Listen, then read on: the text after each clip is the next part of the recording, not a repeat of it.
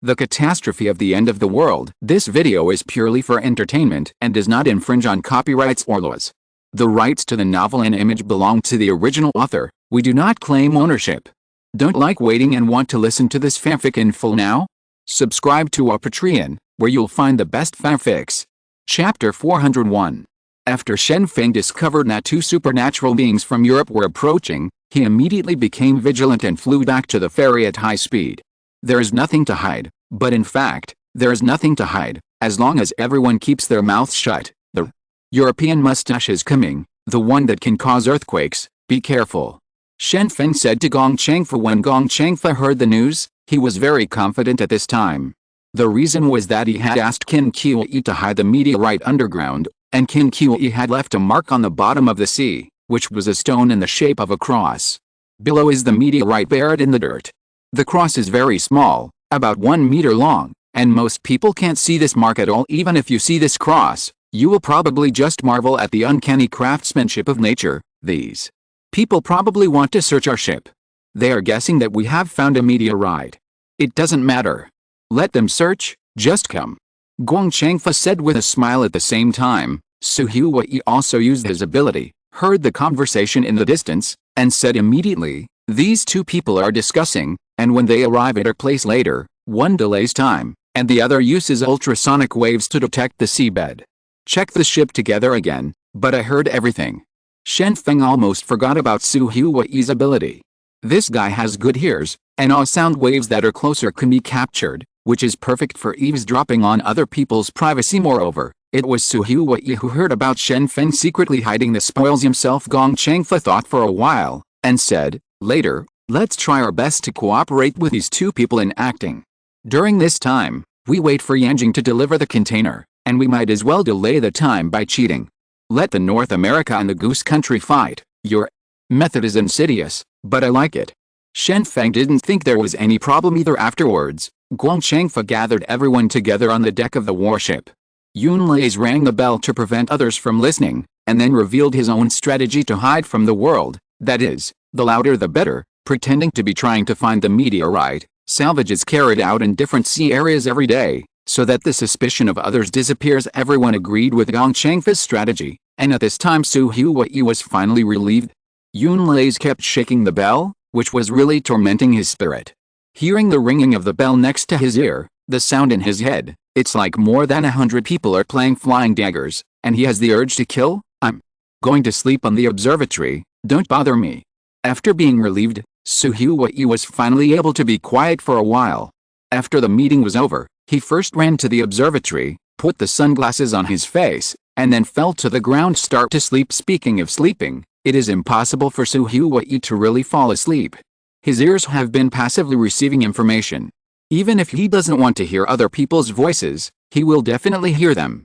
This is a shortcoming brought about by his ability, and he cannot filter those unimportant information. Half an hour later, Andorf brought Natalie to the warship, and a voice came from the ship at this time. "Yes, the code.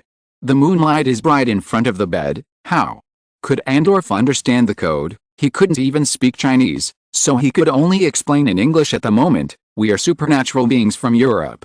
There are my relatives on board the ship going to North America, so I want to come to remember. Please agree." After thinking about it for a long time, Andorf planned to use the excuse of remembering his loved ones to board the ship. As long as he boarded the ship, he would have a way to detect every part of the ship. Natalie is also very clever. Taking advantage of this moment, she stretched out her hand and put it in the sea water. The ultrasonic wave was released to detect the situation on the bottom of the sea. The water depth in this sea area is more than 3,000 meters. More than 4,000 meters, but the speed of sound in seawater can reach 1,400 meters per second, and it can detect the situation on the bottom of the sea. That is, it can be done in 4 to 5 seconds. After Natalie used it, ultrasonic waves were used to detect the terrain underwater, but there was no huge meteorite at all, and the underwater looked very flat at this time. Gong Changfa's voice was also heard from the boat, and he said in English, "The ferry is on the other side. Although it is bundled with us, neither side will interfere. Go to the other side to find Shen Feng." Andorf wanted to delay for a longer time, so he continued to find excuses. "Please understand that our side is not easy. Natalie by my side likes flatter and taller ships. I hope to board from your side, then. You all come up. Guang Changfa didn't stop him, and agreed directly at this time. Natalie also inspected this sea area, then shook her head and said in a low voice, no, seeing that Natalie had failed to find the whereabouts of the meteorite, Andolfo's suspicions had not diminished, and he said, could it be hidden on the boat? It's not impossible. These people entered the Sea of Silence earlier than us, it may have been salvaged aboard. Afterwards, Andorf took Natalie aboard the warship. The supernatural beings were walking around on the deck in twos and threes. The most eye-catching thing on the ship was the stove, which was made of brass. The tables, chairs and benches were dismantled and burned as firewood. The hot pot noodles and luncheon meat are stewed on the stove. Frozen vegetables are sprinkled on it casually, and the aroma can't stop drilling into everyone's mouth. Andorf looked at the ferry on one side. The warship and the ferry were connected by a sampan, and they were not really connected to each other. Of course, for the supernatural beings present, the distance was only a few meters, and they only needed to jump out. You can go to the other party's boat, and this sampan seems to be dispensable. The meteorite is most likely on the warship. Let's search the ferry first. Andorf thought silently in his heart. Immediately, Andorf thought of an idea, and said directly, I heard that the various facilities on the Chinese warships are very exquisite. I personally admire the Chinese culture. If you want to learn more about it, please let me visit one or two. When I return to my hometown, I will have more bragging rights. How? To make others accept it is the most troublesome thing for Andorf, because as long as it is something that others value, it is impossible for you to visit it casually. In the end, Andorf thought of a way. He has long heard that Chinese people like to listen to when he receives flattery from others. As long as he hears good words, he will be satisfied. Therefore, he made it clear that he likes Chinese culture and hopes to admire various Chinese cultural styles. Gong Changfa laughed in his heart, and said in his heart, do you really think of me as a kid who can't find bay after hearing two good words? But, I will satisfy you. Now, what Gong Changfa needs to do most is to cheat the sky and cross the sea. So he warmly welcomed the other party immediately and said, let's go, let me show you what is called cultural heritage. Every place on this ship is exquisite. Come here. Visiting, that's the right place. I'm sure you'll know the importance of culture. North American ships can't do it, they have no culture at all, so it's impossible to have cultural heritage on board. As he said that, Guang Changfa led the people into the cabin. Seeing this scene, the other supernatural beings felt amused in their hearts, and said to themselves, I didn't expect the captain to make a lot of achievements in nonsense, and now he can still give foreigners bluff. Guang Changfa made an explanation as he walked. Andorf, come here and have a look. The pure steel staircase has 12 steps in total. What does it symbolize? Of course it is the Chinese zodiac. Walking on this staircase, it is all stepped on. On the ladder of culture. There are 24 rooms on this floor. Do you know the 24 solar terms? If you don't know, you can't appreciate the depth of this culture. Look at the kitchen again. It is a place where the wind gathers energy. Look at the lighting. The light outside the window shines in, and most areas in the kitchen can be illuminated.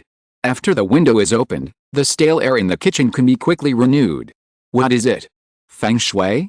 This is Feng Shui. Guang Changfa didn't care about anything else. Facing this foreigner who couldn't even speak Chinese, he just had to be fooled. As long as he took this foreigner for a walk around the warship, it would be over, and Andorf did not listen to Gong Changfa's nonsense.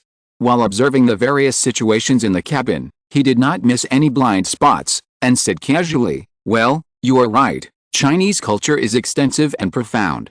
I can see it with my own eyes, God bless you. Go on. So, Andorf was watching various places on the ship while acting, wanting to see traces of meteorites, and Gong Changfa also knew that the other party was acting, but he didn't care. He accompanied the other party to act together. The bigger the better, it is best to make it known to everyone, and wait until the critical moment to reveal the final means. Unknowingly, the two of them came to the outside of the warehouse, and Natalie followed behind. Her detection method was simpler.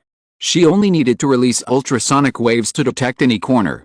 Anything was invisible in front of her ability. Hideaway, what's in here?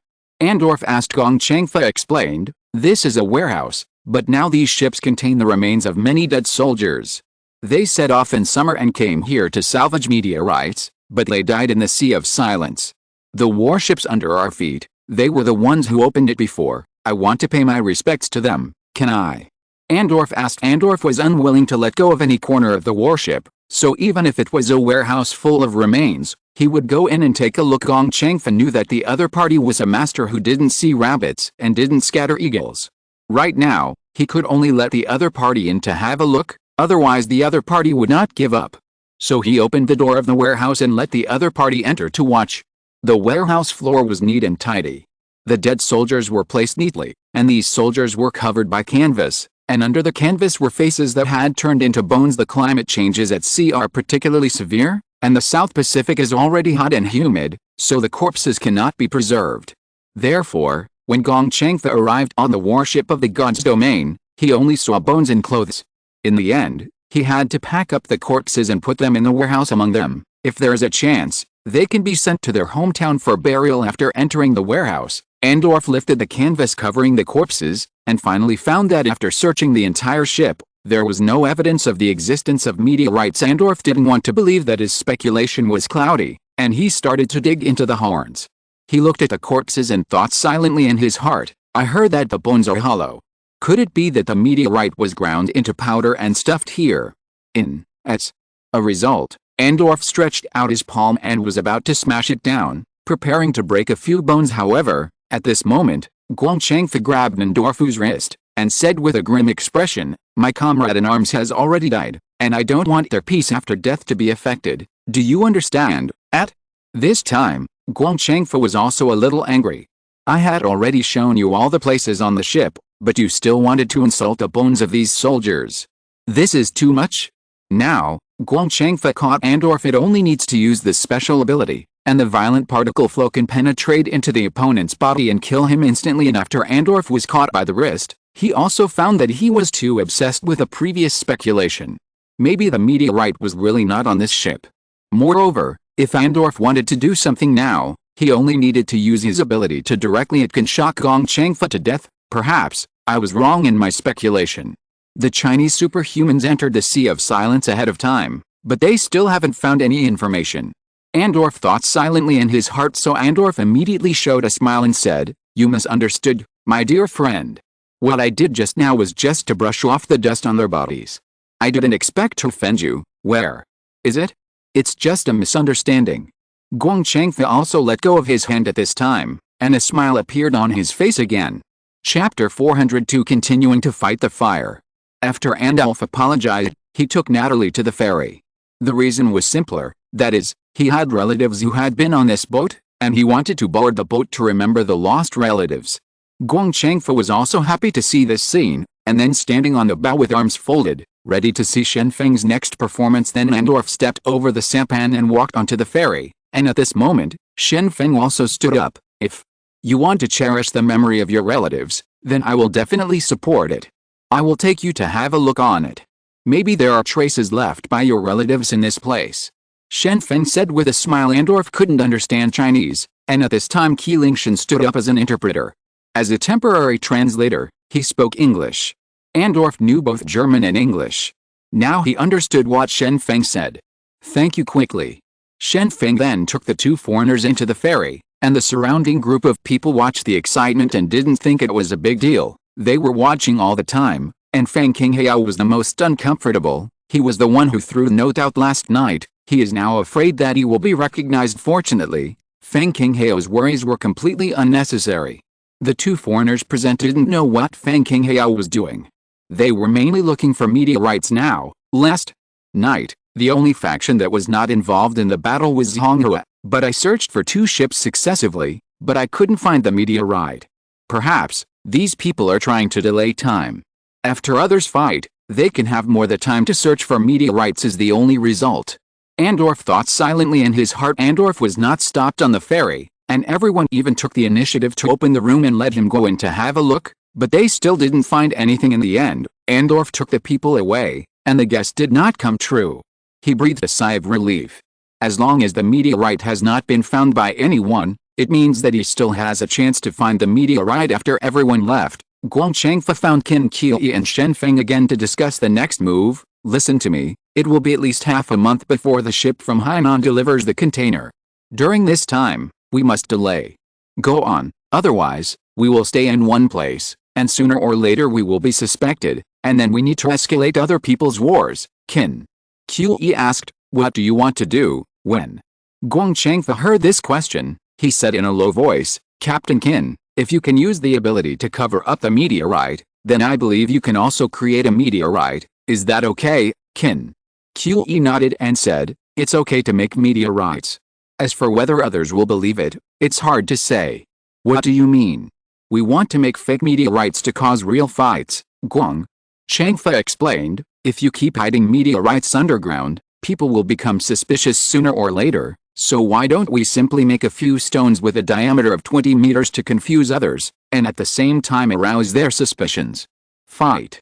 Shen Feng thinks this method is very good. Instead of passively hiding the meteorite, it is better to actively expose the fake meteorite. Anyway, he still has the real meteorite in his hands. Where are you going to put the stone? Shen Feng asked hastily. Guang Changfa thought for a while, and said, Tom in North America is a supernatural being who manipulates water flow, and it is easy to find abnormalities in the surrounding waters. Natalie just now can use ultrasonic waves to detect underwater, so we have only one choice, that is to send this fake meteorite to the supernatural beings in Goose Country. You're a trap for catching a power. Shen Feng felt amused when he heard Guang Changfa's analysis. He just threw the assassin onto Yindu's wooden boat last night, which successfully triggered a battle between the two sides. The most direct, the consequences that the supernatural beings of these two forces have suffered casualties, and now at this time, Guang Changfa is still planning to send the fake meteorite to the Goose Country. Isn't this way of catching a sheep and pulling its wool? Whatever it is, as long as it's useful. Shen Feng, can you still feel pity for these foreign supernatural beings? Guang Changfa asked back. Shen Feng shrugged and said, I am not familiar with these foreigners. Their life or death has nothing to do with me. If you want to do it, go ahead and do it. Seeing that the other two main leaders did not object, Guang Changfa knew that his plan could go ahead. Anyway, this time the behavior was consistent with the outside world. He did not have any psychological burden to implement it, and Qin Qi could accept it afterwards. Guang Changfa started his own plan. First of all, he sent more than 10 inflatable boats out, and most of the supernatural beings spread out on the sea area. These supernatural beings rode everywhere and wore diving suits. Everywhere I go, I dive into the water, as if looking for meteorites. Such a high-profile action immediately attracted the attention of others. North America sent bats. The 1.9-meter-old man flapped his wings in the sky and kept observing the situation on the water surface. There were also people with supernatural powers observing in Puzhou. The man on the surfboard, using the wind to propel himself, has been surfing alongside the diving team. Even the supernatural beings from the Goose Country would let those supernatural beings who could move freely on the water come to observe. Nowadays, only the supernatural beings in China are diving wantonly. Such an obvious action naturally attracted the attention of other forces, and this behavior is also a disguised explanation. That is, there is no news of meteorites on China's side. In fact, while crossing the sea with the sky hidden, Guang Changfa's second plan started, which was the cooperation between Qin Qi and Fang Qinghao. Qin Qi put on a pure copper diving suit made by Yunlais. The whole diving suit weighed 80 or 900 kilograms. If ordinary people put on such a heavy diving suit, it would be impossible for them to move, and Fang Qinghao himself was the manipulator. A person with supernatural powers of water flow is like a fish in water in the sea. For Qin Qi in the deep sea, he can push Qin Qi to move underwater by using his supernatural powers. When Fang Qinghao transported Qin Qi to the sea area where the Goose Country gathered, he reached out and tapped on the heavy diving suit, and then waved a light stick in his hand. Qin Qi in the diving suit saw the signal appear, so he started to cast his abilities, and suddenly there were earth and rocks condensing in the originally flat sea area, and finally a large stone with a diameter of 20 kilometers appeared on the bottom of the sea. The deep sea is very dark and cold, and only Fang Qinghao, who specializes in manipulating water flow, can come and go freely. After she made a false meteorite, Fang Qinghao immediately grabbed the heavy diving suit and returned to the base. Shen Feng also took Chang Haoji into the sky at this time. Chang Haoji's flying speed was very slow, but if Shen Feng pushed the clouds to fly on the boat, the speed would increase several times. There are not many supernatural beings who can fly in the sky, but after Shen Feng ascended to the sky, more supernatural beings have attracted the attention of them. Among them, The one who feels the most direct threat is naturally the flying bat. He himself received an order from General Tom, so he came to watch the movements of the Chinese supernatural beings, but he didn't expect that the other party also had two people flying into the sky. If there was a fight, he might not be the opponent. Let's go. Let's fly around the god's domain, so that everyone's eyes will focus on us, and help Fang Qinghao and the others to distract. Shen Feng whispered to Chang Haoji. Chang Haoji was also very obedient, and immediately flew in the sky. Shen Feng used a supernatural power to accelerate Chang Haoji's clouds, and his speed also increased several times. The supernatural beings on the water immediately began to pay attention to the situation in the sky. Chang Haoji also took time to fly towards the fishing rafts in North America, and indeed saw 5 or 6 corpses appearing on the boat. It can be seen that during the battle last night, North America, the losses were also heavy. When you find out that the meteorite is under someone else's sea area, the battle will be even more tragic. Shen Feng gloated in his heart. Shen Feng doesn't have a good impression of the guys in North America at all. Don't look at this as a former superpower, but what it does is not human affairs. It is fanning the flames around the world, making wars, and selling weapons. This kind of country is simply a gangster. One stop and World War II rise up. However, as long as the disaster strikes, the country will be beaten back to its original shape. General, the Chinese supernatural beings are flying above us. Do we want to drive them away? Some supernatural beings discovered Chang Haoji, who was riding a cloud in the sky, and immediately began to ask questions. Tom looked up at the supernatural beings in the sky, then frowned and said, "We can't expel them. Both of them can fly, and now they are still our allies. Although they didn't help last night, they are more or less helpful. In a neutral position, if we do something, we will force our allies away." Therefore, the supernatural beings in North America had no choice but to give up, watching the supernatural beings appear in the sky, and then left as if nothing had happened. Lieutenant General Tom continued at this time, "I heard that the Chinese side is diving everywhere in the sea.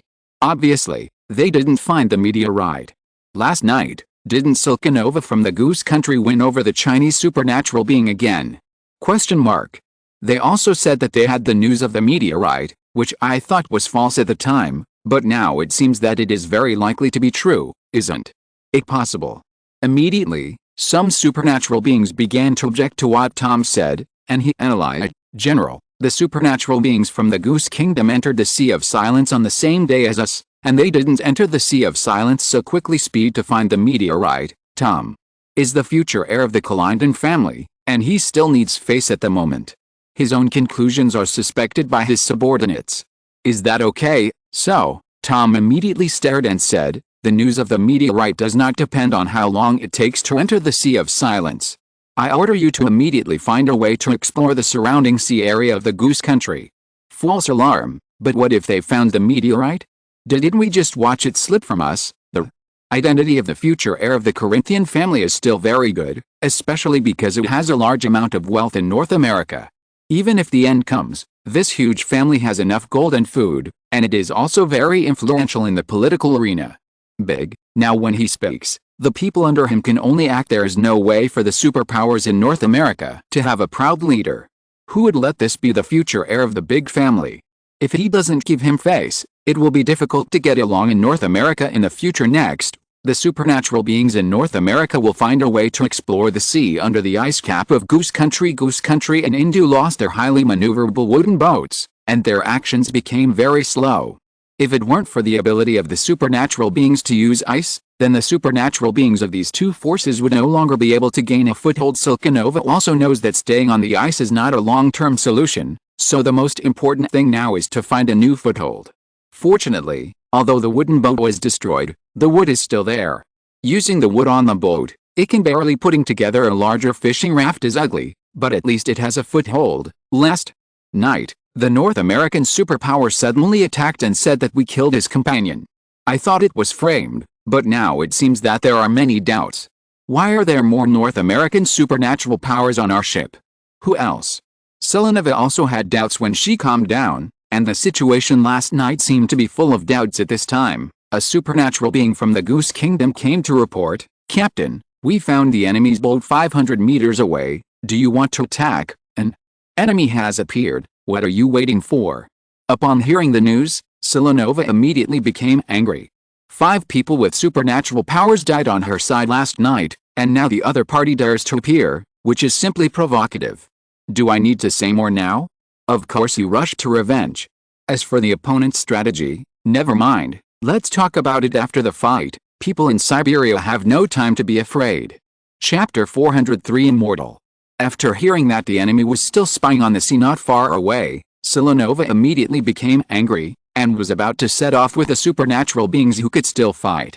Entruff took the lead, rushed to the front, and started to cast ability. Once the Ice Age trick was used, a channel of ice blocks was formed in the sea area hundreds of meters ahead, and at the end of the channel were ships from North America. Entruff's ability is to use ice, which is very powerful in sea battles, and his ability is even more powerful in winter.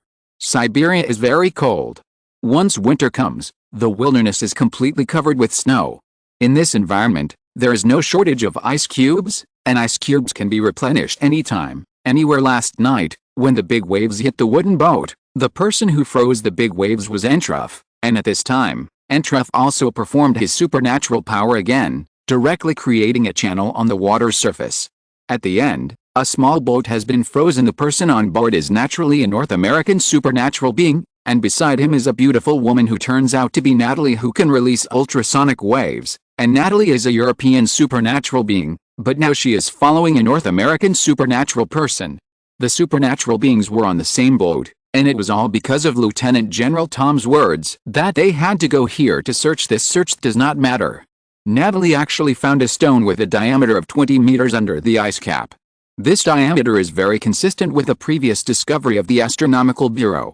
The stone with such a similar diameter is obviously the same as everyone in the Sea of Silence. The meteorite I've been looking for. After hearing the news, the 3 people on the boat immediately became anxious.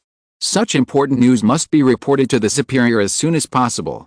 About to be robbed as a result, the 3 people on the boat were exposed at this time, and the boat was frozen by the ice. Facing a group of vicious enemies, the 3 of them panicked.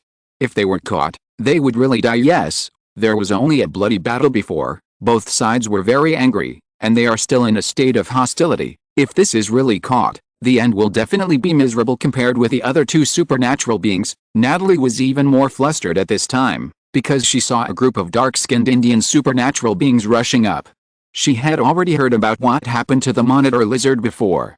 I also heard from Andalf about the suffering of a white man in North America. As long as Natalie thinks about the experience of being caught, the fear in her heart will suddenly increase. It would be fine if she was killed, but if she was going to be humiliated before she died, she couldn't accept it. Run. Let's find a way to leave quickly. Otherwise, once caught, it will be over. Natalie quickly shouted to the 2 supernatural beings beside her. These 2 supernatural beings are also very anxious, but now the ship has been frozen by ice and cannot move for a short time, and a large group of supernatural beings in front of them are still approaching.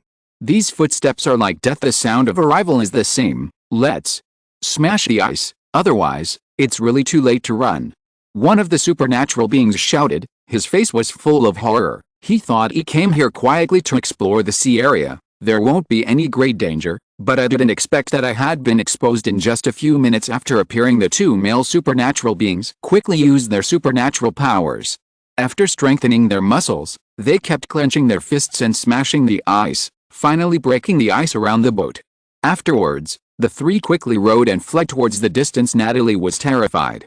Although her physical strength was not good enough, she was also rowing vigorously in order to escape from the sky, trying to keep herself as far away from the group of enemies behind her as possible. At this moment, a voice appeared in the sky. Do you need help? I can restrain these people. The 3 people on the boat looked up, only to find that there was a huge bat flying in the sky, and when they looked carefully, they found that it was a person. This was their own. As a result, the 2 male superhumans in North America quickly shouted, Scott, we are being hunted down now. Buy us time to escape. We have the news of the meteorite in our hands. When the bat in the sky heard this, he immediately understood the importance of the matter, so he left a sentence. You wait, I will go back to find someone right away. I can't help alone. Only when more people come over can we win. Obviously, Scott is not a fool. When he found more than 60 supernatural beings rushing towards the single 3 superhuman beings, he knew that he could not be of much use. His only all you can do is call someone. Silkanova also discovered the supernatural beings in the sky, and couldn't help but said, "This must be the other party's support personnel. It seems that these people are here to inquire about our situation, and they cannot be allowed to leave it will, otherwise, the situation on our side will be controlled by the other party. Shoot down that flying supernatural user for me." After she gave an order, among the supernatural beings on Indu's side, a supernatural being with slightly fair skin appeared immediately. Generally speaking, the caste of the Hindu people can be roughly distinguished by looking at the skin color of the Hindu people. People of high caste are naturally highly educated and have a good environment to live in. Although they live in tropical areas, they will not be exposed to the sun, and their skin is naturally better. After the supernatural person stood up, he immediately cast his supernatural power, and bubbles popped up one by one in the water, as if the surrounding water had already boiled afterwards. The Indian superhuman took out a lighter from his body. Click, the lighter ignited the flame, and a huge flame appeared in the air out of thin air, accompanied by bursts of violent explosions. Boom! The flames appeared in the air along with the explosion. Scott in the sky didn't expect that he would encounter a long-range attack, and he didn't understand how the sudden flames and explosions in the sky came from at the moment. Scott can only work hard to increase his altitude. As long as he can fly high enough, he will not be easily attacked. However, just when Scott thought he was far away from the explosion, a loud voice suddenly appeared beside him. Boom! One of Scott's arms was blown off on the spot, and the forearm of his left hand disappeared completely, and blood continued to flow out of the wound. Scott was hit hard, and he didn't dare to stay any longer. He hurriedly flew towards the base. As long as he could fly to the base, the supernatural beings at the base would be able to heal his injuries. Root, saving life is the most important thing. The supernatural being who caused all this is called Nulama. His supernatural ability is to manipulate hydrogen, so he has a huge advantage at sea. Someone did an experiment in a high school chemistry class. After electrolyzing water, hydrogen will be produced and oxygen, and for supernatural beings, this step becomes easier as long as there is a water source. Hydrogen will be continuously produced. Hydrogen is flammable, and it will explode when the purity is very low. He is very happy. We should take advantage of the victory to kill all three enemies and avenge our dead brothers. Nurimus shouted loudly. People with supernatural powers in the Goose Country did not object either. They themselves are legendary fighting peoples. Under the tough folk customs, they always like to fight. His shame can only be washed away with blood. More than 60 people with supernatural powers rushed out, while Entruff continued to display supernatural powers. On the way forward, pieces of ice floes appeared. These ice floes formed a road, allowing everyone to chase and kill them even at sea. Enemy. Finally, Entruff cast his power again, and a road condensed with ice extended again, freezing the fleeing boat. The three people on the boat were rowing desperately, trying to escape as much as possible, but the boat was frozen, and no matter how hard they rowed, the boat couldn't move forward at all. Dong! Dong! The wooden pulp in the hands of the three touched the ice around the ship, making a crashing sound, and this dull sound also reminded the three of them who were in a panic. Now the boat was frozen again, and now, despair really came. Dozens of supernatural beings rushed up, ready to take down the three peeping guys. I heard that in ancient China, there was a way to boost morale by using the enemy to sacrifice to the sky before the battle. Silkanova is going to try it at this time. However, at this moment, a discordant voice suddenly appeared. It's over. Under the witness of God, let me fall into the water. Silkanova felt bad. The voice came from behind her. Obviously all the supernatural beings had rushed over, so how could there be someone behind her? Crack! The ice cubes under everyone's feet suddenly shattered, and at this time they also saw the enemy appearing behind them. He had a Mediterranean hairstyle and his sparse hair was still flying in the wind. And this guy was at least 4 years old. He looks 10 years old, with a lot of wrinkles on his face and a small mustache under his nose. Seeing this guy's appearance, Silkanova was furious on the spot, because she recognized it. Isn't this guy the supernatural being who smashed his wooden boat into pieces? Unexpectedly, it appeared again. Now everyone wanted to rush forward to take revenge, but there were more and more cracks in the ice under their feet. Facing Andorf's ability, the ice cap made by Entruff was completely useless. Even the wooden boat would be beaten broken, not to mention the ice cubes made temporarily. Now, crack, wow, the ice finally shattered, and everyone on the ice fell into the water. People who can swim also say that they can poke their heads out of the water soon, but for landlubbers, this is completely fatal. Under Andorfu is a small boat powered by a gasoline engine, and it is very easy for him to appear here. He has been trying to find a way to fight the fire. Only by letting others fight can he have a chance to take advantage of it, but now, Andorf decided to escalate the situation, so he appeared suddenly, smashed the ice, and let all the supernatural beings in Goose Kingdom and India fall into the water. Taking advantage of this rare opportunity, Andorf sailed to Natalie's site and said, "Come on my boat, and I will take you away." Natalie was very touched. She thought that she would encounter a very tragic situation next, so she was desperate, but now someone took her away suddenly. If the other party was not really bad looking, she would be at this time fall in love with each other. After Natalie arrived on Andorf's ship, she bid farewell to the two supernatural beings in North America. Now that her mission has been completed, it's time to return to the Pi ship in Europe. May God bless that we will have the opportunity to meet again in the future. Natalie said, "Yes, goodbye."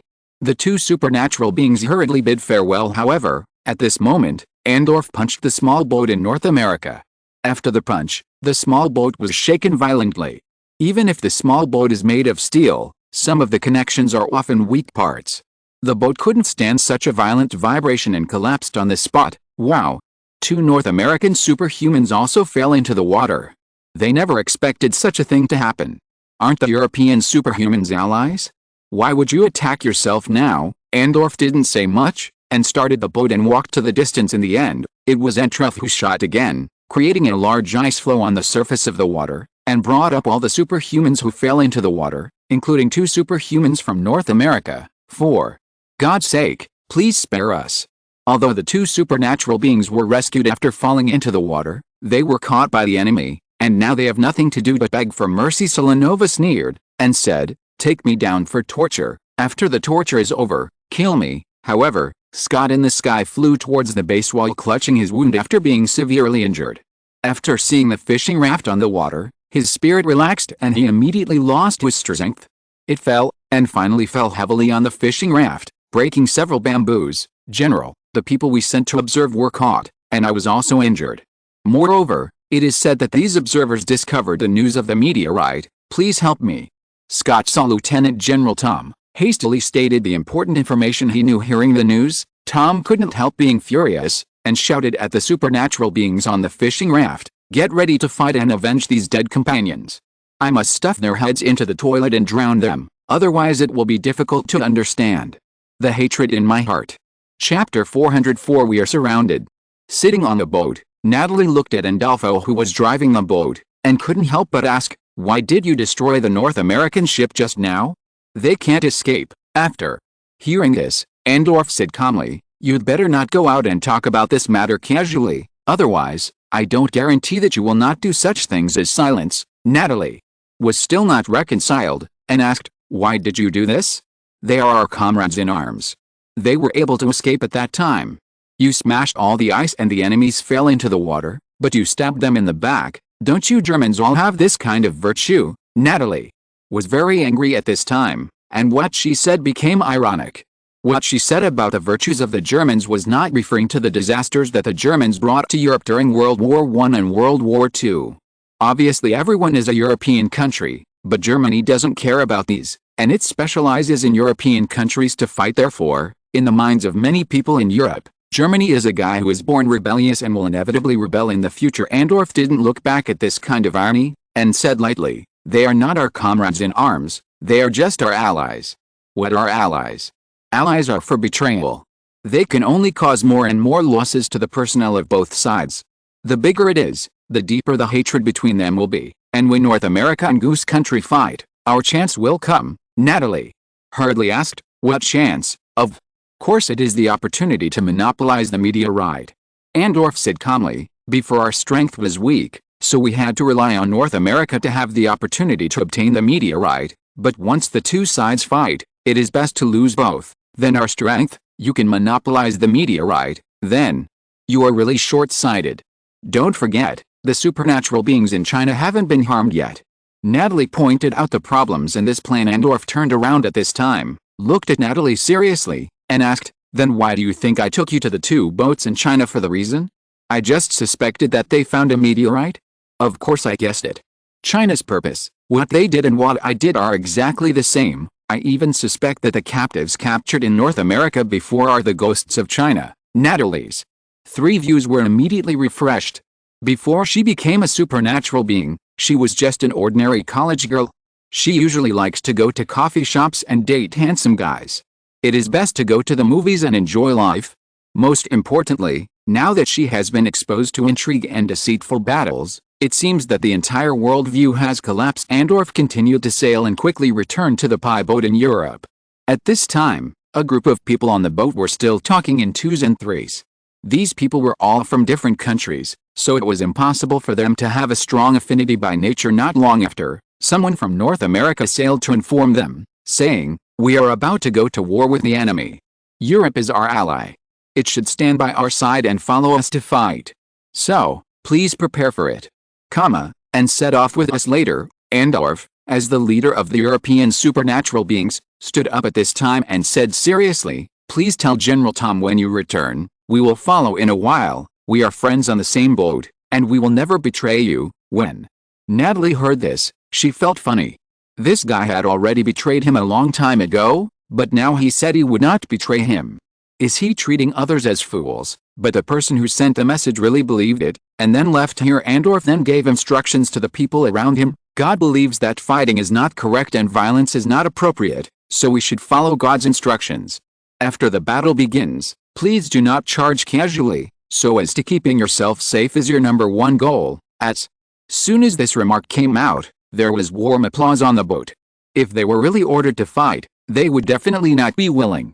There is no problem with picking up the strong and helping the weak, but the problem is that the supernatural beings in Goose Kingdom are too strong. They themselves are the weak side, so if they can avoid fighting, they must avoid fighting now. Andorf said that this is God's instruction. The excuses are already in front of him. As long as he obeys God's order, then the battle can be avoided. Why not do it? So, warm applause was given to Andorf. Everyone wholeheartedly supports this decision. North America not only sent people to notify Europe, but also sent people to China's warships to notify the matter. The meaning is also very simple, that is, to help me fight together, and when we win, the meteorite will be ours. Moreover, the North American superhuman also said a very tempting sentence: "We have already grasped the location of the meteorite. As long as China helps us win the war, I will tell you the location of the meteorite." The messenger said triumphantly. Gong Changfa and Shen Feng glanced at each other. After hearing this sentence, they tried their best to hold back their laughter. This plan seemed to go too smoothly. The plan of framing them on their own side really made the two sides very angry. Moreover, a fake meteorite has also become the object of competition. Shen Feng and Guang Changfa could hide it well, but the others couldn't. They turned their heads and started laughing, obviously amused by the messenger's words. At this time, Guang Changfa quickly said, "We are peace-loving people and we cannot fight with you, but you can rest assured that if you can't beat the opponent, we will appear at the critical moment, and we will definitely not let you be completely defeated." The messenger was a little unwilling, and quickly said, "As long as the enemy can be defeated now, the meteorite will definitely be available, but if there is an accident, the meteorite will be snatched away by others." Guang Changfa shrugged, but still refused to send troops. The supernatural person who sent the order was also helpless, so he could only return to the fishing raft. Hearing this sentence, Tom's face turned a little ugly, and he began to curse. "These cunning guys are going to watch us fight, and they say that if we can't fight, they will come to help. I don't think that's the case!" They will help whoever wins. Tom thought about it. At this moment, his combat power has already been weakened. If he really fights, he may not be able to take advantage. Fortunately, the European supernatural beings said they would help. It seems that Europe and the United States are all one family. People, at critical moments, they are the most reliable. Thinking of this, Tom continued, "Everyone set out to fight together, and took out all the things at the bottom of the box. Now there is no need to hide. It's time to tell others how powerful we are in North America." Afterwards, the supernatural beings in North America quickly pulled out ropes from under the fishing rafts. Under these ropes, sealed boxes were tied one by one. After opening the boxes, there were all green ones in them. Injection, and there is a special matching transmitter. Under normal circumstances, this is something used to anesthetize elephants. This is a big killer prepared by North America when they set off. It is specially made for guns that will be used by supernatural beings. The original anesthetic has been replaced with a highly toxic one. Only one drop of potion can kill a supernatural power. Or, even if the sea beast is injected with this kind of medicine, it will be difficult to withstand it. As long as you find a way to shoot out 14 or 5 shots, the sea beast will die. Under such circumstances, it can be seen that at this time, in order to defeat the enemy and snatch the meteorite, Tom is already going all out. Follow me. Let's go. There was a bloodthirsty light in Tom's eyes. He had a chance to prove himself. He only needed to defeat the enemy, and then he could tell the world that even in the apocalypse, North America was the strongest. On the outskirts of the God's domain, 5 fleets occupy different sea areas. It is impossible for warships to enter the God's domain, and ordinary people cannot resist the electromagnetic waves in the God's domain, so they can only wait outside. There is a smell of gunpowder, because every fleet has received a death order from its superiors. At the critical moment, if you can't get a meteorite, you can't let others get a meteorite, and be ready to fight at any time. Almost every fleet receives orders like this, and the reason is very simple. When it is impossible to get it, even if it is destroyed, the meteorite must not fall into the hands of others. If the supernatural beings on my side can successfully grab the meteorite, that would be great, but if they don't, then the fleet is the last resort, attacking the forces that got a meteorite and destroying it quickly. Under such circumstances, all the soldiers on the fleet did not dare to relax, and they were all preparing for the decisive battle that would definitely occur in the end. The fleets had no contact with each other, because no one knew whose hands the meteorite would fall into, let alone know who the enemy is. The current situation is like 5 people locked up in a dark room. Whoever can snatch the meteorite is equivalent to finding the only electric light, and the guy who gets the electric light will be surrounded by others, because the electric light is not in my hand. How can this work? The fleet on the Chinese side can be said to be the most powerful, and the reason is very simple. 2 cruisers and 7 frigates are enough to destroy a small country at will. The fleets of other forces, hastily the fleet was not fully prepared, and the fleet present was not comparable to the Chinese fleet on Tonghua's cruiser. The captain was discussing the situation as usual, and beside the captain, several staff officers were helping out. According to Yanjing's news, it is said that the soldiers transporting the containers are all going smoothly. All 6 ships are sailing here smoothly. The ships taking the ocean route will arrive here in 10 days. If this is the case, that would be the best. According to the report of the supernatural beings in God's domain, the supernatural beings in North America and the Russian supernatural beings have already started a war. No matter who wins the battle, it will definitely be great loss of strength. Didn't it mean that the supernatural beings from Europe and the supernatural beings from India and Do have already participated in the war? Are there no injuries on these 2 sides? Have you ever heard of side drums? The people on both sides are not stupid. They seem to be hugging their thighs, but they are all working without effort, and they are all planning for their own interests. In this way, as long as the container is delivered here, the meteorite will fall into our hands. But there is also an obvious problem, that is, in the subsequent battle, we may become the target of public criticism. Now, it seems that we can only actively prepare. We can't hand over the meteorite to others, can we? While discussing in the conference room, a personal guard suddenly rushed in and said to the captain, "No, we are surrounded." Surrounded? Could it be that other fleets have noticed something is wrong and are planning to surround us? The captain asked quickly. From the captain's point of view, the enemies that still exist on his side are nothing more than the rest of the fleet. Now that they are suddenly surrounded, these fleets must be the ones who did it. However, the guard immediately shook his head and said, "It's not them, it's sea beasts. We are surrounded by sea beasts." As soon as these words came out, everyone present was dumbfounded. How could the sea beast appear at this time? Obviously I haven't seen it in this period of time, but at this time, my side is actually surrounded. So how many sea beasts are surrounded? The staff officer is the one who doesn't know why. During this period of time, the sonar has been turned on all the time. The fleet can know whether there are fish schools within tens of kilometers in the nearby sea area. But at this time, the sea beast seemed to descend from the sky, and suddenly surrounded the fleet. It was unbelievable. Go out and have a look, and be ready to fight at any time. The captain forced himself to calm down. He is the commander. He can't mess up, otherwise, the morale of the army will definitely be shaken. If you're listening to this novel on a channel other than Fanfic World, it means they downloaded and uploaded it without effort. We cordially invite you to visit our channel, Mundo Fanfic Novelis. There you'll find the original version of this story, and you can explore many other novels of various genres. We're waiting for you to immerse yourself in a world of incredible novels. Chapter 405, Tragedy Hunted. In the vast ocean, there are many fleets staying in a sea area, and they are still on guard against each other, and the formation of these fleets vaguely forms a circle. The circle area is obviously the domain of the gods, and the meteorite is in this area. In the sea, whoever can find the meteorite can rule the world. No country has ever been able to dominate the world, so even before the end of the world, it is only a situation of one superpower and many powers, but it is no exaggeration to say that no matter which force can get the meteorite, then anyone can master the world. Nowadays, supernatural beings are very rare. Even if supernatural potions exist, only special people can use them. Ordinary people will never have the chance to become supernatural beings in their lifetime, but meteorites are different. As long as you have meteorites, you can obtain extraterrestrial elements, and then you can train thousands of supernatural beings.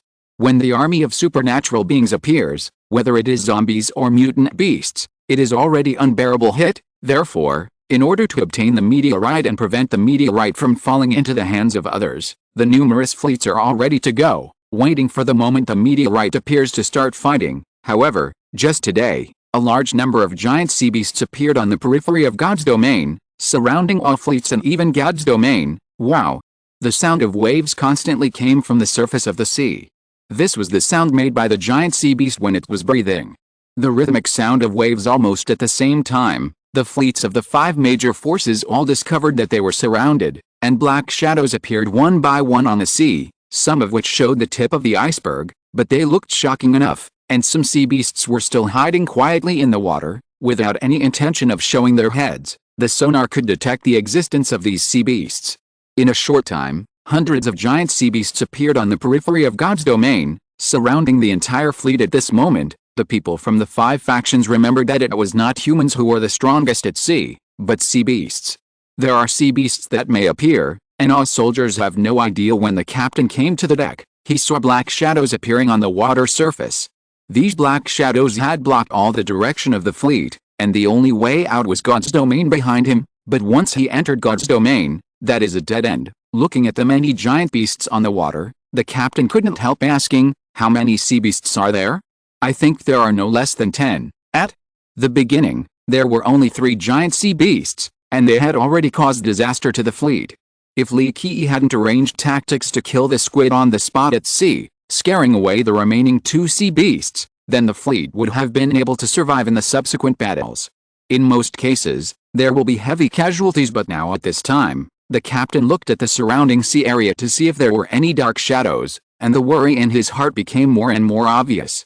He knew that he was attacked by many giant beasts, and he probably couldn't retreat completely. Even this time the task is difficult to complete. At this time, the guard came to a report and said, "Captain, there are 23 giant sea beasts around us, all of which are large monsters. The longest one is 800 meters long. It is a mutated blue whale." When the captain heard this, his eyes almost turned black. 23 sea beasts, with such a large number, could defeat him with just a fraction, but now there are 23 sea beasts. How can they fight? The strength gap is here, and it is no longer the time for weapons and equipment to make up for the disadvantages at this time. The staff also quickly asked, "Do you know why these sea beasts surrounded us?" "Sea beasts are all intelligent guys. How could they surround us for no reason? And there are so many of them, so we didn't offend them, right?" The guard spread his arms, unable to answer the staff officer's question. The captain also came back to his senses at this time, gritted his teeth and said, "There is no chance to run now, so I can only stick to it." The fleet forms a triangle formation, with frigates blocking the front to defend against attacks from both sides. In addition, find a way to notify the supernatural beings in God's domain must either take the meteorite and run quickly, or leave the God's domain. Anyway, the meteorite has been buried, and they can come to salvage it next time they have a chance, but it's impossible for us to enter God's domain to deliver this news. Now we want to notify the supernatural beings, but we can't do it. The guard said quickly. Affected by electromagnetic waves, electrical appliances cannot be used in God's domain, and humans will become unconscious as soon as they enter God's domain. As a result, it becomes very difficult to notify the supernatural beings of important news. For a long time, supernatural beings have issued unilateral messages to the fleet. The news, but now when it is necessary to notify the supernatural being, There is no other way. The captain thought about it carefully, and quickly said, there is always a solution, and we can't give up at this time. At this time, use a drift bottle to put a note and throw it into the sea. Now we are in the north of God's domain, and it is when the north wind is blowing, there is a chance for the drift bottle to be sent to the hands of the supernatural being. When the guard heard the captain's thoughts, he immediately understood, so he immediately said, we will do it right away, but we will ask the captain to give instructions on what is written on the note. The captain said, writing in Chinese, foreigners generally can't understand. If the content is written, it should be written like this: the situation changes, sea beasts attack, make a quick decision, stay and make a quick decision, don't delay, go and return quickly, waiting for the next action. The guards then did as they were ordered, and while the sea beasts were still surrounded and did not launch an attack, they first sent the news from the outside world to God's domain. Under normal circumstances, no one really expects to deliver the drifting bottle to others, because the efficiency is too low, and it may be washed back by the waves halfway, but at this time, it is already the only way to contact the supernatural beings in God's domain. I hope that the Northern Ocean currents can bring the drifting bottle to the Shiangsung Bureau or the Supernatural Power Management Bureau. As for the decision, it depends on what the supernatural beings think. Plop. Plop. Beer bottles were thrown into the water one by one, and the lids of the beer bottles were plugged with cork. These drifting bottles immediately drifted towards the south. The captain looked at the drifting bottle in the water and frowned. This was the best way he could think of, and he didn't know if the supernatural beings could get the news from his side smoothly. Except for the Chinese fleet, the other 5 fleets were also surrounded by sea beasts one after another. Except for the direction of God's domain, the surrounding sea areas were all blocked, and the soldiers were all on board. A situation where there is no way out.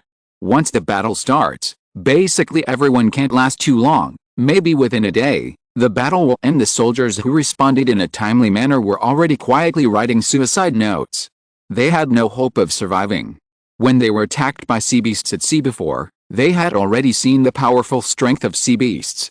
They had tenacious vitality and loud voices.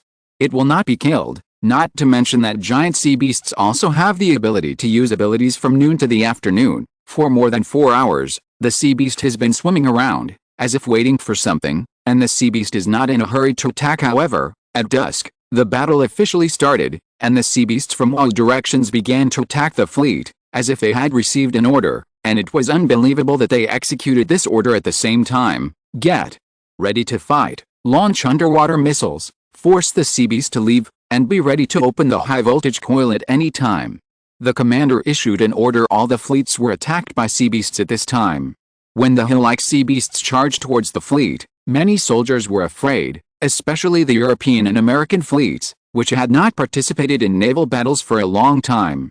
Encountered this kind of situation, but there is no time to fire a few shells, and the main body of the sea beast is underwater, and it is absolutely impossible for the shells to hurt the sea beast. Boom. 10 minutes after the battle started, a frigate in North America was scrapped on the spot and sunk by the sea beast. The frigate was sunk, and it wasn't an ordinary giant sea beast that did it, but a 400-meter-long octopus appeared. After the octopus surfaced and condensed the laser light, the surrounding light also became dim. Immediately, the light was launched fiercely and hit the frigate directly. The people on the boat didn't expect that the sea beast would have such a means. The light from the blast hit the boat on the spot, and then the boat exploded violently. My God, why did such a thing happen? After seeing this scene, the commander of North America was stunned. Looking at everything that appeared in front of him, he felt as if he was dreaming. A frigate as big as mine, with a displacement of tens of thousands of tons, and the weapons and equipment on it are already at the world's first level, but I didn't expect that it would be sunk by a laser beam fired by a sea beast. If this continues, the fleet on my side is not enough to fight sea beasts. The attacks of the sea beasts were extremely fierce, and these sea beasts did not hide their clumsiness anymore. The abilities that were not easy to use before were not stingy, and now bursts of fire appeared on the water surface. Hong He also encountered a difficult situation. The soldiers on the ship suddenly smelled a bad smell. This smell is still very familiar.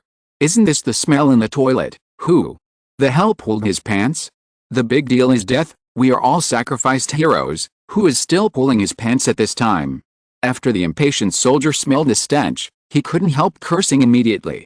If you choose to be a soldier at the end of the day, you are ready to sacrifice, But now it is too embarrassing to suddenly pull your pants. The rest of the soldiers also smelled the smell, and quickly said, "We also smelled it, but why is there such a strong smell when pulling down the pants? This smell is so strong." When everyone was wondering, someone saw the smells coming out of the water, and then quickly shouted, "There's something underwater, there's gas coming out of the water, hurry up and put on a gas mask." In the rock formations of the earth, there are many gases left. Some gases can be used as resources, such as natural gas, but some gases are poisonous, especially the gases containing sulfide and cyanide, as long as they leak out. If so, all people and animals who smell the poisonous gas will be poisoned to death. The soldiers found that the gas was coming out of the sea. They worried that it was a poisonous gas leak from the seabed, so they immediately looked for gas masks and put them on. However, at this moment, a giant king crab in the distance showed its eyes on the surface of the water, and then a ball of fire was launched. Boom! A fire suddenly appeared on the surface of the sea, and the blazing flames wrapped the Chinese fleet in it. The hot flames continued to burn, and the high temperature and odor continued to attack the soldiers on board. At this time, everyone discovered that the odor in the air was not other gases, but ammonia gas. This thing is most likely to be produced in the toilet. The odor that ordinary people smell comes from ammonia gas. An ammonia gas reaches a certain concentration, it can burn or explode. The fleet surrounded by flames felt the scorching heat, which was not the most fatal thing. The steel ship walls carried the high temperature of the flames, and there were insulation materials on board, so it was not easy to catch fire. The most terrible thing is the scarcity of oxygen. The sea area around the fleet is surrounded by oxygen. After burning, the oxygen in the air is violently consumed. For a while, the soldiers on board all felt dizzy, which is a symptom of hypoxia. Chapter 406. The Chinese fleet was attacked by flames, and it was troubled by high temperature and lack of oxygen for a while. The continuous high temperature will cause people to suffer from heat stroke, and the organs in the body will fail rapidly. Within a day, people will die due to organ failure. If they continue to endure such high temperatures, there is no doubt that everyone in the fleet will be roasted alive to death. In addition to the high temperature, soldiers are also facing another fatal problem, that is, lack of oxygen. The combustion of ammonia consumes almost all the oxygen in the air. The soldiers felt dizzy standing on the boat, and they couldn't stand still. Fortunately, someone found an oxygen cylinder from the boat, and everyone took turns inhaling oxygen, which finally relieved the lack of oxygen. But the sea of fire still exists, and the high temperature problem must be solved. Otherwise, it would be impossible to truly address the sea beast threat. The captain has long heard that the ability of people with supernatural powers is to control ammonia gas, but it is not very strong, because the attack methods that ammonia gas can cause are nothing more than a few kinds. Either the ammonia gas makes people stunned, or setting fire after igniting the ammonia gas is not as good as the ability user who directly releases the poisonous gas, nor the ability user who directly controls the flame. But now, after the sea beast cast its power, it created a sea of flames out of thin air in the vast sea, directly surrounding the entire Chinese fleet. Now, it is impossible to stick to it. Now the sea beast has not formally charged, it is just the ability has already made the fleet unbearable. If they continue to stay here, everyone will die. At this time, the staff officer suddenly received a notification, the content of which was, "There is no obstacle of flames in the west, and this is not within the scope of God's domain. We have a chance to break through." When the captain heard the news, he said worriedly, "We can escape, but what about the supernatural beings in God's domain? What will they do? You know, without our support, they will definitely die at sea." The captain is not reconciled at this time. Obviously he just needs to wait another 10 days. When the Hainan ship arrives and sends the container here, the meteorite is in his bag, but at this moment, the sea beast suddenly surrounded him. It is very likely that a meteorite that has been obtained will never be obtained again. The staff officer hurriedly said, "If you keep the green hills, don't be afraid that there will be no firewood. Let's break out for now." The supernatural beings always carry satellite phones in their hands. As long as they leave the God's domain, we can discuss the meeting point. Anyway, the meteorite has already been buried.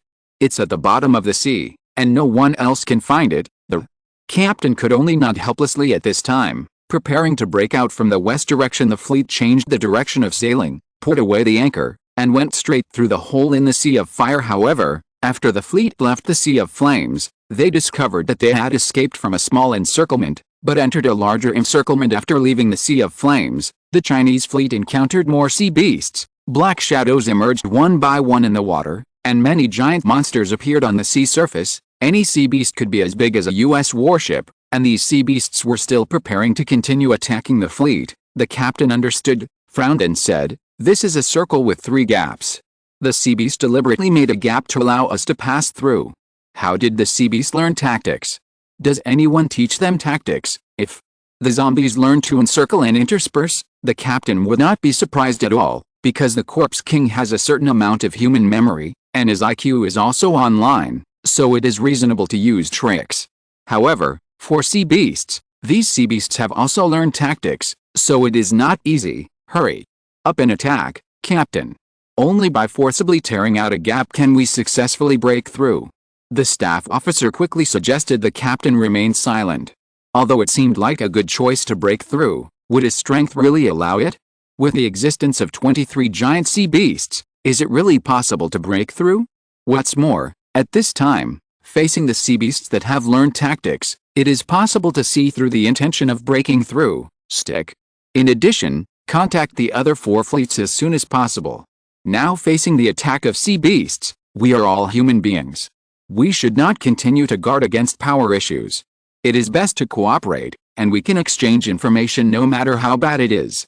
Captain, the order was given, but it turned out to be sticking to it. At this moment, almost everyone was stunned, standing firm, and now faced with the attack of sea beasts. To continue to stand firm at sea, isn't this suicide? The staff officer also thought about it seriously at this time, gritted his teeth and said, "I will immediately get someone to contact the fleets of the other 4 forces, and get the information as soon as possible, but if we stick to it, we may not be able to last even a day." The captain sat on the seat, rubbed his temples vigorously, and said to himself in his heart, "Now the purpose of the sea beast is obvious. It is to force us to break through, or force us into the god's domain behind us. But the sea beast does this. There must be a conspiracy. Think about it carefully. Think about it carefully. What other goals does the sea beast have? If you want to defeat the enemy, you must first understand the enemy. If you don't know the real situation of the enemy, then it is nonsense to want to defeat the opponent." While the captain was seriously considering the way of thinking of sea beasts, the staff officer had already brought people to contact the rest of the fleet. Now that the disaster is imminent, we can only work together. If we can get together, it will be a big force. And sea beast can also wrestle their wrists.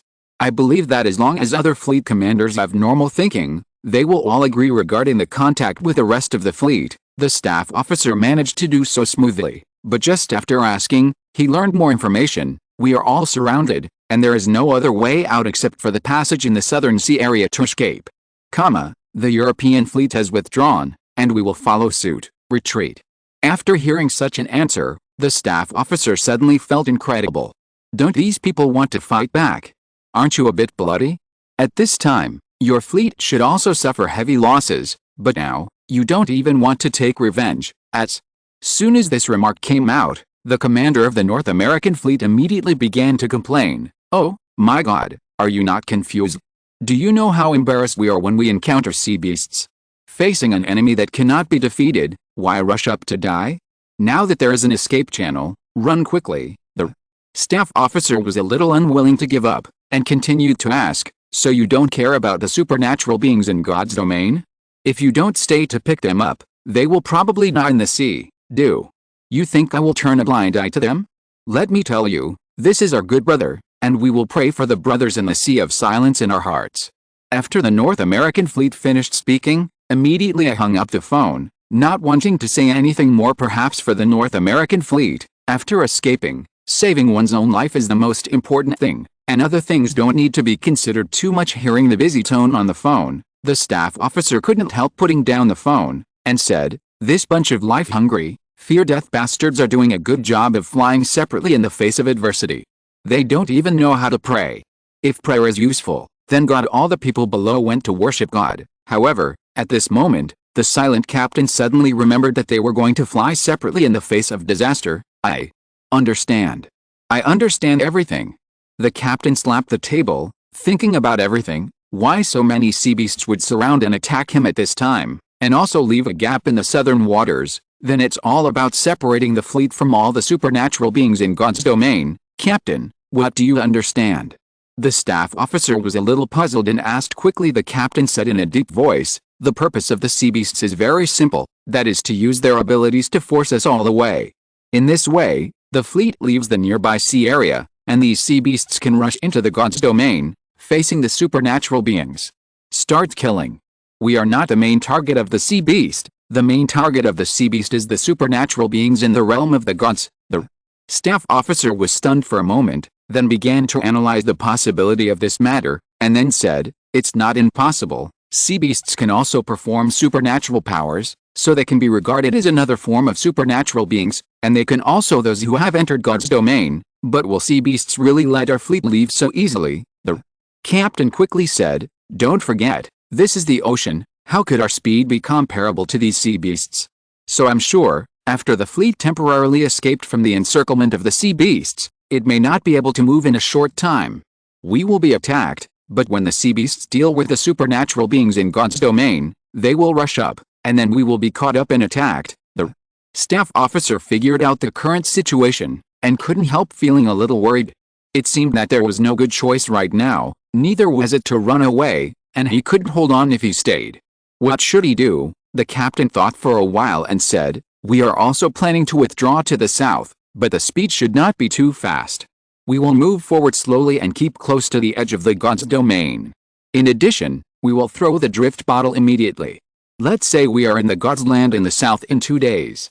Wait for an hour at 12 o'clock noon outside the territory. If you don't come out within an hour, then we will evacuate immediately and ride in Chinese. As for whether the supernatural beings inside can still see it, we can only resign ourselves to fate. The captain's idea is very simple. Now it is impossible to fight head-on with the sea beast, so now he can only retreat, and the only way he can think of now is to delay the time and retreat south as slowly as possible. In 2 days after walking a short distance, if the sea beasts really thought so, then these sea beasts would not aggressively attack the fleet, and if the supernatural beings did not come out after 2 days, then he would have nothing to do. The soldiers started sailing immediately after receiving the order, but the speed was very slow. It usually took only 1 hour to complete the journey, but at the current speed of the fleet, it would take 2 days to complete the journey. And when the fleet left, 10 sea beasts immediately entered the domain of the gods. The staff's guess was correct, and giant sea beasts could also enter and exit the domain of the gods. The remaining 10 sea beasts are monitoring the evacuation of the fleet. As long as the fleet is still sailing and the propellers are still turning, these sea beasts will not attack. The captain knew that his guess was right, but he couldn't be happy at all. He knew that the fleet might still have the chance to successfully break out from the south, but most of the supernatural beings in God's domain couldn't do it. I don't know, there are already hundreds of sea beasts on the outskirts of God's domain. Maybe you are lucky, we can't help you anymore, but since you are supernatural beings, you can always figure out a way to escape, right? The captain murmured at this time. The staff officer still had a doubt in his mind. It seemed that the sonar on the ship had been turned on all the time. Within a range of tens of kilometers, any underwater situation could be detected immediately. However, the appearance of these sea beasts was very sudden. Is the sonar out of order? When the fleets outside the God's domain retreated one after another, the battle in the God's domain continued. The superhumans from North America and the Goose Country had already launched a real fire. North America used poison to attack, and the Goose Country immediately used hydrogen. The method of burning is to fight back. In the battle at sea, the accuracy is not important anymore. The main reason is that the coverage area of the ability must be large. The physical fitness is carried, but the range attack is not easy to dodge, and it can destroy the formation. A range attack cannot be easily dodged. Although the damage caused may not be very large, it only needs to hit the target, and the damage will be superimposed, and the advantage will be established. Tom stood on the boat and kept using his abilities, setting off huge waves one after another, making the Goose Country battlefield on the opposite side keep shaking. Silkanova was boosting morale. Brothers, hold on. Victory must belong to us. Chapter 407. The target is not us. Since Gong Changfa used the means of deceiving the world and framing the world, he has completely washed away the fact that he has information on the meteorite. Instead, he instigated other forces to start doing it. A group of rebellious guys among them were subdued. On the one hand, Guangchengfa possesses an unfathomable city, and on the other hand, Guangchengfa has great strength. As long as ordinary people with supernatural powers are encountered by Gong Changfa, they will die. The most important aspect is that Gong Changfa has someone in the headquarters who can talk. With these three advantages, Gong Changfa will immediately become the veritable captain of the Xiangxun Bureau, and the supernatural beings of the Xiangxun Bureau can only obey orders, HMPH, as long as I successfully go back with a meteorite, then I will be the greatest hero in China. No matter what wind god, fire god, or thunder god, none of them can compare to me, the true god. Seeing the scene of being cheered by everyone, he couldn't help showing a smile on his face at this time. Gong Changfa was proud of his own strategy. First, he asked Su Huai to monitor the situation on Shen Feng's side, and obtained information on the location of the meteorite. Forcing them to cooperate, and in the end, cheating and sowing dissension, successfully causing other potential enemies to fight each other. These plans went so smoothly. Gong Changfa felt that he was a genius. What does it mean to be clever and tricky? If I use this series of interlocking plans, it is to play with everyone in the palm of my hand, and Gong Changfa was lying on the deck basking in the sun, silently waiting for the container to store the meteorites to arrive. As long as the container arrived, the matter would be 99% complete. And calculating the time, if it is faster, the container will be delivered in 10 days. However, at this moment, Gong Changfa saw a green glass bottle appearing on the sea in the distance. The glass bottle was plugged with a cork. There was enough air in the bottle to prevent it from sinking to the bottom, so it was floating on the sea, which, little fool threw this drifting bottle, it's really lucky to be able to float here. Gong Changfa looked at the glass bottle in the water, and had no intention of going to the sea to pick it up. Now that he is rarely free, isn't it more comfortable to bask in the sun? On the contrary, Lin Zai on the boat felt very romantic after seeing the drifting bottle, and couldn't help saying, a small bottle can come to us across thousands of mountains and rivers. This is fate. How many people in the world can meet each other? Such a fate. Afterwards, Lin Zai couldn't help but took the escalator to the bottom of the warship, and rowed a small boat to pick up the drifting bottles that suddenly appeared nearby.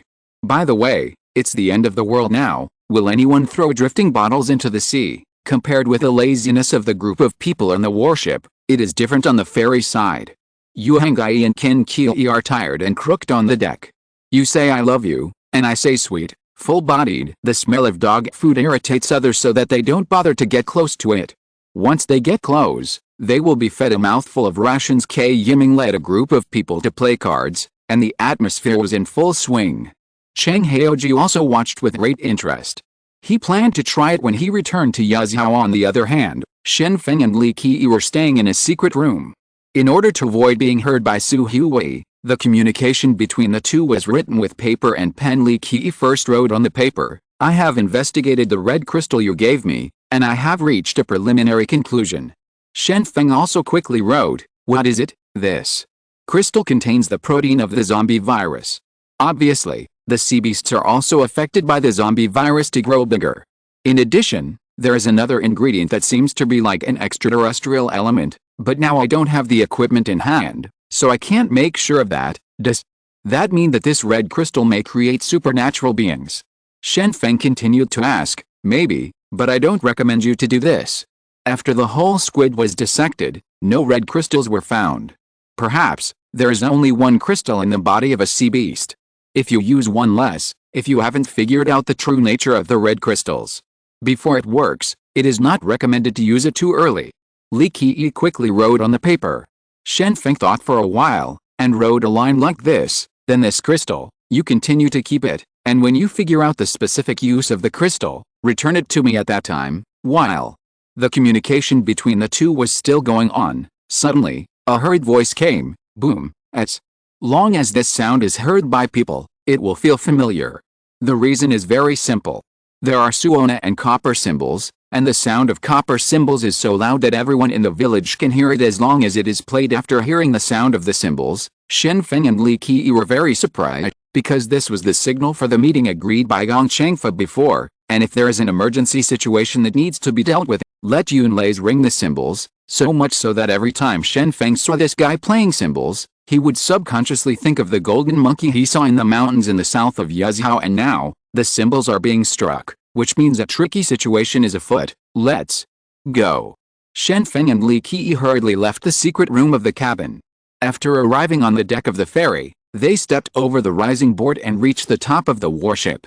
There are no enemies around here to attack. Why did so many people gather all of a sudden? I said, what is the urgent matter of your Xiangsung Bureau?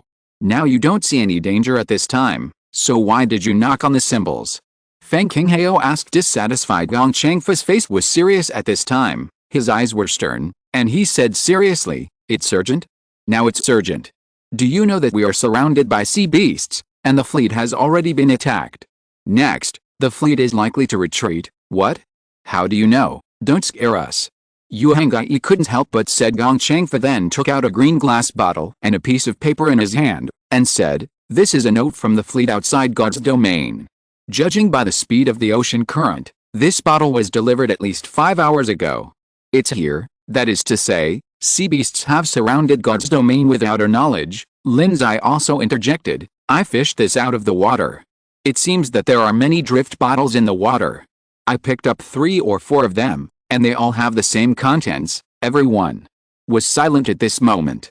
When they thought of the sea beasts surrounding God's domain 5 hours ago, they felt a mountain pressing down on them, making them breathless. Gong Changfa said in a deep voice, Shen Feng, Qin Qa, let's discuss the next action now, and prepare early. What's the point of discussing? Pack up and run. Shen Feng immediately said, we have a large group of people to kill a sea beast without any risk. Now I don't know how many big guys are outside the God's domain. It must be a fight. However, run now, bury the meteorite on the bottom of the sea a little deeper, and retreat quickly, or come back to salvage the meteorite later. As soon as Shen Feng's words came out, everyone nodded in agreement. It is really unwise to fight at this time. The most appropriate way now is to escape as soon as possible. As for the meteorite, it is better to bury it in the sea for the time being. Qin Qa also quickly said, this is a good way. If there are more sea beasts, we are definitely not opponents. Now we have to escape, and I suspect that sea beasts are likely to take revenge.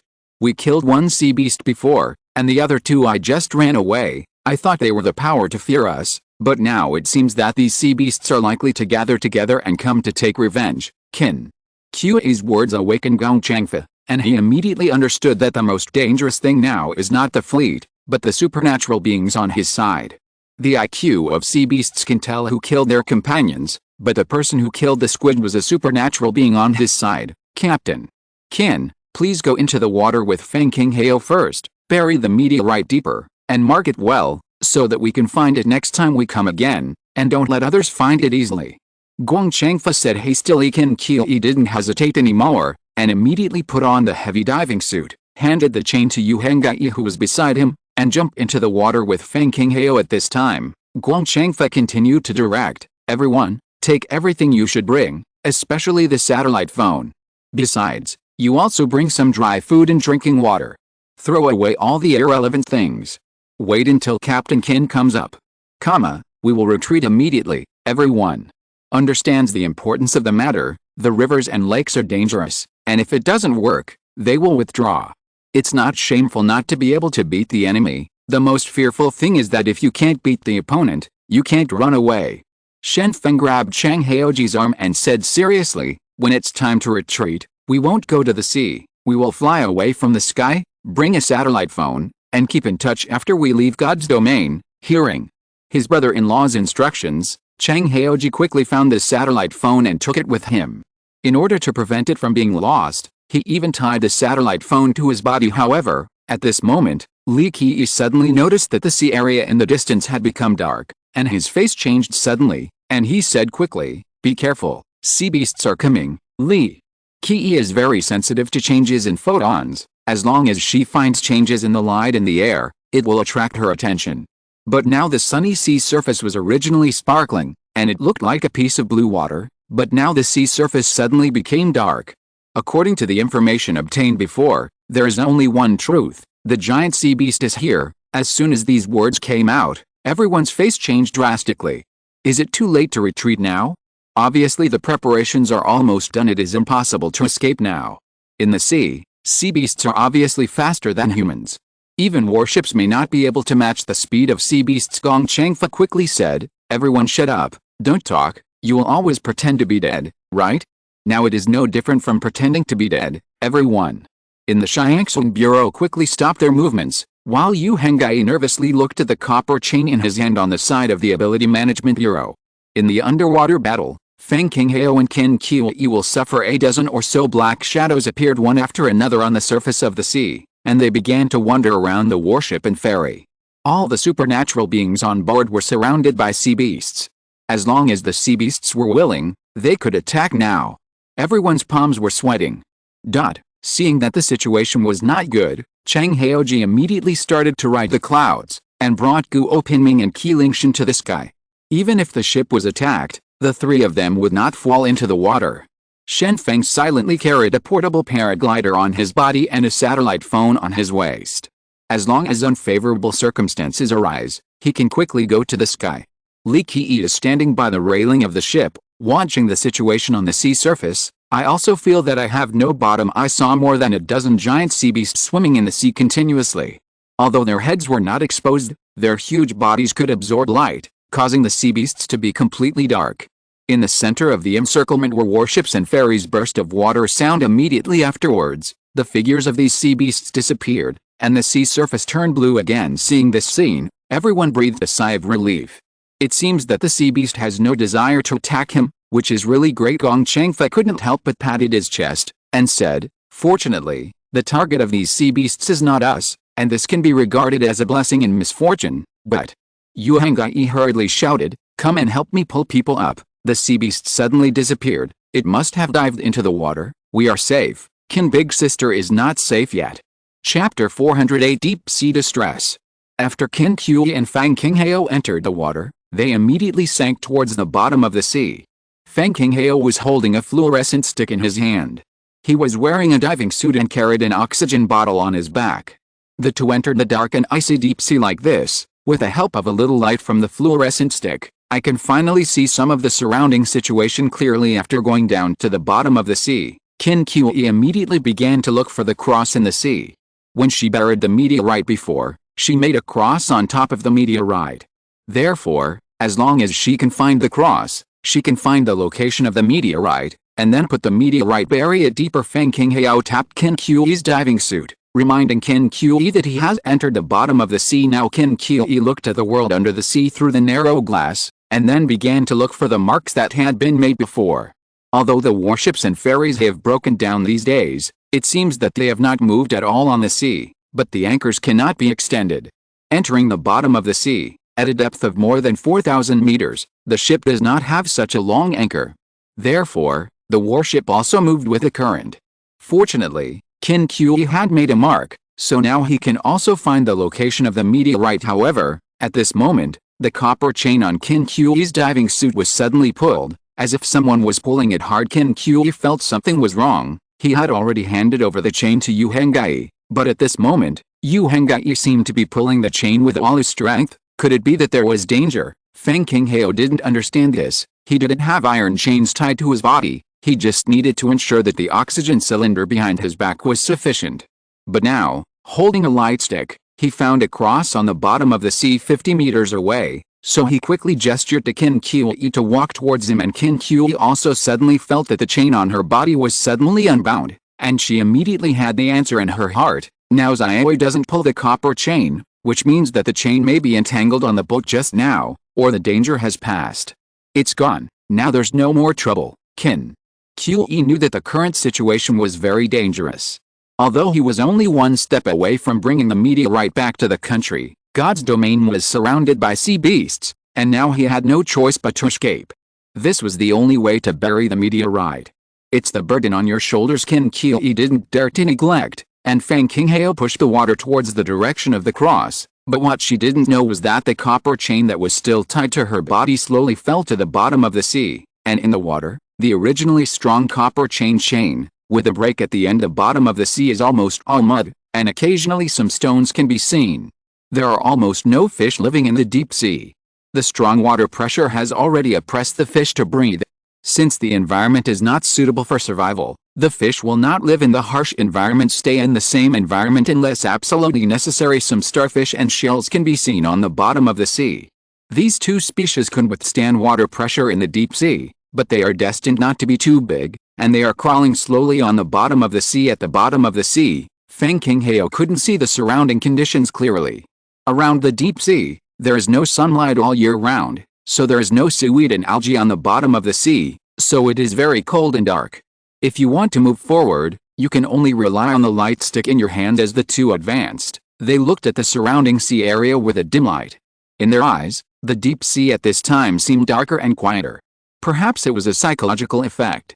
Both of them felt that going into the sea this time seemed to contain great danger. Qin Qi couldn't control his movement in the diving suit at all. After all, it was made of pure copper, not to mention heavy, and he couldn't move freely, so he could only let Feng Qinghao take him away passively. Why? Do I feel that something is looking at me in the dark?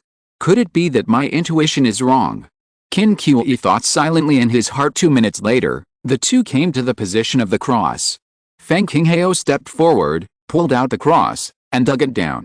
20 centimeters below the ground, it turned out to be a gray-black meteorite.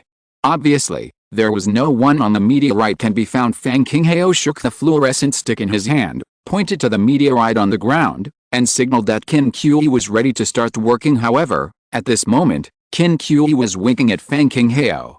Her eyes were anxious.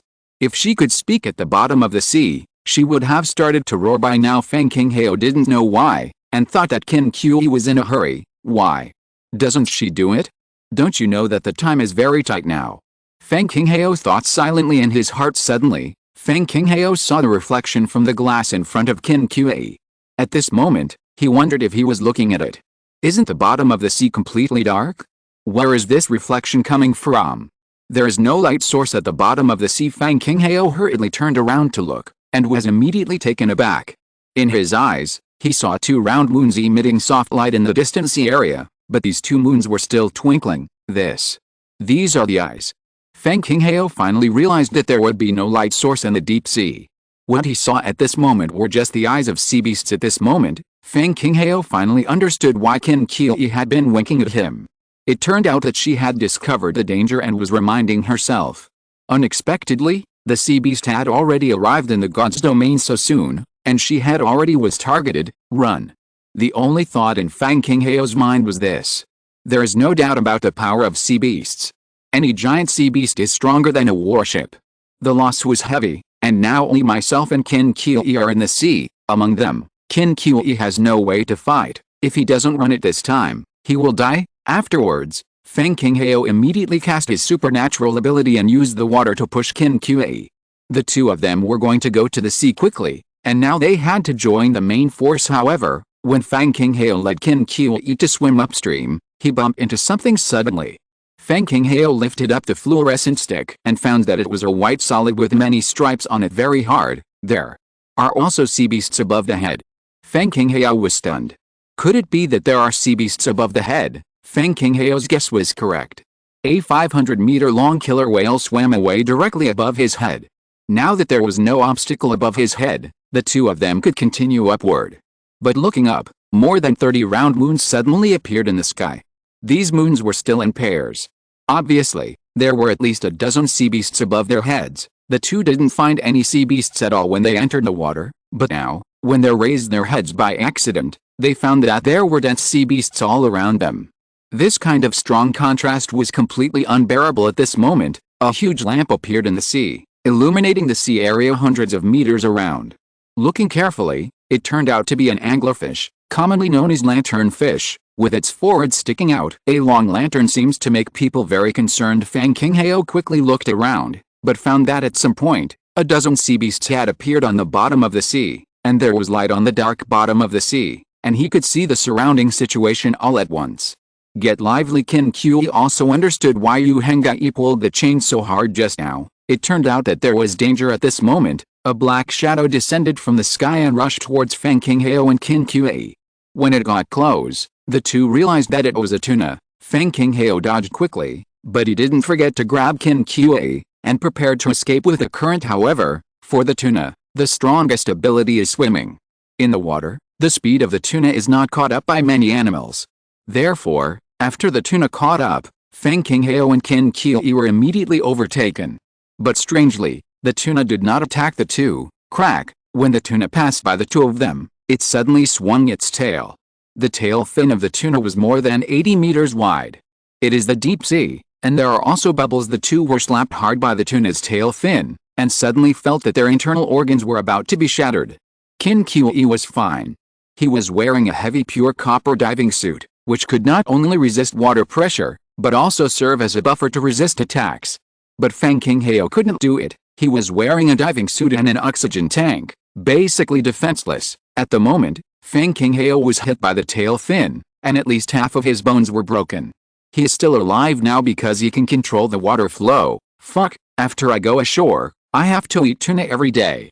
Feng Qinghao felt severe pain all over his body, feeling that except for one hand, other limbs could no longer move, and he didn't know how his injuries were apart from cursing. Feng Qinghao actually had no other way to fight back, and even if he was cursing, he couldn't open his mouth in the water, so he could only curse in his heart. Taking advantage of this moment, Feng Qinghao threw away the light stick and started to go upstream. Qin Kui was almost knocked out. After she stabilized her figure, she realized that Feng Qinghao was taking her upstream. However, the oxygen bottle on Feng Qinghao's back was broken, and the oxygen was gushing out.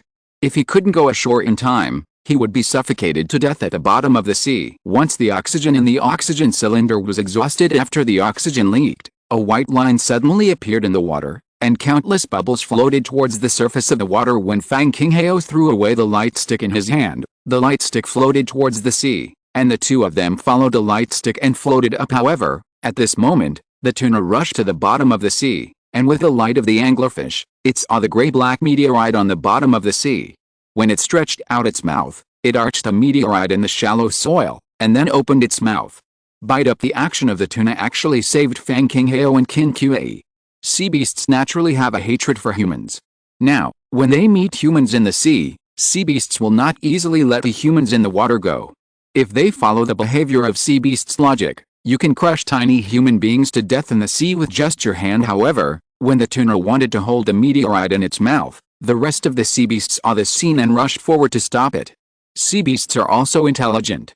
Although they don't know what the meteorite can do, their intuition and rational analysis tell them that meteorites must never fall into the hands of other sea beasts. The sea beast that was already on the bottom of the sea attacked first. It was a mantis shrimp, which looked like a lobster with mantis-like claws. The mantis shrimp approached quickly and launched an attack in an instant. Boom! After the mantis shrimp made a move, no sea beast could see the movement clearly. Its attack speed underwater surpassed the speed of sound in an instant, and it knocked out its double claws in an instant.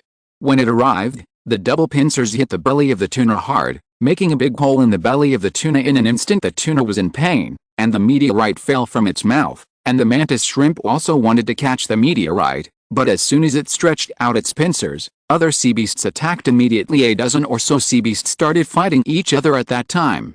After gaining relatively strong intelligence, the giant sea beasts learned to cooperate and like to cooperate against humans. However, too high intelligence also means that when they encounter good things, they will start to fight for them. Will kill each other because of the distribution of good things. Taking advantage of this opportunity, no sea beast cared about the two tiny humans, so Feng Qinghao took Qin Kui and rushed out from the bottom of the sea. During this period, no sea beast attacked the two of them. Wow! The two came out of the sea, making a strong sound of water on the surface of the water, and at this time, Feng Qinghao was about to be unable to hold on anymore. Chapter 409 Mission Failed. When Yu Henggai discovered that a dozen sea beasts were diving towards the bottom of the sea, he panicked. You must know that his sweetheart is still down there. He finally got Qin Kui's acceptance before, and all his knots and concerns have been resolved.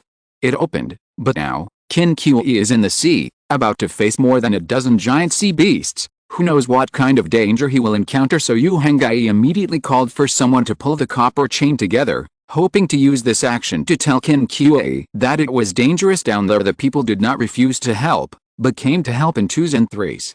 Even the supernatural beings of the Xiangsong Bureau, there are many people who made moves. Although everyone was originally on two boats, but the situation is like this, everyone is actually the people on the same boat are already in the same boat, and now they are in the same boat, and the hope of survival will be greater. Chang Haoji saw that the huge black shadow on the sea surface disappeared, and at this time he also came down from the sky with Guo Pinming and Qi Lingshan, and then asked Shen Feng, "What should we do?" Shen Feng thought about it carefully, and said, "Old Guo, quickly make the iron on the warship into a mast, and insert it on the ferry. People from the Xiangsung Bureau will come to my boat. When the ferry is transformed into a sailboat, after I cast my power, I can quickly leave the sea area." Everyone in the Xiangsung Bureau did not object. Indeed, if it is rowing, it is still too slow. This is not as simple as rowing a dragon boat on the water. If you want to use rowing to escape the attack of sea beasts, you still think too much? The most important thing to do now is to follow Shen Feng's instructions, build a big sailboat, and then use the supernatural ability to blow the sailboat forward. Zukai found a huge piece of canvas from the warehouse of the warship, which was originally used to cover the deck, but now it seems that the purpose of the canvas should always be used on the sails. Yu Hengai pulled a copper chain vigorously, and said loudly, "Don't wait a moment, Feng Qinghao and Sister Qin are still underwater, you can't leave them alone, and only Sister Qin and Feng Qinghao know that a meteorite is underwater location. If they die, we'll never find the meteorite again." Shen Feng also felt that the current situation had become tricky. Meteorites, sea beasts, and the fleets outside God's domain had to be taken into account. Otherwise, even if he escaped smoothly, the mission this time would be regarded as a failure. And after Yu Hengai pulled a copper chain vigorously, the thousands of meters of copper chain was quickly pulled up, with no effort at all. As a result, just as the copper chain was pulled out of the water, everyone discovered that at some point, the copper chain had been broken. At the end of the copper chain, there was a clear cross-section. Obviously, the copper chain was cut off. It's over, the chain is broken, Sister Qin can't come up. Yu Hengai fell down on the deck, and his whole body became distraught. What he was worried about now was that he would never see Qin Kui again. At this time, Guo Pinming had already separated the iron on the ship and built a long mast. Everyone worked together to insert the mast on the ferry. After fixing it, they tied the sail and made the sail with canvas. Very ugly, it is a triangular sail, but as long as there is a sail, it means that it can move forward. The warship is no longer usable. In order to make the mast, Guo Pinming took away less than half of the steel on the warship. Without the protection of the steel, a large hole appeared on the side of the warship's cabin. Seawater continued to pour into the cabin, and the warship began to descend slowly. Shen Gongchengfa stood on the ferry, looked at the slowly sinking warship, sighed helplessly, and said, "I originally wanted to bring you back to the motherland, but now it seems that there is no such opportunity. Don't worry, I will never forget you, and when the world is peaceful, I will definitely bring people to salvage you personally." The person Gongchengfa was talking to was not someone else, but a group of soldiers on the previous warship. In order to salvage meteorites, they went to sea without saying a word. They were attacked by sea beasts at sea, and they entered under the cover of their companions. God's domain. As a result, after entering the God's domain, everyone lost consciousness and eventually died. Here Gongchengfa admired such a person very much. When he found the warship before, he also asked people to collect all the corpses on the warehouse curry and prepare to take them back. But now it seems that it can't be done. He could only consider the issue of his own escape. As for the future, if there was a chance to salvage the corpse, he would come to take the sacrificed soldier away. Gongchengfa took one last look at the dozens of people on board, then at Shen Feng at the side, and said, "Let's go." The mission failed. At the moment, Gongchengfa didn't care about Feng Qinghao and Qin Kui who were underwater, and hoped that Shen Feng would leave with a boat. As long as Shen Feng used his supernatural power, he could blow the ferry forward, and Gongchengfa was also very disappointed in his heart. Obviously the success of the mission was only the last step. Obviously the honor was about to be obtained, and obviously he was about to become a hero admired by everyone, but who would have thought that such a thing would happen? "Now, I can only find a way to leave you." Hengai quickly found Shen Feng, and said seriously, "Don't sail, Shen Feng, you have fought side by side with us, you should know the character of the two of them. They are both honest and kind people. If they leave now, they will be in trouble. How do you face sea beasts and dangers in the vast sea? Please, wait for them." Shen Feng hesitated for a moment. It was impossible to completely forget Yu Hengai's hope. Then he thought of a good way and said, "How about this? Let's vote democratically and vote with a show of hands to see if we agree to leave or wait." Shen Feng actually doesn't want to spend time at sea anymore. At this time, running for his life is the most important thing. If he is attacked by sea beasts at sea, a mere ferry will sink at that time, but Yu Hengai has already opened his mouth. If he refuses yes, it's a feud. So, Shen Feng thought of a way, that is to raise his hands to vote.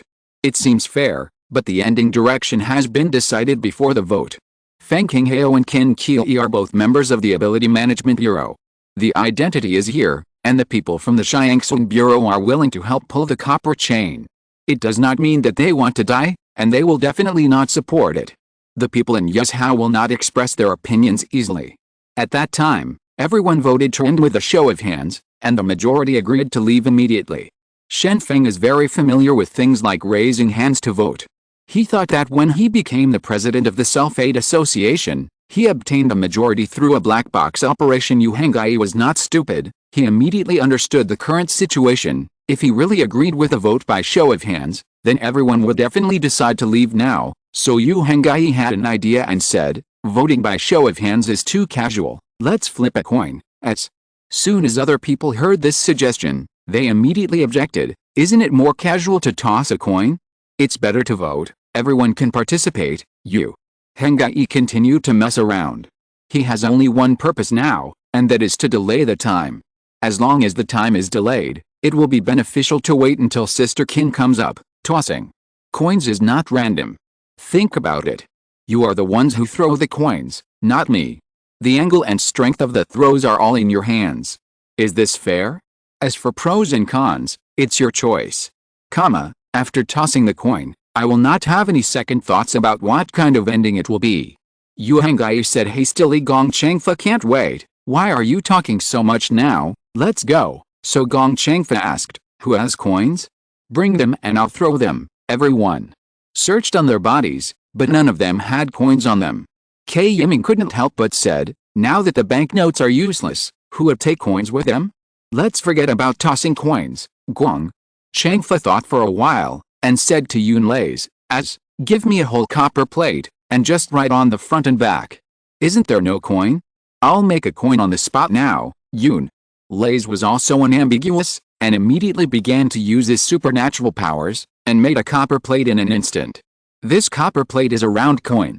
Unlike the ancient brother Kong Fang, there is no hole in the middle, and only two characters. Gong Changfa said to Yu Henggai, don't say I'm unfeeling, you choose pros and cons, whether you go front or back, you decide. At this time, Gong Changfa began to pretend to be generous, because he knew that no matter which side he chose, the result was doomed. As long as he was the one who tossed the coin, he could grasp the pros and cons of the coin. Yu Henggai gritted his teeth and said, front, if it is positive, we will stay and wait for Qin Big Sister and Fang Qinghao. If it is negative, we will leave. Gong Changfa nodded, put the coin on top of his thumb, and then flicked it lightly. The copper plate rolled and flew into the sky. At that time, everyone's eyes were attracted by this copper plate, and the next actions were all counted on this coin. But it must be the opposite. As long as it is the opposite, then everyone can leave with peace of mind. It's not that we abandon our companions, but God wants us to leave. Crack! The falling copper plate was grabbed by Gong Changfa, and then he stretched out his hand to Yu Henggai and said, now, let you witness the cruel truth. After finishing speaking, Gong Changfa slowly opened his palm, and a copper plate with the word reverse appeared in his hand. Obviously, the copper plate was the reverse side.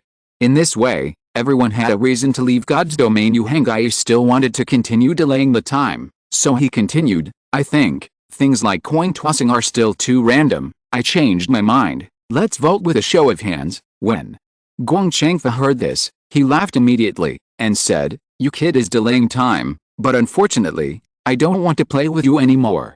Let me tell you, besides Shen Feng who can control the airflow, there are also people in our Xiangsong Bureau. It can be done. After finishing speaking, Gong Changfa winked at the supernatural being from the Xiangsong Bureau, and then a handsome young man came out.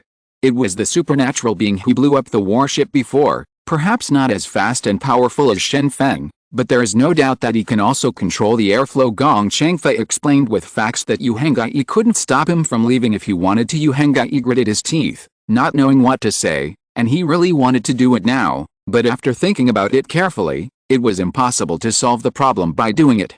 Among the people present, not many people could go into the water to rescue them. Guru. At this time, bubbles suddenly appeared on the surface of the water not far away. No one cared about it, only Li Qi was carefully observing. Here, look. Here, it seems that something is about to come up. Li Qi noticed so many bubbles appearing on the water surface, and immediately realized that there was something under the water that was about to come up, otherwise, there would be no so many bubbles are produced. Everyone hurriedly looked towards the place where the bubbles were produced. After a while, two black shadows came out of the water. They were Fang Qinghao and Qin Qi. Fish out. Fang Qinghao was limp all over, and after taking off his mask, Fang Qinghao said quickly, "Put me on a splint, the bones on my body are basically broken, I was slapped by a tuna, and the oxygen cylinder was broken. I can't make it up." Afterwards, Qin Qi also got out of the diving suit. She didn't have any major problems. There were a few bruises on her body, but other than that, there was no other injury. What's the situation on the bottom of the sea? How did you escape from the mouth of the sea beast? Guang Changfa was also surprised and asked quickly. Shen Feng didn't care about these, and directly cast Dongfang Mighty, and the sail bulged up in an instant, like steamed buns, and began to move towards the distance. Qin Qi quickly said, "These sea beasts are all fighting for the meteorite, and we took advantage of their scrambling to escape. The injuries on our bodies were all caused by a tuna. We have been seriously injured. It seems that the IQ of sea beasts has also become very high. Not only do we know the importance of meteorites, sea beasts also know the importance of meteorites." Li Qi sighed, "There are even worse things. That is, it is impossible for us to take the meteorite back. It fell into the hands of sea beasts. Who knows where it will be taken, let alone whether it will be eaten by sea beasts. In short, this one mission failed." Guang Changfa said lightly. Chapter 410 Disgusting People. When many supernatural beings learned that the mission had failed, they all showed disappointed expressions on their faces. Originally, the meteorite was already in their pockets and was about to be taken back. Who would have thought that the sea beasts would have surrounded them, God's domain, and began to snatch meteorites? Just a dozen or so sea beasts under the sea have already made people lose their desire to compete, let alone continue to complete the mission. When Gong Changfa said the mission failed, he also said that everyone voice of the heart. Fang Qinghao's body was in pain, and he couldn't move his limbs except his right hand at all. After landing now, he still felt uncomfortable all over. He couldn't help but said, "Everyone, have you brought some painkillers? Give me some, I'm in so much pain." Everyone looked at me and I looked at you, shaking their heads. When they entered the domain of the gods, they basically had nothing in their hands except satellite phones and dry food. Who would have thought of bringing painkillers? At this time, everyone is helpless if there is no painkiller. Fang Qinghao can only endure the severe pain in his body. However, Zhou Jiuxiang stood up at this moment and said directly, "I can relieve your pain, but I'm worried that you won't be able to take it." Fang Qinghao was still enduring the pain of broken bones and tendons. He wanted to sleep, but the severe pain all over his body made it impossible for him to sleep at all, and he was tortured both mentally and physically. If an ordinary person had suffered such an injury, he would have fainted from the pain by now, but Fang Qinghao was a supernatural being. Although his injury was serious, he couldn't fall asleep, so he could only grit his teeth and endure the pain. After hearing Zhou Jiuxiang's words, Fang Qinghao could only say, "As long as I can relieve the pain, I can bear anything. I want to find a place to sleep." Zhou Jiuxiang stood up at this time, holding a paper cup in his hand, drank saliva, rinsed his mouth, spit out the mouthwash, and then started spitting at the paper cup. Bah, bah. After there was a transparent liquid in the paper cup, Zhou Jiuxiang handed the paper cup to Fang Qinghao, and said, "No, this is my solution, drink it. After drinking it, the pain will be gone." Fang Qinghao took the paper cup at this time, looked at the transparent liquid at the bottom of the cup. There seemed to be some air bubbles on it. This thing was not lethal at all, but it was disgusting enough. Fang Qinghao knew it was saliva. His face instantly he showed a disgusted expression. Are you kidding me?" Fang Qinghao couldn't accept that this thing was a painkiller. Zhou Jiuxiang said seriously, "No problem, this is an analgesic." Li Qi on the side also explained, and she said seriously, "I think this is really useful. Why can human beings feel pain, and why can they have labor pain? This has something to do with opioid receptors, and Zhou Jiuxiang's ability is synthesize various hormones. He may also be able to synthesize opioids, and in this saliva, there may be ingredients for labor pain. You will know it after drinking it. Look, the doctor has said this, so I might still lie to you? Drink it quickly, it's my kindness." Zhou Jiuxiang said gloatingly. In fact, Zhou Jiuxiang can use more convenient methods to make analgesics, such as dripping blood in a cup, and the blood can also contain analgesic ingredients, but he was thrown into the sea by Shen Feng before, holding a grudge in his heart. He also hated Fang Qinghao, who was on the side with Shen Feng, so at this moment, he was intentionally disgusting Fang Qinghao. Fang Qinghao looked at the contents in the paper cup and felt nausea in his heart. Although Zhou Jiuxiang had already rinsed his mouth before, the contents were body fluid after all. As long as he thought about it for a while, he would not be able to accept it, and the pain was still tormenting him all the time. At this time, he was in a dilemma finally. Fang Qinghao gritted his teeth. Instead of being tortured by the pain, he might as well endure a moment of nausea in exchange for a period of rest. Fang Qinghao opened his mouth and brought the paper cup to his mouth. He raised his head and drank the analgesic. Immediately, his stomach began to churn continuously. This was entirely caused by psychological effects. If it was saliva, Fang Qinghao wouldn't feel so uncomfortable, but Zhou Jiuxiang made the painkiller in front of him, which was simply disgusting. Soon, Fang Qinghao's body relaxed a lot, and the pain on his body also eased. Everyone took advantage of this moment to put a splint on Fang Qinghao. Qin Kui also thanked Fang Qinghao. "Thank you, you didn't forget to take me with you when you ran away, Fang." Qinghao gently waved his right hand and said, "Okay, there is no need to say thank you. If you really thank me, then take me to a quiet room. I want to rest." Yu Hengai volunteered and said, "I'll come, I'll take Fang Qinghao to rest." Yu Hengai is also very grateful to Fang Qinghao. If he hadn't brought Qin Kui to the surface of the water, perhaps Qin Kui would have been buried at the bottom of the sea now, because once the copper chain was broken, it would be impossible for Qin Kui, who is wearing a heavy diving suit, to come to the surface. But once Qin Kui opened the diving suit, the strong water pressure around her would squeeze her into a meatloaf in an instant. It can be said that Qin Kui was able to come out of the deep sea alive because of Fang Qinghao. Yu Hengai is grateful to Fang Qinghao for protecting his beloved, so he wants to help Fang Qinghao as much as he can. The ferry was heading north. In everyone's impression, the fleet was stationed in the north of God's domain. If you want to find the fleet, you must go north. However, when the ferry left God's domain from the north, everyone on board was surprised to find that there was nothing outside of God's domain. Fortunately, the satellite phone signal had recovered at this time, and the group of people could use the satellite phone. "Hey, hello, headquarters, help me contact the fleet in the South Pacific. I am Gong Changfa.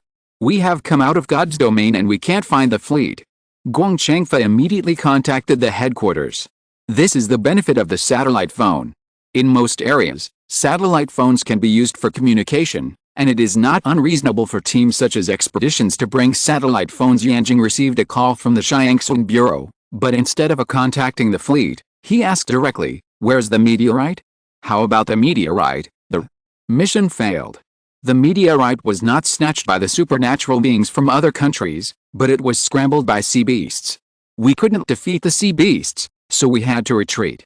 Gong Changfa quickly explained. After hearing the news, the headquarters immediately fell silent, but then transferred Gong Changfa to the fleet's communication room. "Get ready to return, as long as the meteorite doesn't fall into the hands of others. That's enough." That's what he said, but Gong Changfa also knew that these words were nothing more than consolation. If the meteorite was really not important, the headquarters would not ask about the whereabouts of the meteorite as soon as they got in touch. After receiving the contact from Gong Changfa, the fleet immediately began to explain. "At present, all fleets are surrounded and monitored. The sea beasts have left a gap in the south. We are going to leave from the gap outside the God's domain in the south. Where are you?" "There are no sea beasts around."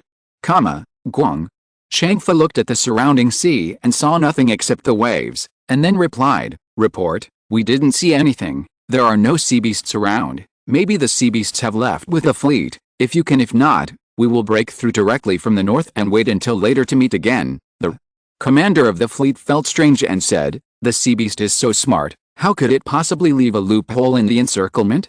Be careful, but if it is really possible to leave the encirclement by the sea beast, then you should go first." Guang Changfa was about to answer. However, the ferry was suddenly hit. Boom! The body of the ship vibrated, and Fang Qinghao, who had already fallen asleep, woke up suddenly. He was lying in the cabin at this time, but suddenly found a long spikes pierced from the sides. PFFT, a black spike directly pierced through the steel plate and passed through Fang Qinghao's side. If it moved another 20 centimeters to Fang Qingheo's side, Fang Qingheo would also be pierced on the spot. The original Fang Qingheo also felt drowsy under the effect of the analgesic, and he was about to fall asleep soon, but at this moment, the spikes were passing by him, almost piercing him into a candid hawse. Now, Fang Qingheo was completely sleepy, nothing, replaced by a burst of fear in my heart. Fuck, help, there's an assassin. Fang Qingheo yelled loudly. At this time, he had almost no fighting power. Facing such a dangerous situation, he could only call for help loudly. Fang Qingheo's shout alarmed everyone on the deck, and a group of people entered the cabin immediately, and then saw a pitch-black spike slowly withdrawing downward. Old Guo, check the bottom of the boat and see what's there. Shen Feng quickly ordered. After receiving Shen Feng's order, Guo Pinming immediately went down to the bottom of the boat. The ferry was 3 floors high, and Fang Qingheo was lying on the first floor below the deck, and he was almost killed. Shen Feng wondered if there was something on the bottom of the boat. Guo Pinming quickly replied loudly, City Master, there is a big hole in the bottom of the boat, which is round and has been penetrated. It has been penetrated from the 3rd floor to the 1st floor. The bottom of the boat has already leaked. The faces of everyone suddenly became ugly. They couldn't imagine what kind of attack could penetrate the 3-story cabin continuously. Old Guo, fix it right away. Qi Lingshan, you go and help too. Shen Feng responded immediately. Qi Lingshan immediately went down to the cabin on the 3rd floor, ready to help Guo Pinming fix the leak, and Shen Feng took this opportunity to ask quickly, Dr. Li, tell me, what caused the attack that penetrated the 3rd floor cabin? Li. Qi frowned and thought for a while, and at this time she was also in a state of confusion, and said, I don't know, unless I see it with my own eyes, otherwise, I don't know that there is something underwater, but it is certain that most of the sea beasts did it. Shen Feng thought for a while, took Fang Qingheo back to the deck, and then pointed to Chang Jianyi, fly to the sky and see what is underwater, fly higher, and be careful of underwater things. At this time, Guang Changfe could only say to the satellite phone, our side has encountered a sea beast attack.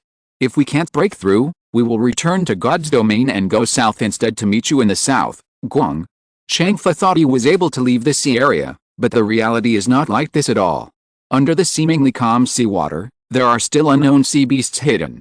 Not long after leaving God's domain, the ferry was attacked and penetrated through the 3-story cabin. Even if a person with supernatural powers encounters such an injury, it will definitely not be able to bear it. The fleet replied, please no, we will stop in the southern part of God's domain from 12 o'clock to 1 o'clock in 2 days, and we will leave in an hour. Please arrive only during this hour, otherwise, we will ask for more. Good luck. 2 days is enough time for us to reach the south, don't worry. Guang Changfe believed in the speed of his side. Now that the ferry is equipped with sails, the speed is already very fast.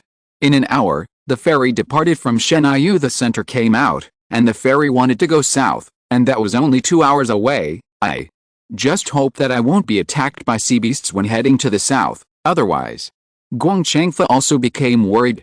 Speed is not a problem, but if the sea beasts continue to attack, the ferry may sink. When Guo Pinming and Qi Lingshan arrived at the bottom of the cabin, they began to repair the hole in the bottom of the boat.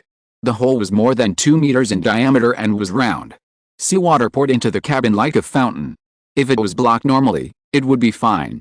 It is possible. Fortunately, Guo Pinming can manipulate steel, and quickly controlled the steel plate at the bottom of the ship to restore its original shape, while Qi Lingshan compressed the nitrogen in the air to turn it into liquid nitrogen, freezing the seawater at the bottom of the ship into ice. The water flow was prevented from continuing to pour in, and the bottom of the cabin became extremely cold. Phew, it's finally been repaired. I'm almost freezing to death.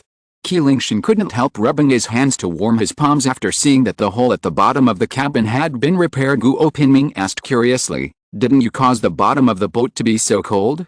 Why are you still afraid of the cold? It's true that I can use liquid nitrogen, but it doesn't mean I'm not afraid of the cold. I'm not a person with the ability to directly control ice cubes.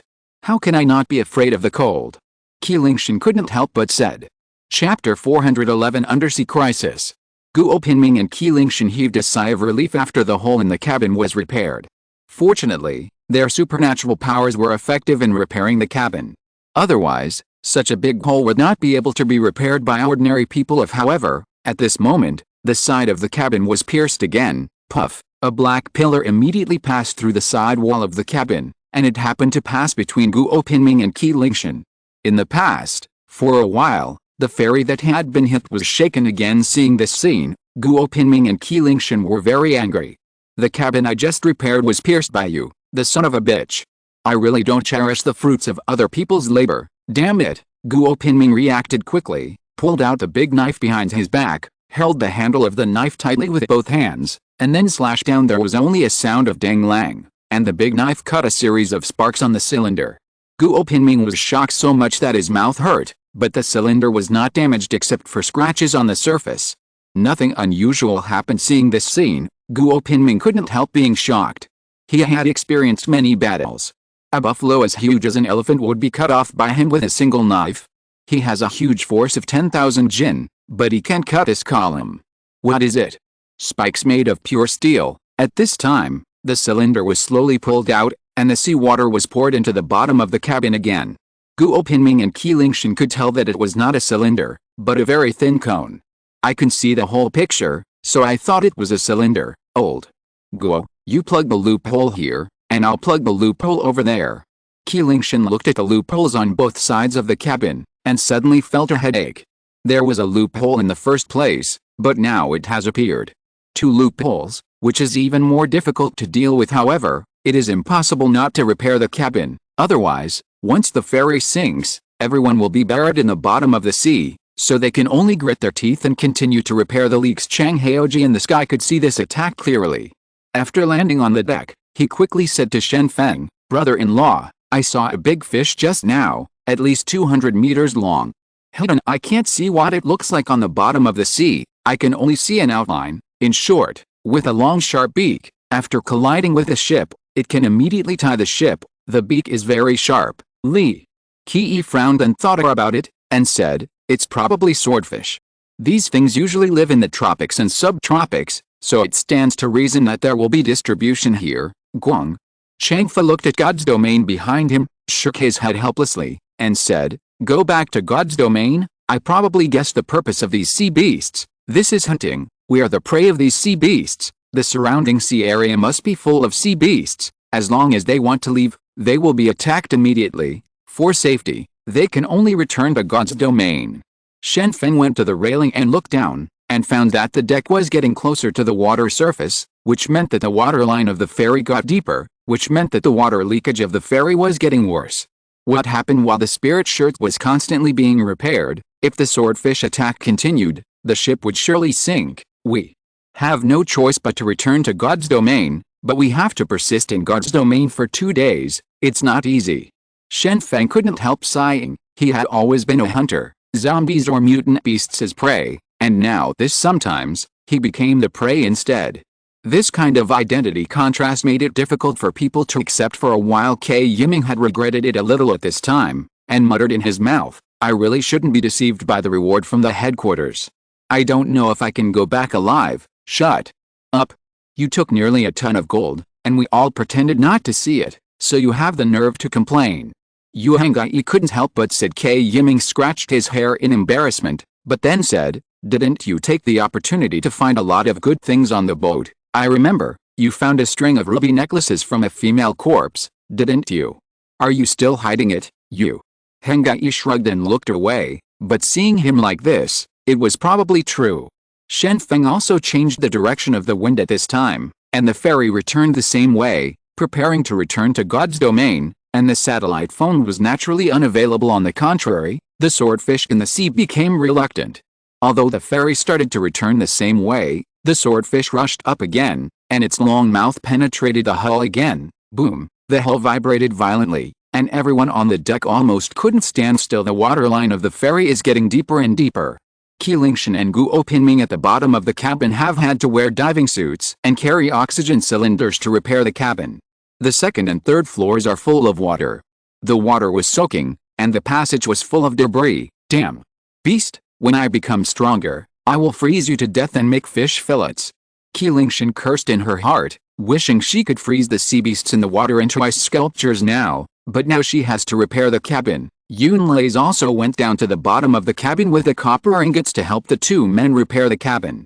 Fortunately, after entering the God's domain, Swordfish did not continue to chase, but still guarded outside the god's domain to prevent the supernatural being from escaping from the god's domain. Everyone on board also knew that there might be sea beasts in the seemingly calm seabed, and it was not so easy to leave these places. Almost everyone is very disturbed, and no one knows whether they can escape from God's domain.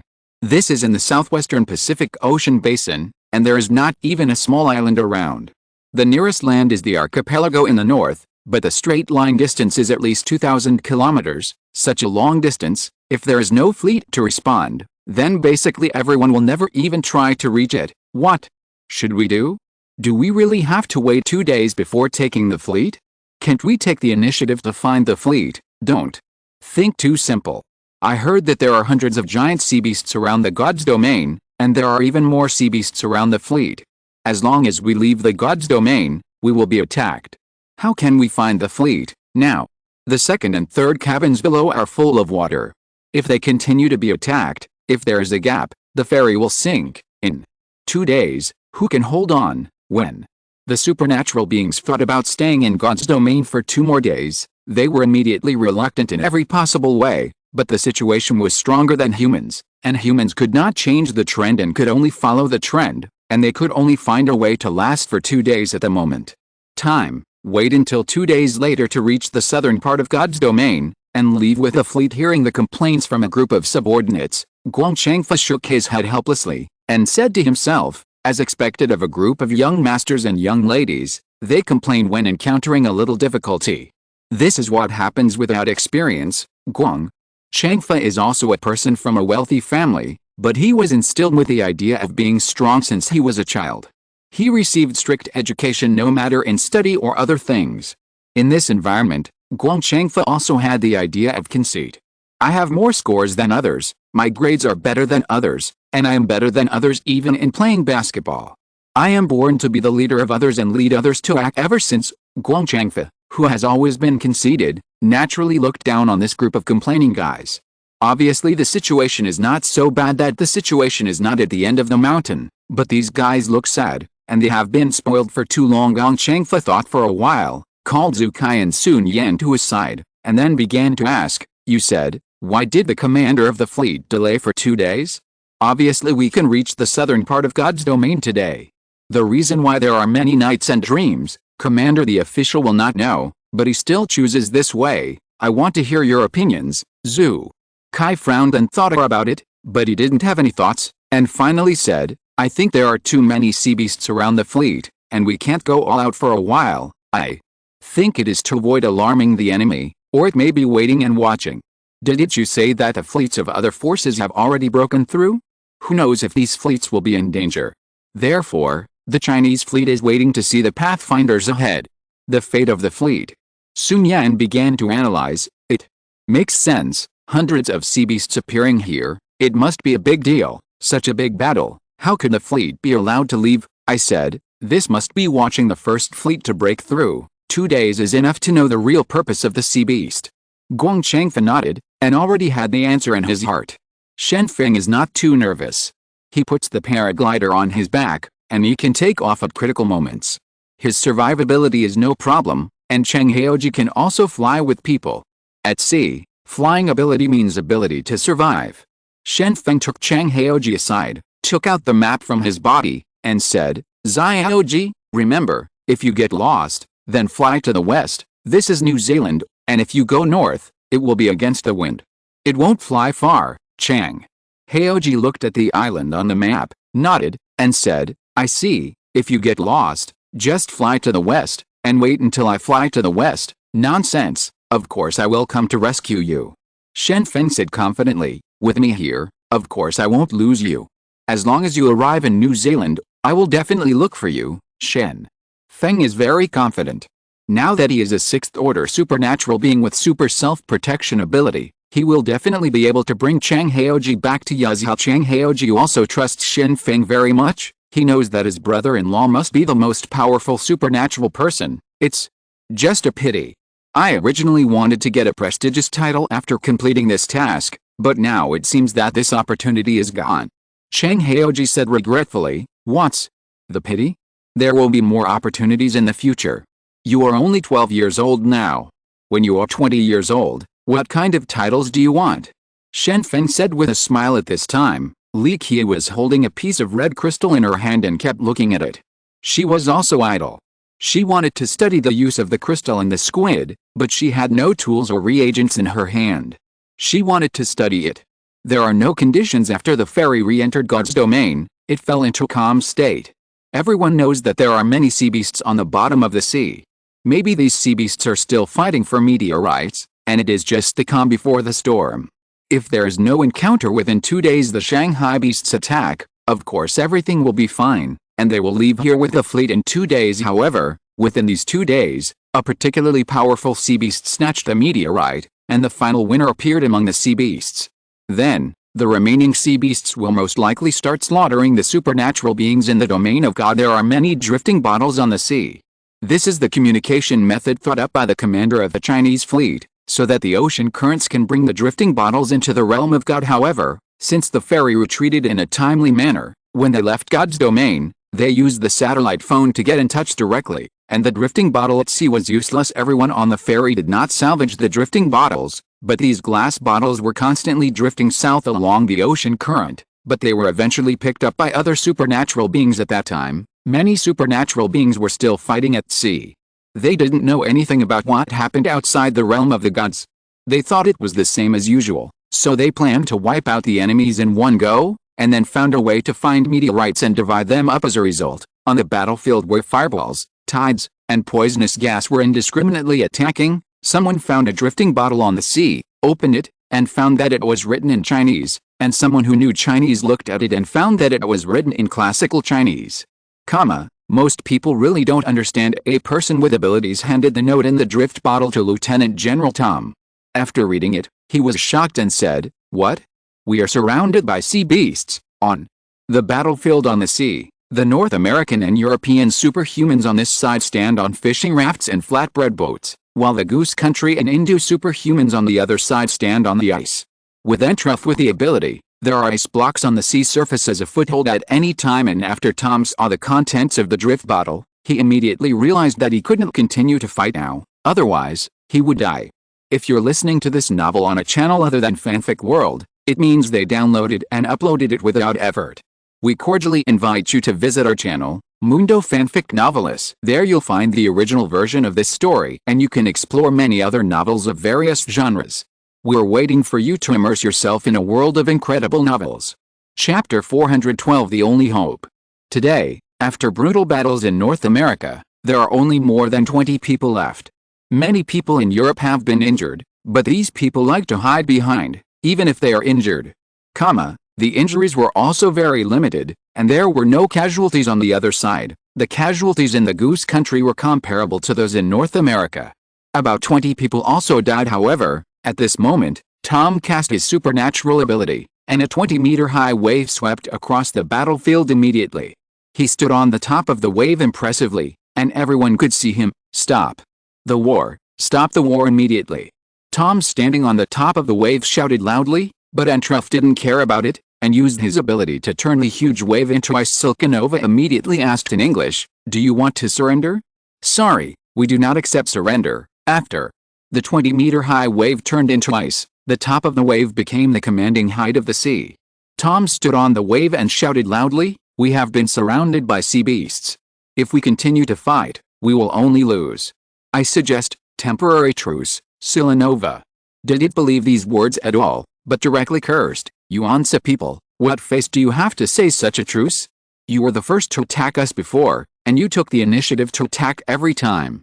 Now, you feel that you can't fight, so you ask for a truce. How can there be such a good thing in the world?" Silkanova didn't believe what the other party said at all, and said that sea beasts surrounded this place. Where are there sea beasts in the surroundings now?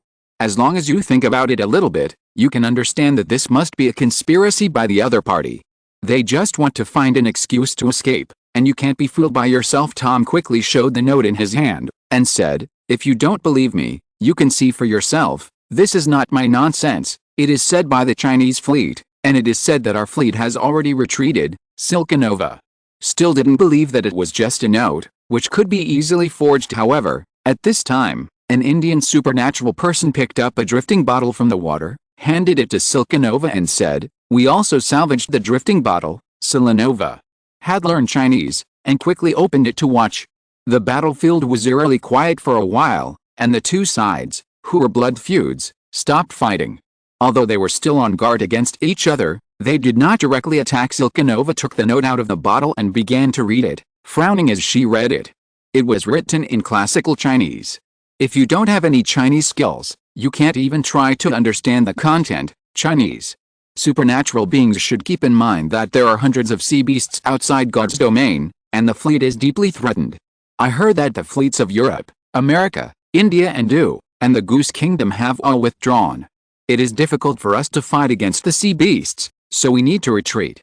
2 days later, within half an hour, we will evacuate with the southern part of God's domain. At that time, please hurry to the southern part of God's domain, otherwise, it will be too late. Let's know. The content on the note is very simple, but there is a lot of information. This is the benefit of classical Chinese. Even if ordinary people have learned Chinese, they only learn daily expressions. They can't understand many classical Chinese. May not be able to understand. For foreigners, the word time is unheard of. At most, they know the hour. After seeing this note, Silkanova couldn't understand it for a while, and Truff came over and asked in a low voice, "These floating bottles in the water are also likely to be deliberately used by others to confuse us, and these days, Chinese supernatural beings have been doing nothing. I doubt that. This is their conspiracy. There are no eternal allies and no eternal enemies in the world. Therefore, the Chinese supernatural beings who have not shown up during this period of time make people very vigilant. If you believe this routine, you might be cheated. What Truff is worried about is that if he is deceived and leaves the domain of God, it will give the Chinese supernatural beings a chance to salvage meteorites." However, Silkanova raised a tricky question. If the Chinese superhumans really want to deceive us and leave here, why did they write so many incomprehensible contents on the note? I think it's not like we're being informed, it's their own people. And Truff didn't know what to say now. He thought about it carefully, and there was no problem with what he said. The Chinese fleet would only be so careful when notifying their own people. Thinking of this, Silkanova immediately said to Tom on the iceberg, "We need time to verify this matter. In short, let's stop the war now, and wait until the matter is clarified." Tom also immediately agreed to this matter, and then responded, "No problem, now the first ceasefire." At this time, the supernatural beings on both sides still don't know exactly what happened. They were still fighting to the death before, but at this moment, the two sides actually said that they would stop the war. Isn't this too sudden? On the North American side, the superhuman couldn't help but ask, "General, what happened? Why didn't you stop fighting all of a sudden? There is no way out. Why do you want a truce?"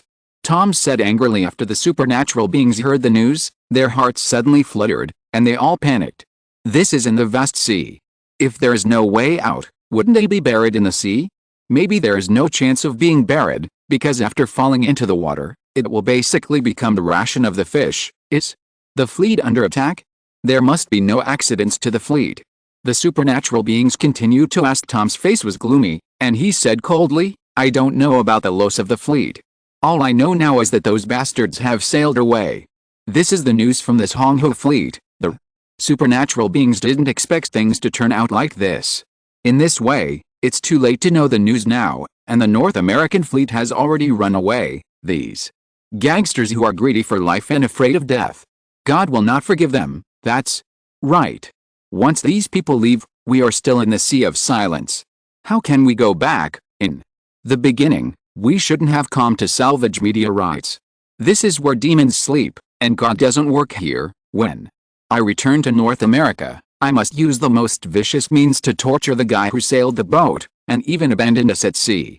Tom heard the complaints from his subordinates, and his mood suddenly became bad. He immediately ordered his subordinates to go outside the sea of silence to check the situation. If the fleet really left, it means that this matter is really, I have to find a way to leave on my side, but if the fleet is still in place, then the answer is obvious. This is the strategy of the Chinese superhuman. Scott flapped his wings and flew to the distance. He was seriously injured before, and one arm was directly blown off by the hydrogen explosion. Now he needs to investigate the enemy's situation, and he can barely fly from the sea, ready to take a look at the situation of the fleet. When Scott came out of the sea of silence, He saw many wrecks on the sea, and the fleet had disappeared. Presumably this was the result of the fleet's decisive retreat after it was attacked. Fact, a bunch of bastards. I really regret entrusting my back to them. Scott couldn't help cursing at this moment, and then turned back to the Sea of Silence. Scott reported what he saw outside the Sea of Silence, and many supernatural beings immediately became angry. He did not expect that he was still fighting in the Sea of Silence. As a result, the backing fleet slipped away without even notifying. Say it to yourself, if they hadn't seen the information about the Chinese fleet, they still wouldn't know the outside world. Have you seen sea beasts outside the Sea of Silence? Tom asked quickly. Scott thought about it seriously, and said, I didn't see it. I didn't see anything at sea except for the wreckage of the ship. Tom walked around on the fishing raft twice, gritted his teeth and said, since you haven't seen sea beasts outside the Sea of Silence, then take the risk of leaving. Let's go from the east. If you leave the east and don't see sea beasts, then go north. Go to the archipelago in the north, and then contact North America directly. Let them fly a plane to pick us up. The North American superhumans quickly nodded and agreed.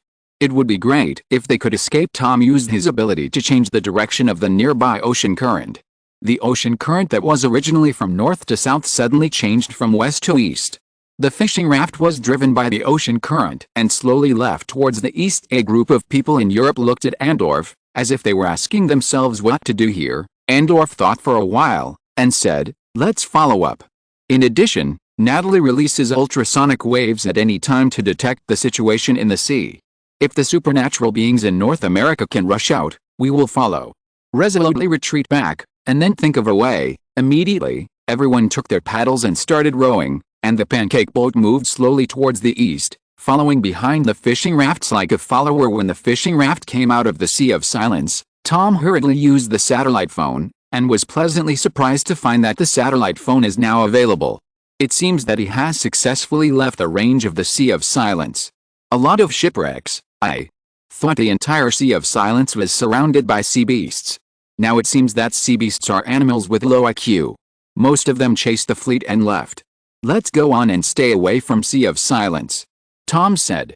He breathed a sigh of relief, and said dismissive words, as if he looked down on sea beasts at all. However, at this moment, Natalie, who was following behind, exclaimed, let's retreat quickly, there is something in the sea. The pie boat in Europe immediately retreated and returned to the Sea of Silence again. Seeing this scene, Tom also felt that something was wrong, and quickly used the ocean current to push the fishing raft, trying to get away quickly. Now however, at this moment, a huge triangular barrier suddenly appeared on the surface of the sea, which was gray and white. Upon closer inspection, someone recognized it. It turned out to be the dorsal fin of a great white shark. Straightforward, stop this thing from approaching, Tom shouted hastily. Many people with supernatural powers hurriedly cast their supernatural powers. Some created barriers in the water, while others were busy dodging. However, it was difficult for the superhumans to prevent the great white shark from approaching underwater. Everyone had a bad premonition. Finally, great white shark. The shark approached the raft. Wow, a huge arm stretched out from the water. It looked like a giant's arm, with colorful and various colors on it. It looked like it was made of plastic, but the strange thing was that this arm could active. Boom. No one could have imagined that there would be an arm sticking out of the sea, and in the face of this unpredictable attack, everyone quickly dodged, but the plastic arm smashed hard on the fishing raft. I saw that the originally huge fishing raft was hit by the plastic arm in an instant, and then scattered. The laminates and bamboos were scattered everywhere in the sea and the water. Go back. Tom hastened to use his ability to let the current drag him back to the Sea of Silence. In the water, his speed was not slow at all. Soon, Tom returned to the Sea of Silence, and his foothold was only on the European continent. The cake boat was gone, and he didn't care about face anymore, so he quickly climbed up and sat down. It seems that there are sea beasts outside the Sea of Silence, and it's impossible to leave without the sea beasts noticing. Andorf also saw Tom sat on the boat with an ugly face and said, there is only one way now. The Chinese fleet has not left yet. It will probably reach the southern part of the Sea of Silence in 2 days. At that time, we can only take this boat and leave. Chapter 413 Shaking Hands and Making Peace. The fishing rafts in North America have completely fallen apart. The fishing rafts that were originally used for banquets were not strong enough. Now they were punched by a huge plastic arm and fell apart and would let yourself float on the water, and finally did not fall into the water. However, even if it did not fall into the water, it would not be over, because the great white shark is obviously hungry. Although the supernatural person looks small, his body is not much bigger than a fish, but his body contains a lot of energy, which can fill his stomach to some extent. Great white sharks are looking for prey in the sea. As long as they find prey, they will go up and swallow it directly. Sharks have a very powerful digestion ability. Some scientists once found pieces of cloth, plastic bottles, and even steel helmets in the shark's belly. I don't know how the helmet is eaten, but there is no doubt that the digestion ability of the shark is extremely powerful. As long as it is eaten in the mouth, most of the prey will be digested while letting people stop the great white shark from approaching. Tom rescued the supernatural beings who fell into the water, and finally rescued a dozen supernatural beings on the boat. The fishing raft was destroyed, and a group of people could only stay on the big pie boat in Europe at this moment. Tom was a little lost and panicked, but he couldn't show it. He was the leader of the supernatural beings in North America. If he panicked, the people below would panic even more after seeing it. Now, we still have the only hope, and that is the Chinese fleet. Our North American fleet has already left. I curse these unscrupulous guys. It is best for us to sit on the Chinese fleet. By then, we will have a foothold. We can leave now. Tom said loudly to his subordinates. The supernatural beings had just experienced falling into the water and the great white shark's attack, and they were still in shock, and they didn't react at all to General Tom's next plan. However, the supernatural beings in Europe felt that this idea was good, and they all agreed with it. That's right. As long as we can take this Hong Ho fleet, we can leave. Even if we go to China, our European planes can come to China to pick us up. However, the other fleets ran away, apparently unable to withstand the fierce attack of sea beasts. Can the Chinese fleet last for 2 days? That's right. The rest of the fleet left as soon as possible. Why didn't this Hong Ho fleet leave as soon as possible? Instead they have to wait until 2 days later. I believe that the Chinese commander has his own reasons. Besides believing that the Chinese fleet will appear in the southern part of the Sea of Silence in 2 days, do we have any other options? Everyone was clamoring and returning to the Sea of Silence, and night was about to fall. Looking at the time, it was already 7 o'clock. The Chinese fleet is still driving slowly outside God's domain, and the sonar is always on, but sometimes the sonar fails.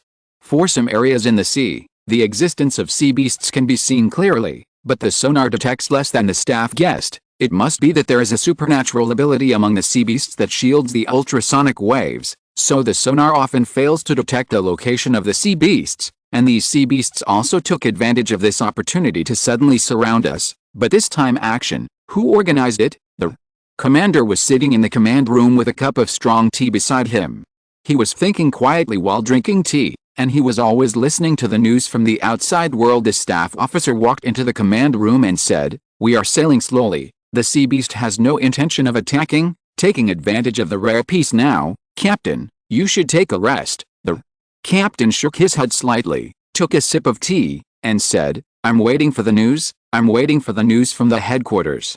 I always feel that the reason why the sea beasts in Circle 3 and 1 is missing is to lengthen the battle line, and then continue to carry out harassment. I don't believe that the fleets of other forces have left this sea area unharmed." The staff officer simply sat down and said, "I think that the sea beasts came here to compete for meteorites. We know the importance of meteorites, and maybe the sea beasts also know the importance of meteorites. That's why they drove us away. The reason why we stayed, find a way out, or in order not to fight for too long." The captain didn't answer, but sat quietly, taking a sip of strong tea from time to time. His brows tightened. Now, the lives of more than 2,000 people are in his hands. He must be correct in every judgment before he has a chance to take the soldiers back. If the guess is wrong, everyone will really be finished. "Captain, a message from the headquarters." After waiting for 2 hours, a message came from a communication soldier. "Read." The captain was sitting on a seat, trembling slightly while holding the cup of strong tea in his hand. He shouldered a lot of responsibilities, and the huge pressure made him breathless. The communication soldier quickly said, "News came from the headquarters. The fleets of North America, Europe, Indu, and Goose Kingdom were successively attacked by sea beasts. There are a total of 33 ships, and 12 of them have been sunk. Now, half of them have been sunk. The big ship is under attack." Hearing This news, the captain finally breathed a sigh of relief. It seems that his judgment is correct. The sea beast cannot leave a gap for no reason. These fleets escaped from the vicinity of God's domain prematurely, and instead fell into the trap of the sea beast. If they could unite to fight before, perhaps the loss would not be so heavy. My judgment is correct. The sea beast is not going to let anyone go, so if you leave here in a hurry, you will definitely encounter subsequent attacks from the sea beast. The captain said slowly. However, if the rest of the fleet is wiped out, we will still follow in their footsteps. Captain, we have reached a dead end. The staff officer was very pessimistic at this time. The fleet on his side moved slowly, and seemed to have escaped the sea beast's ambush, but this is only 2 days late. When the sea beast has solved the rest of the fleet, it will go all out to deal with itself, and it will still be a dead end. Let's die and survive. Opportunities are hidden in this dead end. The captain said slowly. The staff officer quickly asked, "What do you mean? Where is the way out?" The captain said, "I don't know the way of life yet, but I believe that the way of life will definitely appear. If you believe me, follow my orders." 1. Night passed, and after dawn, all 4 fleets at sea lost their signals. Satellites scanned the sea surface, but they could only see many wrecks of ships appearing on the sea surface. The 4 fleets that abandoned the supernatural beings and fled were all destroyed. Chassis and sea beasts have taught humans a hard lesson. The ocean is not a place for you to sail casually now. Only the Chinese fleet is the only remaining fleet in the outskirts of God's domain. This is the hope of almost all supernatural beings. If all the fleets sink, the supernatural beings in God's domain will lose supplies and lose their footing land, will die without a burial place. Under such circumstances, Silanova took the initiative to find Tom on the big pie boat. She didn't bring anyone with her, and she didn't even have a bodyguard except for a small boat that appeared here. The supernatural beings in North America and Europe wanted to do it right away. This is the enemy's commander.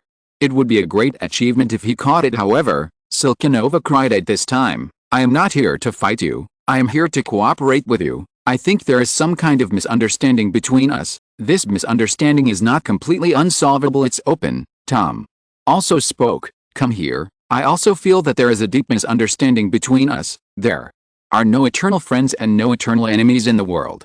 This sentence seems to be what Churchill said.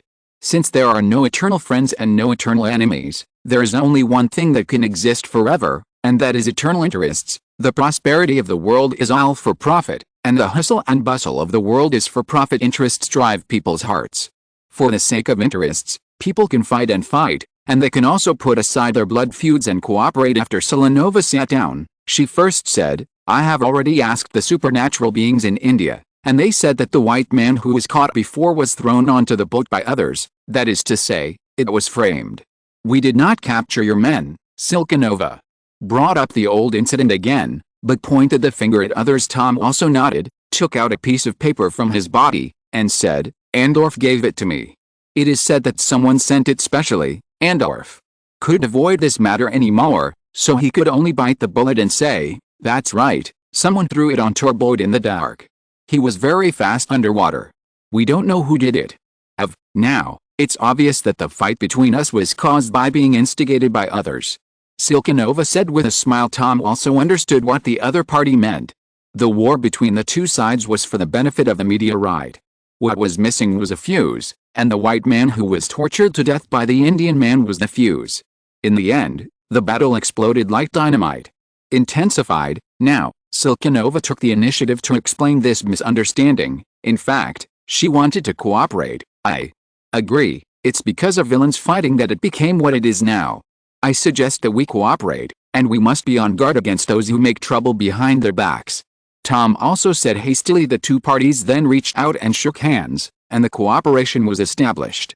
Although they did not clearly say who the two parties need to guard against in the future, everyone knows that apart from the Chinese supernatural beings who have not done anything, there are other things that need to be guarded against. People, both Silanova and Tom considered that their side was severely reduced due to the battle these days. If there was a conflict, their side would not be the opponent of the Chinese supernatural beings, so they finally chose to cooperate. After all, 1 day later, the Zhonghe fleet will be boarded. If the strength is not enough, they are not eligible to board the ship. If they were rejected by the Chinese fleet when they boarded the ship, those with insufficient strength would definitely not be able to board the ship. In order to survive, The two parties with blood feuds could only cooperate. Selenova came to the enemy's camp alone, and in just a few words, she explained that the misunderstanding led to cooperation. Both parties were very happy. A piece of sea area looks very intimate. When the ferry appeared in the sea area, the people on board saw this scene, and their eyeballs almost fell out. Obviously, the two groups of people were still fighting to the death 2 days ago, and it seemed that they would fight until the last person stood, but now, this group of people seemed so close, which is really incredible. Tom and Selenova stood together, looking like a talented woman, and the supernatural beings on both sides were talking and laughing. Looking at this scene, Shen Feng couldn't help but turned his head, looked at Gong Changfa, and said, "It seems that the matter of our previous confrontation has been exposed. Now that these two groups of people have joined together, what should we do?" "What else to do? Leave them alone," Gong Changfa said disdainfully. "Don't look at these people talking and laughing now, but dozens of people with supernatural powers died before. Is this a deep hatred? I don't believe they can intimate cooperation. It must be superficial. Just show it to us. It makes sense." Shen Feng thought about it carefully, and felt that it was right. More than 40 supernatural beings had died before. Such a big hatred cannot be easily let go. Although the alliance seemed a little too fast, there must be some precautions between them. Qin Kui leaned on the railing and took a serious look, and said, "This group of people are clearly distinct." Qin Kui followed a train of thought of the two and found something unusual. The alliance between North America and Goose Country was too sudden. The two sides seemed to have settled their suspicions, but the seats had already sold everything. The two forces of the two sides sat on one side, obviously not really cooperating. If you use one word to describe it, it is superficial. Chapter 414, The Land Without Cone. After the fighting between the supernatural beings stopped, God's domain became much quieter. It is worthy of the Sea of Silence. No animals appeared in the sea. Except for the supernatural beings who can move, no matter what animal appears here, it will faint. And there are no plants on the sea, except for the blue sky and white clouds. You can only see the waves. Shen Feng has been using supernatural powers to let the strong wind blow the sails and drive the ferry forward, but the cabin has entered seriously. The two cabins below are flooded, and everyone can only sleep on the deck, so if you want to blow the ferry is still too difficult. Fortunately, in addition to Shen Feng, there are also people with wind abilities in Xiangsong Bureau, that is Yao Lin, who can take over when Shen Feng is exhausted, although it is not as powerful as Shen Feng when he casts his abilities. Momentum, but blowing the ferry can still be done. Everyone is waiting for the arrival of the next day. They have already survived the day, and after another night, they will have the opportunity to board the ship. However, when night came, Li Qi noticed something was wrong. The light on the water surface changed and became darker. Be careful, the sea beast is coming. The sea beast is about to attack. Li Qi quickly reminded everyone on the boat. Quickly became vigilant and looked around, but they couldn't see anything. The moonlight shrouded the entire ocean. With the moonlight, the visibility was much better, but facing the dark water, a group of supernatural beings were still blind, and only a light manipulator like Li Qi could notice something was wrong. "Xiaoji, go to the sky." Shen Feng quickly ordered Chang Jianyi, who woke up from the dream, quickly cast his supernatural ability to summon the clouds, and then flew into the sky with Guo Pinming and Qi Lingshan. Shen Feng stood on the boat, but he opened the portable paraglider on his back.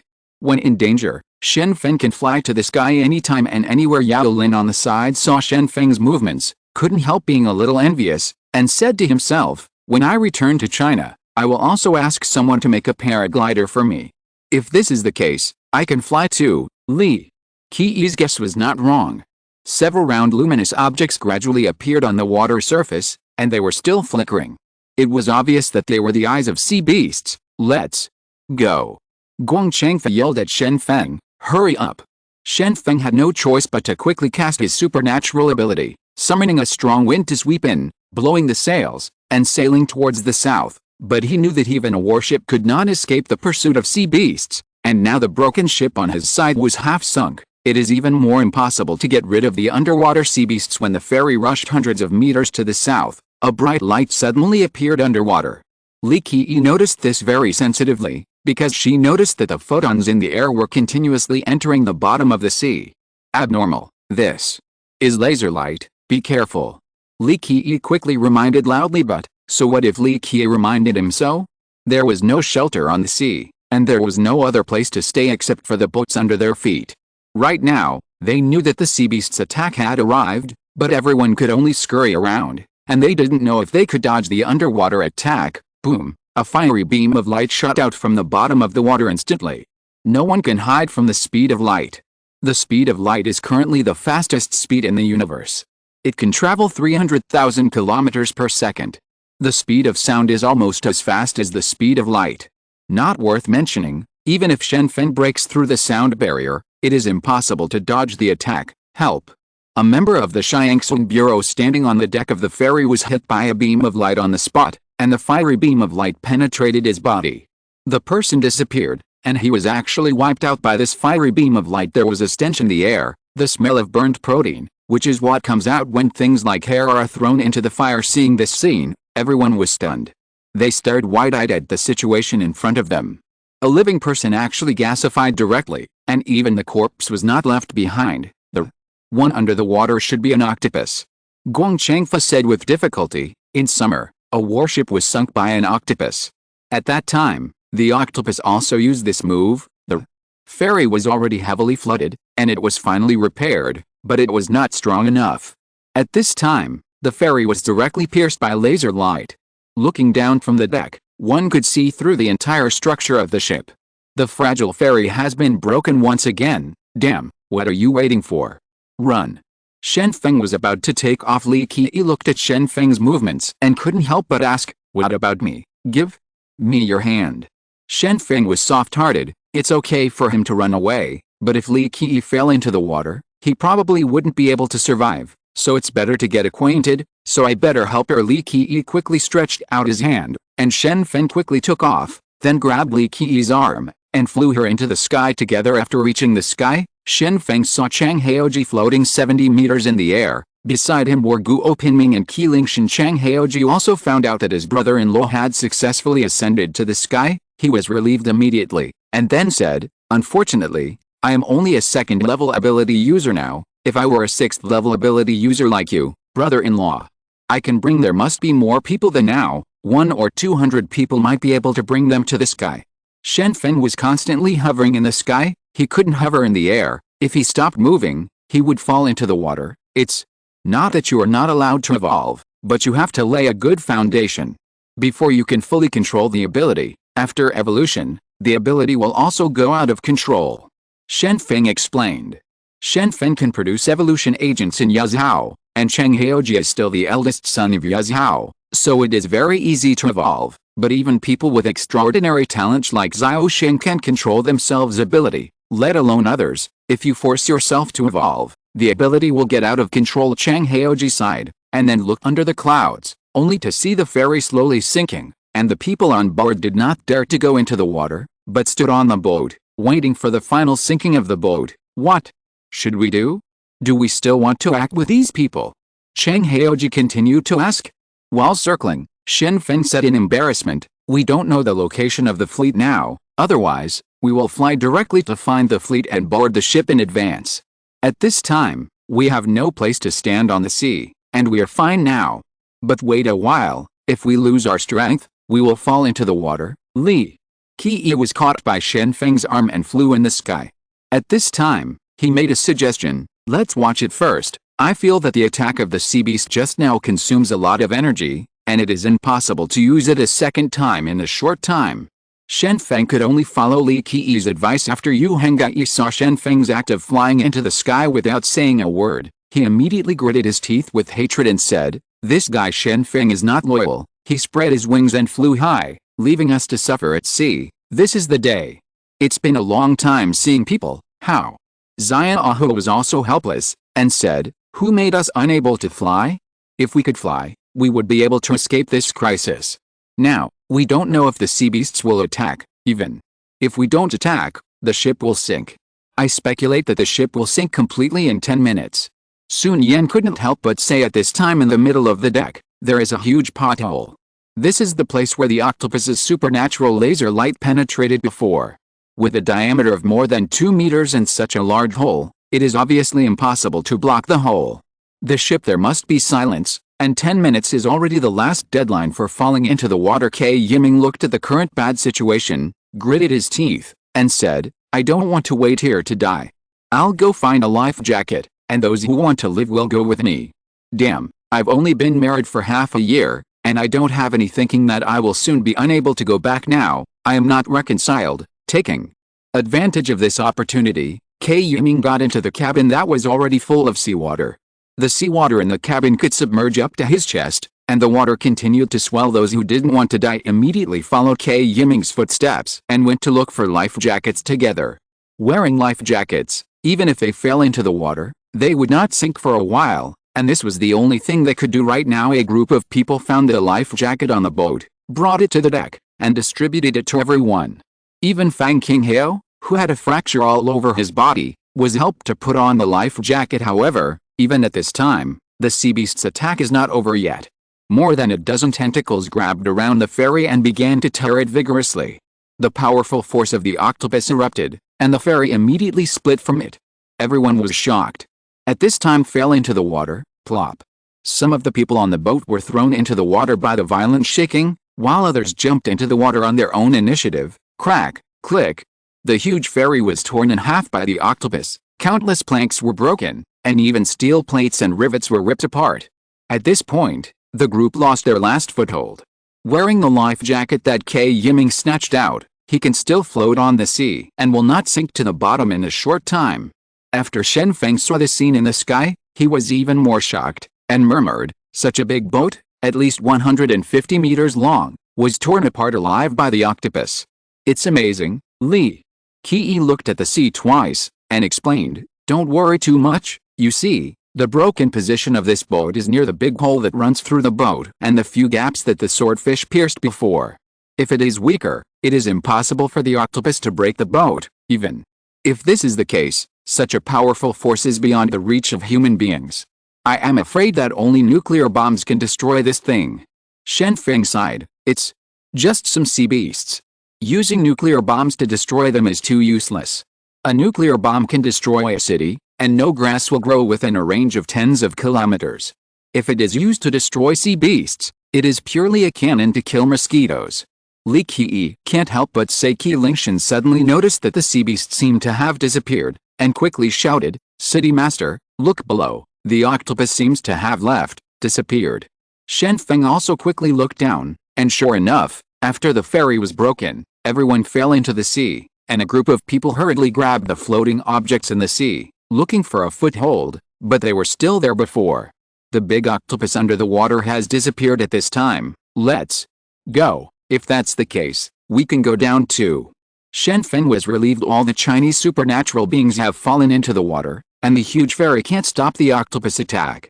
It's depressing to say it, but after learning the news of the disappearance of the big octopus, everyone is relieved. It seems that their side, it can be regarded as dodging a catastrophe. The ferry has sunk to the bottom of the sea, but fortunately, some sundries on board are still floating in the sea. These sundries can be regarded as saving the lives of a group of people. Many tables and chairs on the boat are made of wood, and the beds are also made of wood. These things float on the water, allowing the supernatural beings to rest temporarily. Yu Henggai found a mattress. He quickly climbed up, then found a wooden board, and kept sliding on the water, looking for Qin Qi. At this time, Qin Qi was holding on to Fang Qinghao, who was floating on the water. Fang Qinghao had no ability to move. Even if he was a supernatural person, it would take half a month of training to recover from the fractures all over his body, and time was not on Fang Qinghao's side. Fortunately, Qin Qi is a grateful person. She knew that Fang Qinghao had saved herself underwater before, so she reciprocated this time, and held on to Fang Qinghao tightly after falling into the water. Sister Qin, come on the mattress and pass Fang Qinghao to me. Yu Henggai was very happy to find Qin Qi. As long as he could see that Qin Qi was fine, that would be the best comfort. Of course, it would be even better if there was no Fang Qinghao on the side. The more dangerous the environment is, the more profound feelings can be cultivated. Yu Henggai also wants to further his relationship with Qin Qi.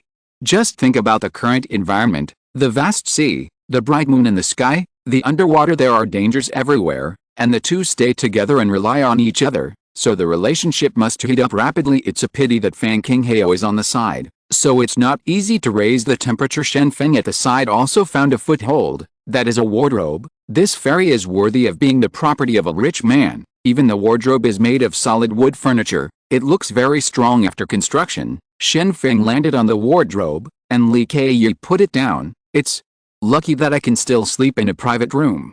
Shen Feng opened the closet and saw that the inside of the closet was still separate, and it wouldn't leak, so there was a place to sleep. Can this be called a single room?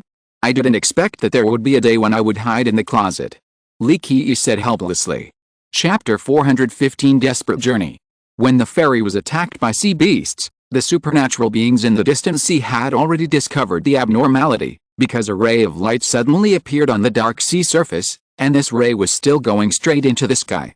Then Natalie used ultrasonic waves have detected the situation in the distant sea area, and there are sea beasts attacking. After Tom heard the news, a smile appeared on his face, and he said, "It seems that God doesn't like these insidious guys either. Now that they are attacked by sea beasts, they deserve it." Andorf couldn't help asking, "We are all on the same boat now, and we should help each other.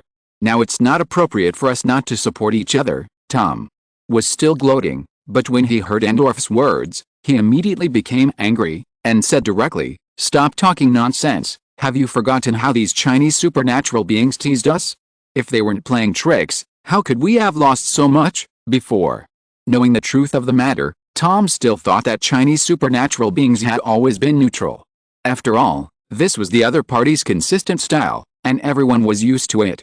But after checking the situation carefully with Selenova, it was only then that the battle between the two sides was discovered to be completely unnecessary. The reason for the fierce battle between the two sides is all because of the framing and sowing discord by the Chinese supernatural beings. Even the meteorite found on the bottom of the sea may be fake. Now if I don't need to board the ship of the Chinese fleet, otherwise, you've turned your back on it, Andorf said. What I'm worried about is that when we board the ship tomorrow, the Chinese fleet may not accept us. If they don't see their supernatural beings appear, if they just walk away, wouldn't we even be the last ones? Hope lost too. Hearing this analysis, Tom had some hesitation in his heart, but then he made up his mind and said directly, "Supernatural beings are not ordinary people, so they die so easily. They are lucky if they can survive. If so, then it deserves it. When we have so many supernatural beings on our side, the Chinese fleet can only accept them, otherwise we will launch an attack." Andorf was helpless. Seeing the other party's arrogant appearance, he knew that his persuasion was useless, but having said that, Andorf also felt that it was impossible for Chinese supernatural beings to have no power to fight back against sea beasts. After all, this group of people had already killed sea beasts, and they hadn't fought during this period of time. After accumulating energy for such a long time, if he bursts out with real strength now, he may be able to kill a sea beast again. However, at this moment, Natalie suddenly observed the situation on the bottom of the sea, and hurriedly shouted, "Be careful, sea beasts are coming, and the target of these sea beasts seems to be us." After hearing the bad news, everyone panicked immediately, especially the supernatural beings in North America, who had fallen into the water before, and if they fell into the water again now, it would be too bad. Of course, most of the foreigners have never studied Marxist philosophy, and they don't know that things will not be shifted by human will. Therefore, no matter how panicked, the sea beast will come sooner or later. Sea beasts have a high IQ, but there are more than 100 supernatural beings in North America and Goose Country, and sea beasts are not underestimated. 5 or 6 sea beasts rushed here, and then began to attack targets at sea. The supernatural beings in the Goose Country are still resting on the ice. They put cardboard and quilts and other insulating things on the ice, and then go to sleep. It is still midsummer in the southern hemisphere. After night, the temperature on the sea will not change. It's too low, so there's no need to light a fire over the ice to keep warm, and if you're really feeling the cold, grab your vodka and sip it. Vodka is the water of life, especially in the cold region of Siberia, which is covered with snow and ice in May and June of the year, and the places further north are covered with snow all the year round. Drinking to keep warm has become a way of life for these people, so northerners generally drink more than southerners. The reason is also very simple: the environment dictates. But at this moment, a voice came from the pie boat not far away. "A sea beast is coming, watch out for a sneak attack." Before the supernatural beings on the ice could react, the sea beast's attack had already arrived. Boom! Many cracks suddenly appeared on the ice, and at the same time, The ice was hit hard, hitting the ice. Everyone who was resting was awakened. What's under the water? All the supernatural beings panicked. I don't know. I vaguely saw a huge tail under the water just now. Maybe it's a whale. A person with supernatural powers said what he saw immediately afterwards. The sea beast's attack came again, but this was not a violent impact. Suddenly, a lot of water vapor appeared on the sea surface, and the white fog filled the air, and everyone's sight was also affected. Can't see it anymore. Someone with supernatural powers found that the nearby sea water seemed to be boiling, and the sea was bubbling and bubbling. The water vapor filled the air, as if entering a sauna room, and the humidity and temperature of the surrounding air were rising. What's going on? Could it be that the water is boiling? The Indian supernatural being was so bold that he directly put his hand into the water. As soon as he stretched it out, his palm felt the scorching heat immediately, as if his palm was placed in boiling water. Retracted. The water is boiling. The seawater here is boiling. The supernatural person shouted quickly, and Truff's face changed. At this moment, he felt that the whole world was targeting him. Obviously, his ability is to control ice. It was already difficult for him to come here to salvage meteorites in summer. But the seawater is still boiling now. Isn't this really a coincidence? Hurry up and find the board. The ice is about to melt. Truff shouted to the people around him. There is no problem with the idea. Ice cubes cannot exist for a long time in boiling water, so we need to find another foothold as soon as possible. However, during this period of time, the supernatural beings were fighting on the ice. Who would have imagined that there would suddenly be boiling water here? There is no wood on the ice, and if it falls into the water, there will be no chance to catch straws. Fortunately, at this time, someone sent wood to the supernatural being on the ice. When the supernatural beings in the Goose Country were attacked, the pie ship in Europe was also attacked at this time. Natalie found that there was a huge dolphin swimming underwater. The tail is different. Generally, the tails of fish are erected, but the tails of dolphins are horizontal.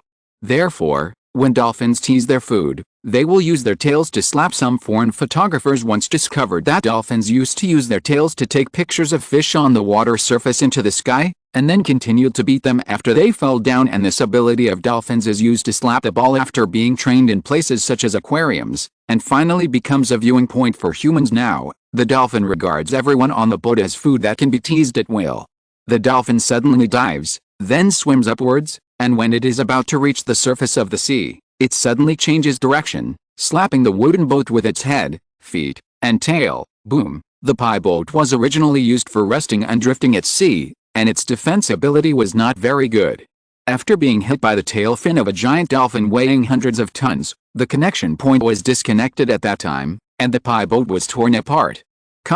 People with supernatural powers also fell into the water. The scattered big cake boats, wooden planks and bamboos are everywhere, which happen to be the support of Goose Kingdom and Hindu supernatural beings.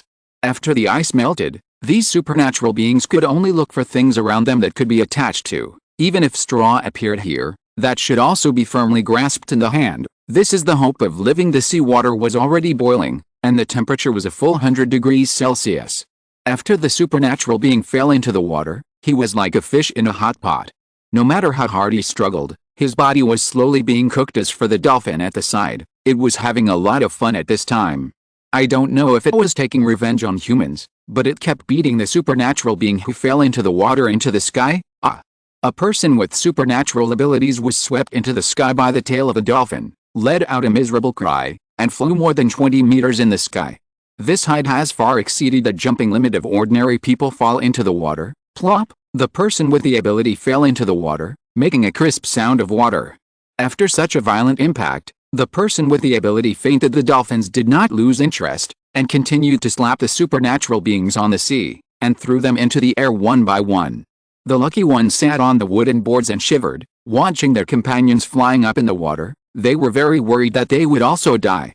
Treated like this by dolphins, Andorf sat on a wooden board, looking at his companions who were constantly being knocked unconscious, wishing to kill all the sea beasts in the water, but reason told him that he was no match for any sea beasts at sea, so he could only be honest, stay on the board. Finally, after the sea beast tossed around in the middle of the night, it seemed to have lost interest, and finally left this sea area slowly, and the remaining survivors, there were only more than 40 people left, and the rest of the survivors were either killed. The dolphins were shot to death, or boiled in boiling water. Some supernatural beings were still clinging to the boards and bamboos before they died, always wanting to persevere, always wanting to live to the end, but in the end they still failed to persevere. These damned sea beasts actually treat us like food. When I become stronger, I will come to sea to hunt them often, General Tom said fiercely. Tom looked at the North American supernatural beings around him, and there were less than 10 people alive, and most of them were still miserable. Thinking back when he entered the Sea of Silence, he was full of vigor, with a huge family behind him, and he seemed to have the ability to dominate the world. But now, the dead and wounded of the companions who have died, and the one who once thought to guide the country, can't do it in the end. This gap only happened within a few days, and Tom could hardly bear this kind of stimulation. He was obviously the favored one of heaven, so why did God seem to be against him? Andorf didn't care about this. He found a long plank and started rowing. The plank under him was incomplete, even if it was much worse than a raft, but now, as long as it can be used, it is enough. Andorf chose the south. He had to rush to the south of the Sea of Silence as soon as possible. If he couldn't make it in time and missed the Chinese fleet, he would lose even the last hope of survival. Others also noticed Andorf's movements, and then they realized that they had to reach their destination as soon as possible. This was their only hope. If they missed the fleet, they could only die in the belly of a fish. Natalie was also lucky enough to survive, holding a wooden plank and soaking in the seawater. The originally elegant and dignified eldest lady has now become a drowned chicken. Seeing the rest of the supernatural beings rowing away, she also hurriedly begged, "Please, you guys, take me with you." However, no one paid any attention to Natalie in the water. Now everyone can only set out on a paddleboard. If anyone brings burdens, his chances of survival will be reduced, so no one is willing to help at this moment. Natalie saw Andolfo, who was paddling away beside her, and said quickly, "Andolfo, we are friends, you can't abandon me, you must take me away." Andorf turned his head and smiled. His shiny forehead was still shining with the light of wisdom, and then he said slowly, "May God bless you." After finishing speaking, Andorf continued rowing, not wanting to talk to Natalie at all. Seeing Andorf's actions, Natalie suddenly felt cold. That's right, people like Andorf and all allies are temporary and can be discarded. Then, she can also be discarded, under the desire to survive. Natalie couldn't help but continue to shout, "Andorf, if you don't take me away, I will tell you what you did a few days ago. I will do what I say." Others, everyone is listening. What Natalie said was naturally referring to Andorf's backstabbing of his allies, and only Natalie knew about it. After hearing this, Andorf immediately changed the direction of the rowing, slowly rowed back, and put his hand on Natalie's head. He only needed to use a little power to shake Natalie's head. Broken. When the time comes, Natalie won't be able to say anything. Natalie felt the palm of Andorf's hand on her head, and her body couldn't help trembling slightly. She didn't know if it was because she was afraid, or because she had been soaking in the water for so long. "Andorf, I can be useful. I can be useful a lot. Take me with you when you run for your life. I can help you," Natalie said tremblingly. Natalie also sensed the danger now. As long as Andorf couldn't help himself, he would definitely die. So Natalie couldn't help begging for mercy. Andorf didn't do anything in the end, not because he didn't dare. In order to preserve his reputation, he would rather kill people, but Natalie's ability is very useful at sea. The speed of ultrasonic waves in water can reach 1,400 per second, 100 meters. It can be very useful for detecting terrain and underwater conditions. "Come up." Andorf put Natalie behind the board of the boat, and then continued rowing, heading south. Chapter 416, Burning Both Stones Part 1. Watching the sunrise on the sea is a very enjoyable thing, especially when the first ray of sunlight pierces the dark night sky in the morning. When the dust is exhausted, the light is born, shining through thousands of mountains and rivers. Squeak. Shen Feng got out of the closet, stretched his waist, let out a long breath, looked at the mess on the sea, couldn't help knocking on the other side of the closet door, and said, "Wake up. Let's go boating. Let's go to the southern part of God's domain as soon as possible." I think other people set off overnight. Li Qi also slowly pushed open the door of the cabinet, but he was not in a hurry to row. Instead, he found a comb, dipped it in water, and combed his hair slowly. Far beyond the average person, it is not a good thing to be so anxious. Not far away, Chang Haoji also came over with a plastic basin, followed by Guo Pinming and Qi Lingshan, who were sitting on a wooden table. It is impossible for Chang Haoji to fly all the time. He also needs to land and rest. Fortunately, there are many floating objects on the sea. When the ferry broke, these objects were floating in the sea, which happened to be a place for everyone to rest for a while. Brother-in-law, let's row the boat quickly.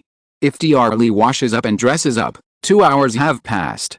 By that time, there is not much time left. Chang Haoji said carelessly while dressing herself up. Li Qi asked, stop slandering me, when did I spend so long dressing up, Chang?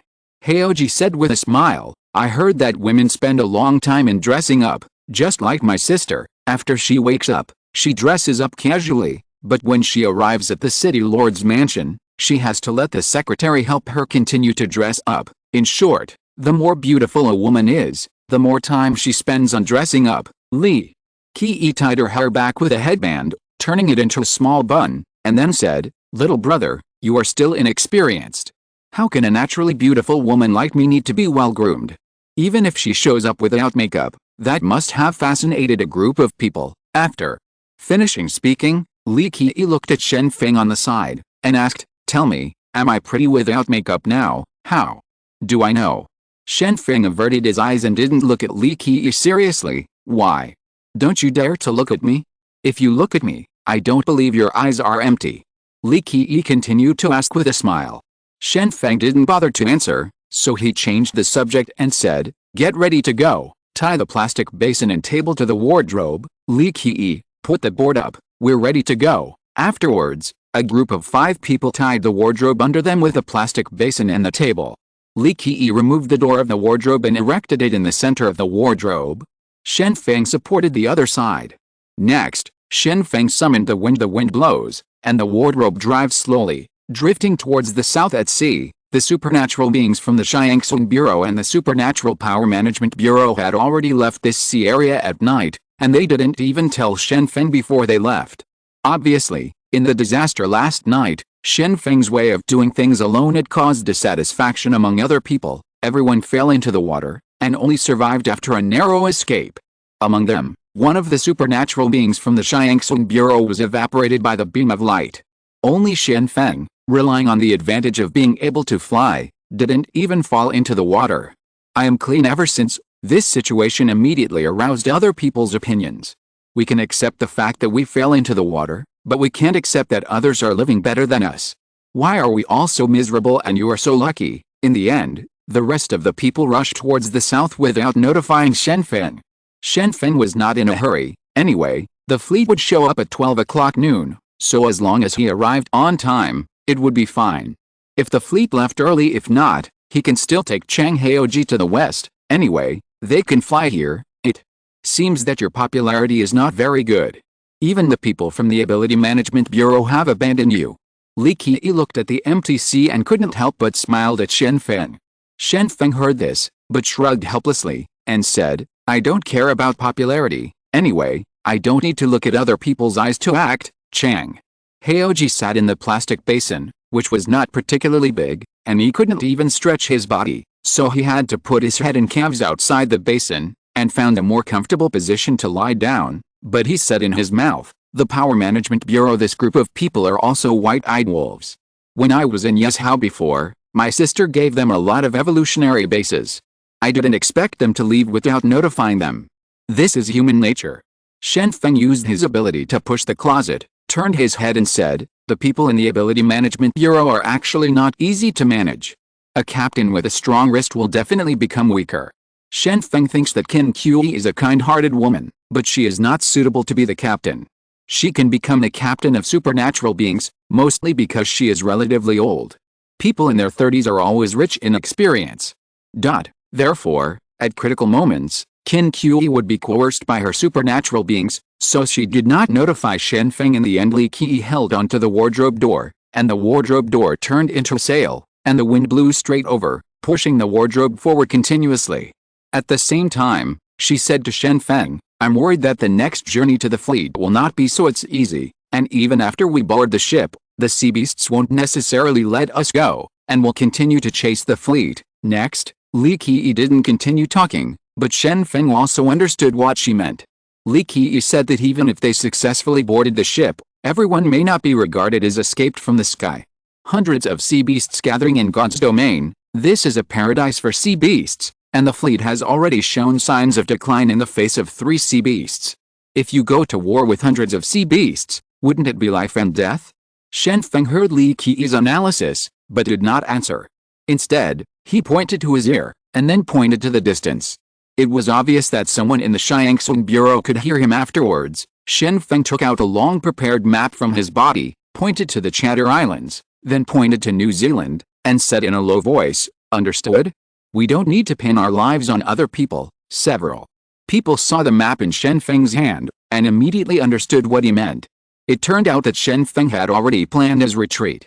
If he was still attacked by sea monsters while on the fleet, he would find a way to reach New Zealand and wait until the situation calmed down, and then return to the country. Anyway, Shen Feng can control the wind direction, and after finding the sailboat, he can move quickly. You're still clever, you've already thought about the way out. Li Qi couldn't help but praise Shen Feng. Before fighting, think about what to do if you fail. This is my habit. This is also the reason why I haven't fallen down in the past 2 years.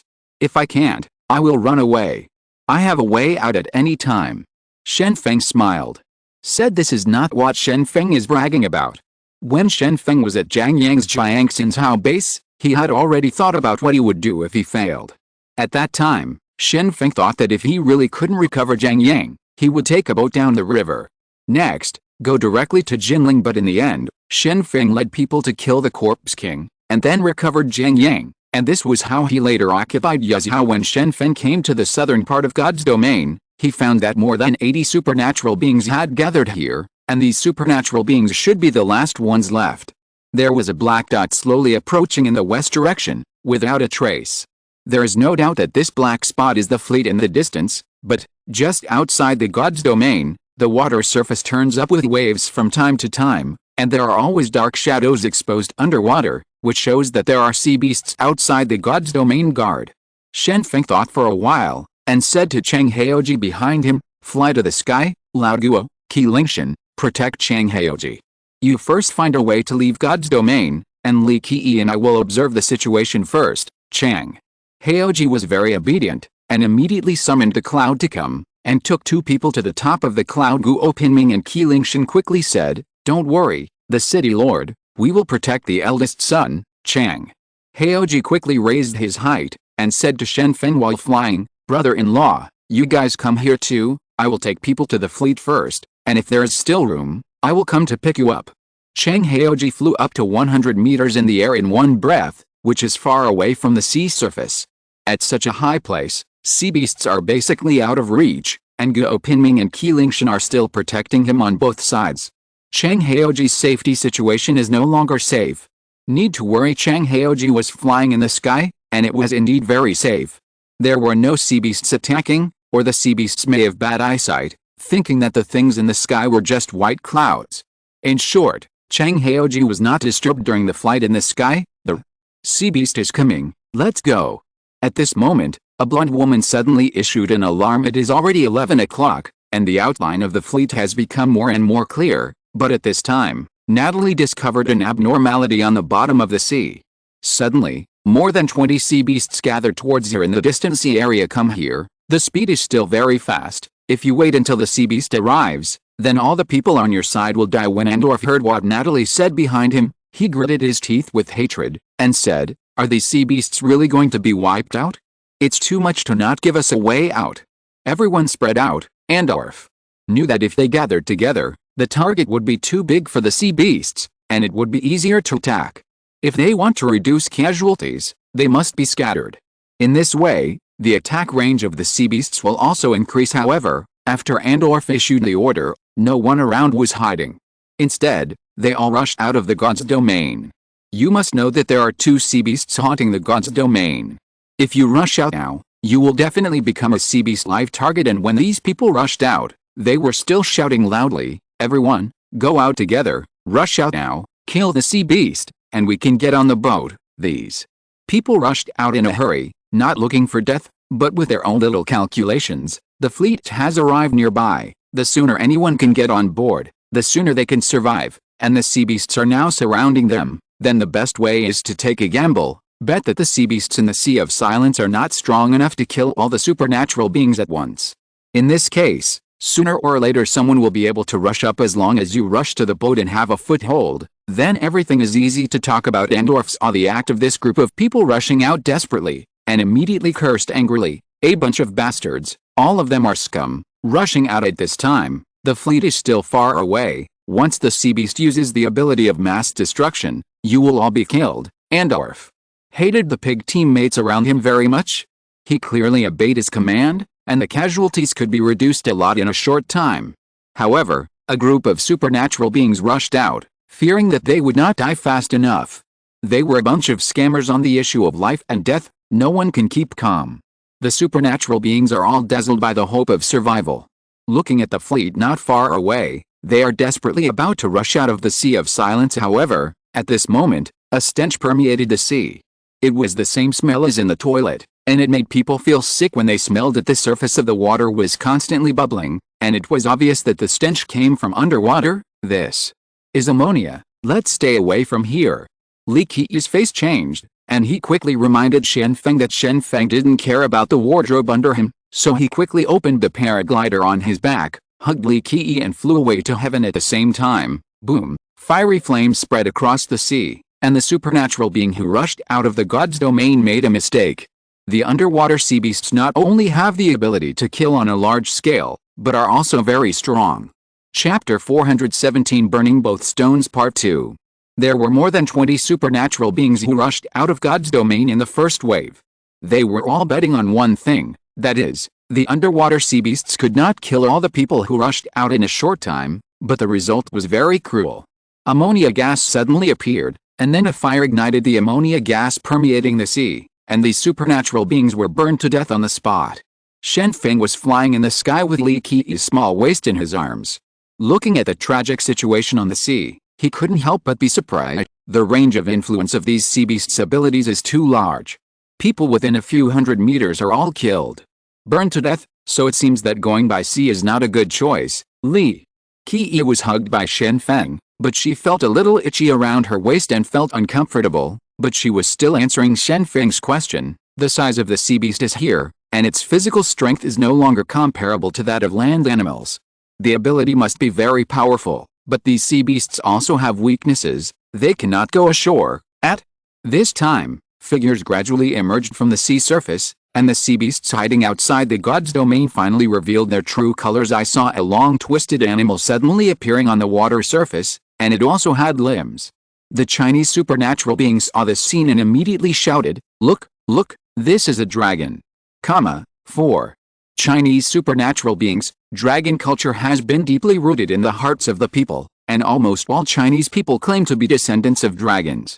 Now they see huge long animals in the sea, so these people immediately shouted, "Come out, it's not a dragon, it's a sea snake." Guang Changfa took a closer look, and there was no dragon under the water.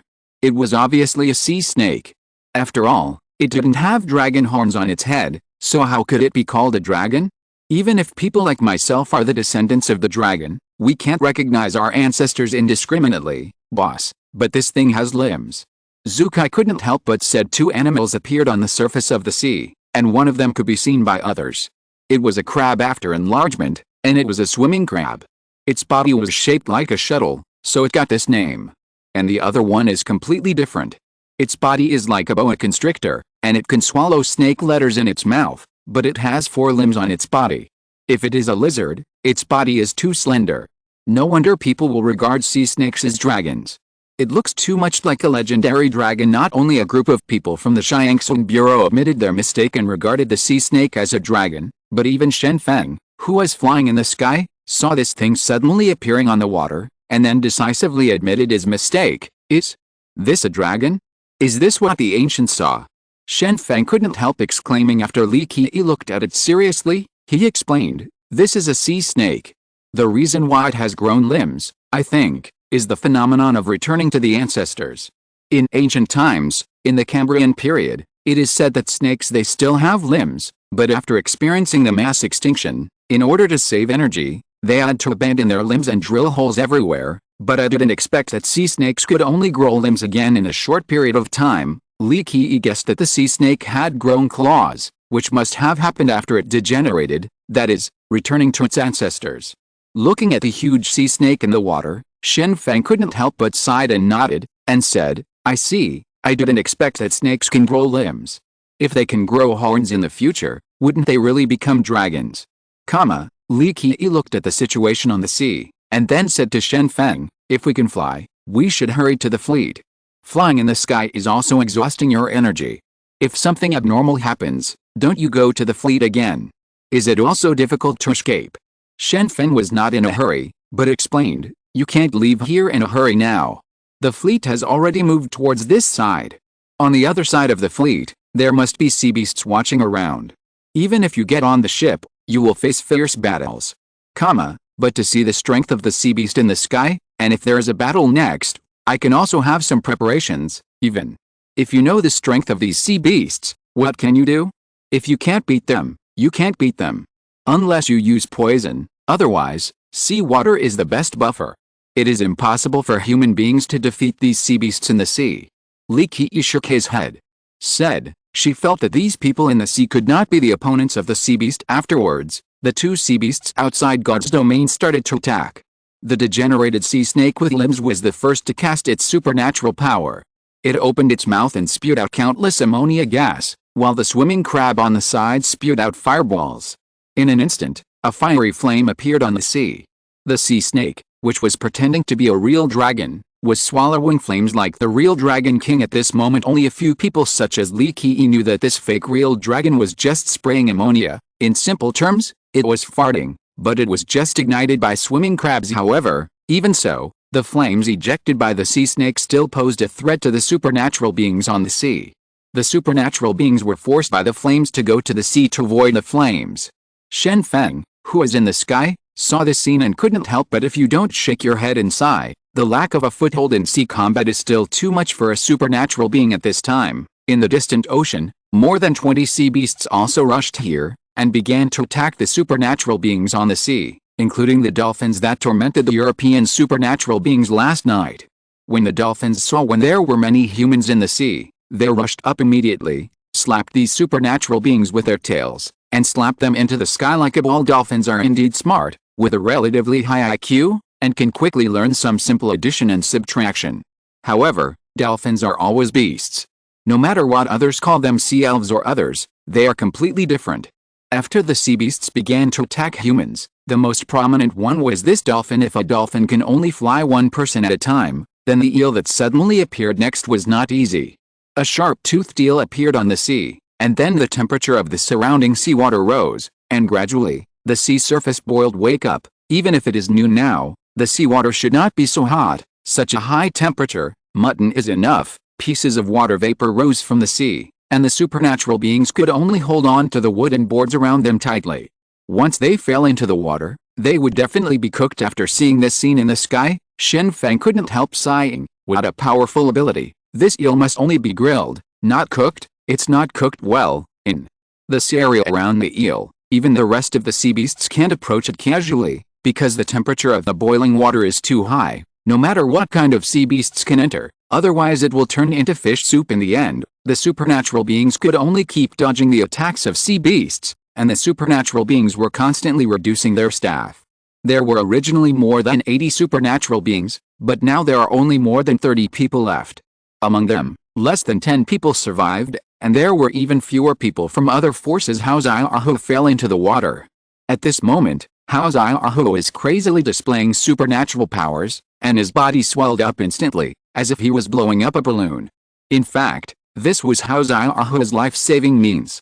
After strengthening, his skin instantly thickened. The thick cuticle can be used as a buffer to resist other people's attacks. He used this method to defend himself when fighting mutant beasts in southern Yazhou. However, in the end, Hao Xiaohu still couldn't stop the scorching temperature in the seawater. In the 3 minutes after he fell into the water, Hao Xiaohu couldn't struggle anymore, and he was cooked. How did this happen? Brother, you died so badly. Kei Yiming watched Hao Xiaohu die in front of his eyes, and suddenly felt a sad feeling of death. The companion who was chatting with him last night, now said that he died. Dead. It's just unacceptable. What is even more unacceptable is yet to come. The superpowers suddenly discovered that the fleet in the distance did not move, and seemed to have fallen into complete standstill. It was clearly agreed to arrive at the southern part of God's domain at noon. Above, why hasn't the fleet arrived yet? 12 o'clock must have arrived, but the fleet failed to arrive on time. What happened? Fortunately, Chang Jianyi flew to the cruiser early, and after discovering the real situation, he hurriedly returned to the sea area where Shen Feng was located. Brother-in-law, brother-in-law. Everyone on the fleet has fainted and fallen into coma. What should we do? Chang Jianyi shouted loudly now. Not only Shen Feng heard the real situation of the fleet, but everyone at sea also heard the bad news, and the hope in their hearts disappeared immediately. Everyone is in a coma. Did the fleet accidentally sail into God's domain? Guang Changfei murmured after hearing what Chang Jianyi said. Li Qi's expression became ugly instantly. She had a bad guess, and then said, the fleet has satellite positioning and navigation, so it is impossible to go the wrong way. But now, everyone on the fleet is unconscious, and the fleet has stopped advancing, which means that God's domain is moving. A sea beast has obtained and mastered the meteorite, right? Now, this is the only explanation that Li Qi can think of. Some sea beast started to act after getting the meteorite, and the God's domain was originally produced by the meteorite. The sea beast moved with the meteorite, so the God's domain also moved on the sea. But the fleet didn't know this, and was immediately enveloped by the domain of God. The fleet stopped immediately, and all ordinary people passed out. Shen Feng's face was a little ugly, and he said, Xiaoji, take Dr. Li to the fleet. We are preparing the final plan. Right now, we can only rely on our own strength to leave the sea. Shen Feng's meaning is very simple. The next step is to rely on the power of the supernatural being to cross the ocean. First rush to the Chatham Islands, then go to New Zealand, finally find the sailboat, and sail back to China. Shen Feng put Li Qi on Chang Jianyi's white cloud. Li Qi sighed helplessly, looked at a group of supernatural beings at sea, and said, it's just a pity for these supernatural beings. They should be excellent fighters, will make great achievements on the battlefield of killing zombies and mutant beasts, but now, they can only die at sea, and we can only escape in embarrassment. Chang Jianyi curled his lips and said, never mind them. The guy who sneaks away at night and doesn't call us, deserves to die. The three of them flew slowly in the direction of the cruiser, preparing to take the last remaining retreat, but unexpectedly, the supernatural beings at sea broke out in a desperate situation. Yu Hangai and Qin Qi lay on the mattress. This mattress is a chemical product filled with a lot of aerogel, so it is very light, and it seems very comfortable to float on the water. Lying on it, it looks very comfortable. Of course, it would be more comfortable without Fang Qinghao on one side. Sister Qin, I thought I would propose to you after completing the mission and returning to China, but I may not have the chance now. Before I die, I just want to finish what I haven't finished. Are you willing? Yu Hangai sincerely said. Upon hearing this, Qin Qi blushed immediately, and said, this is still on the battlefield, so don't do those excessive things, right? Yu Hangai didn't listen to the persuasion. Everyone's lives are hanging by a thread now. This is the last thing he has to do. If he can't be satisfied, then he will die with regret. Yu Hangai immediately began to unbutton his clothes. Seeing this scene, Fang Qinghao couldn't help cursing in a low voice, damn, and then covered his eyes with his movable right hand. He didn't want to see such an exciting scene. Sister Qin, this is the gemstone necklace I found on the ferry. Take it. I thought I would give it to you when I proposed marriage after returning to China. Now it seems that only this opportunity can be used. Yu Hangai took out a necklace from his arms. A necklace of gemstones, ready to be put on by Qin Qi. It was only then that Qin Qi realized that the unfinished business Yu Hangai mentioned meant a marriage proposal, and even though she was in a desperate situation, she was also moved for a while. Chapter 418 Burning Both Stones Part 3. Qin Qi was very happy. Even at the last moment of death, Yu Hangai could still think of himself. It was worth it to meet such a man in his life. However, Qin Qi slowly took off the necklace on her chest.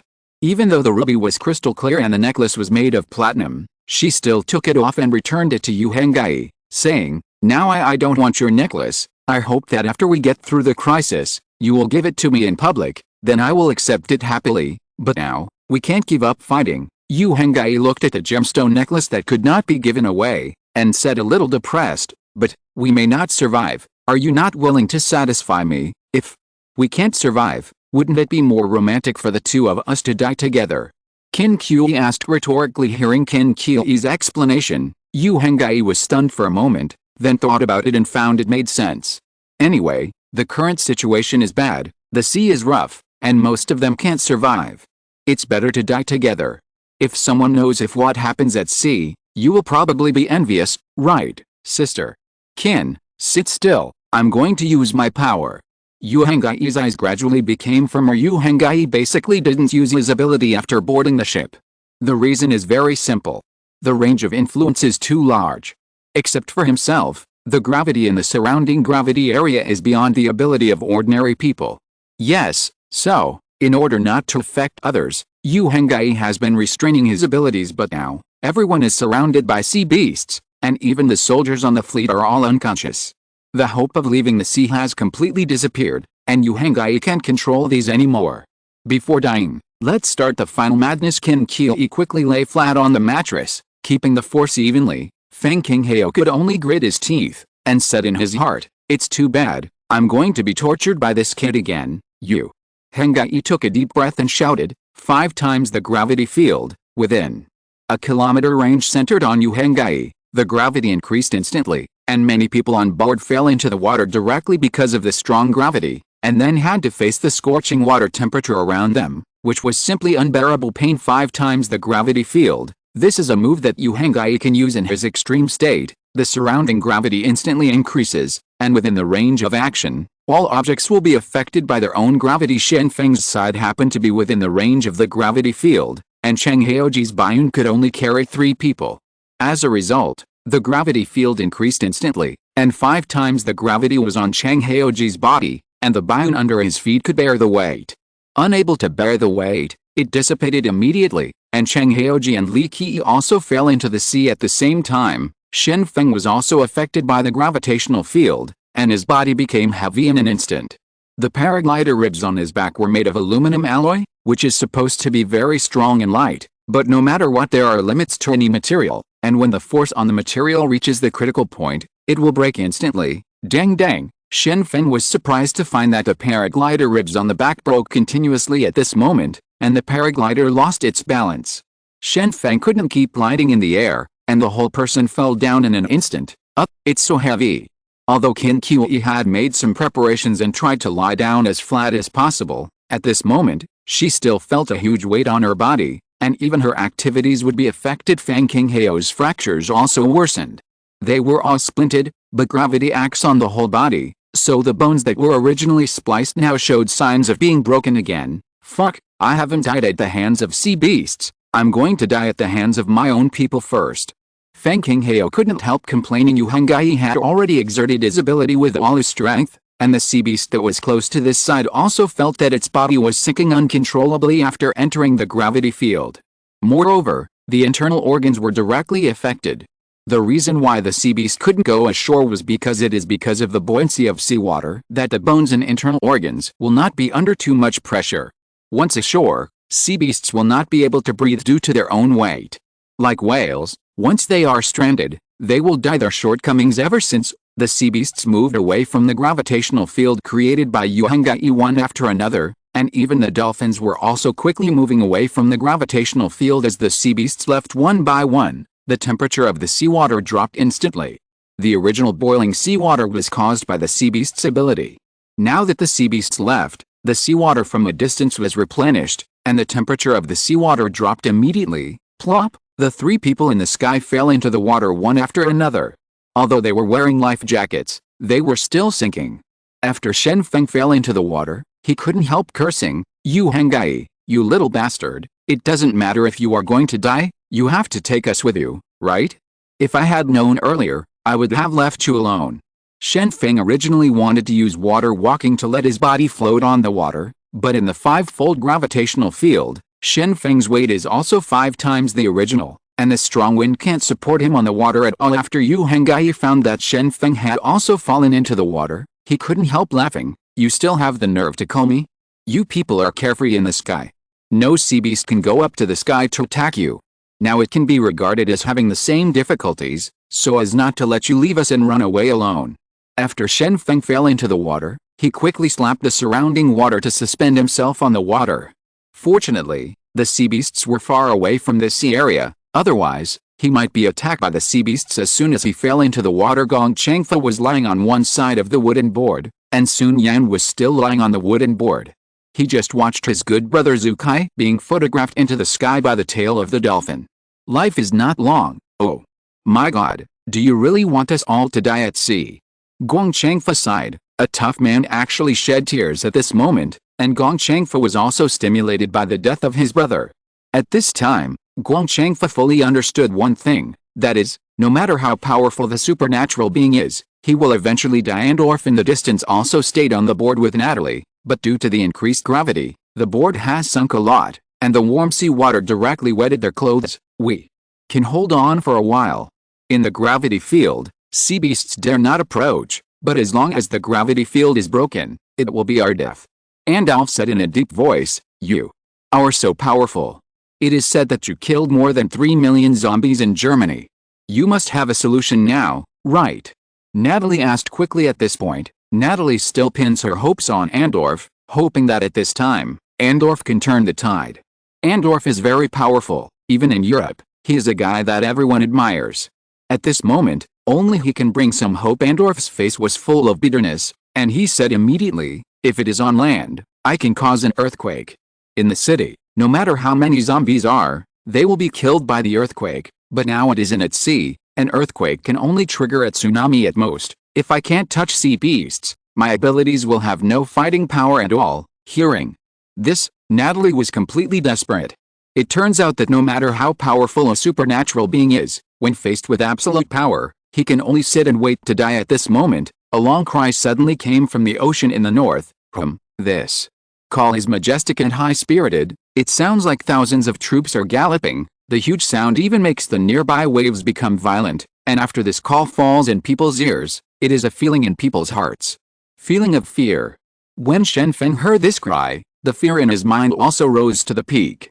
At this moment, he even wanted to kneel down. However, after the cry, Shen Feng returned to normal, and the previous feeling of fear disappeared. Damn it, what is this thing?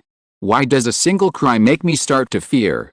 Shen Feng came back to his senses, and suddenly felt a wave of fear. The sea beast hadn't appeared yet, and he was afraid just by hearing the cry. I don't know what kind of monster is coming. Just when Shen Feng was wondering, Natalie's ultrasound detected anomalies in the sea. Suddenly, a huge monster appeared in the sea to the north. It was different from ordinary sea beasts. Its body size alone was much larger than ordinary sea beasts, and its body length reached 1 kilometer.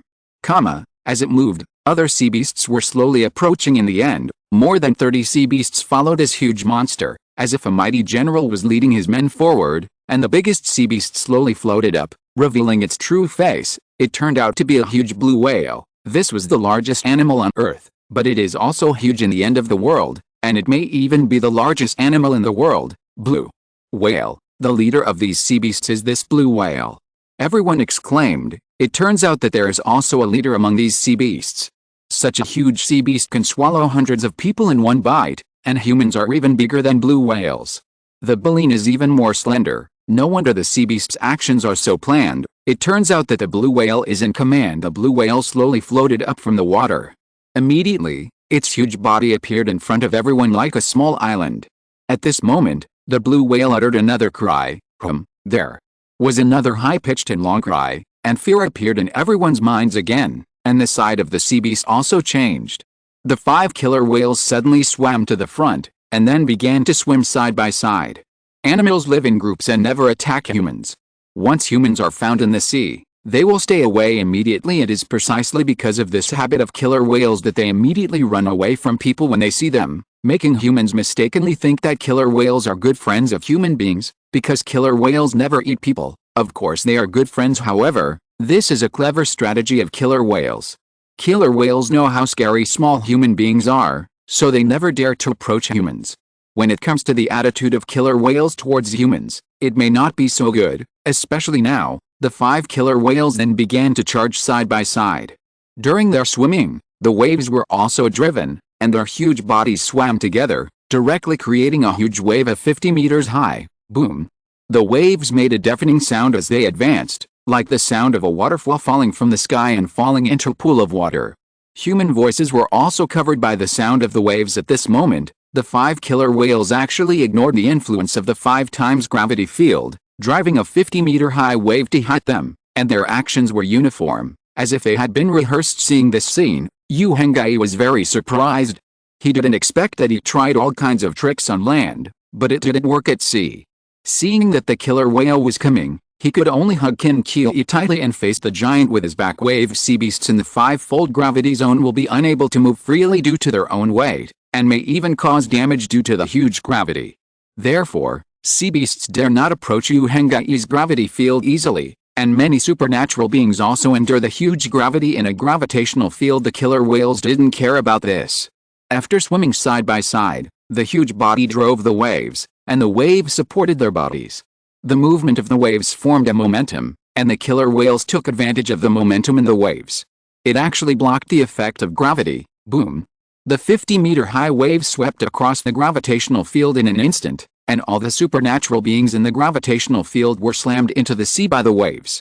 It rolled over in front of the huge waves, and was even torn apart by the waves. Guru! Shen Feng quickly swam up after falling into the water. Fortunately, at this time, the gravity field returned to normal. The supernatural being floats on the water.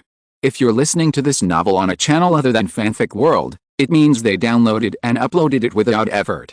We cordially invite you to visit our channel, Mundo Fanfic Novelis. There you'll find the original version of this story, and you can explore many other novels of various genres. We're waiting for you to immerse yourself in a world of incredible novels. Chapter 419, Burning Both Stones, Part 4. The waves swept across the gravitational field like mountains and seas. Some supernatural beings were beaten into the water by the waves, and some were thrown high by the waves. Yu Henggai hugged Qin Jianyi tightly and chose to use his back to face the huge waves.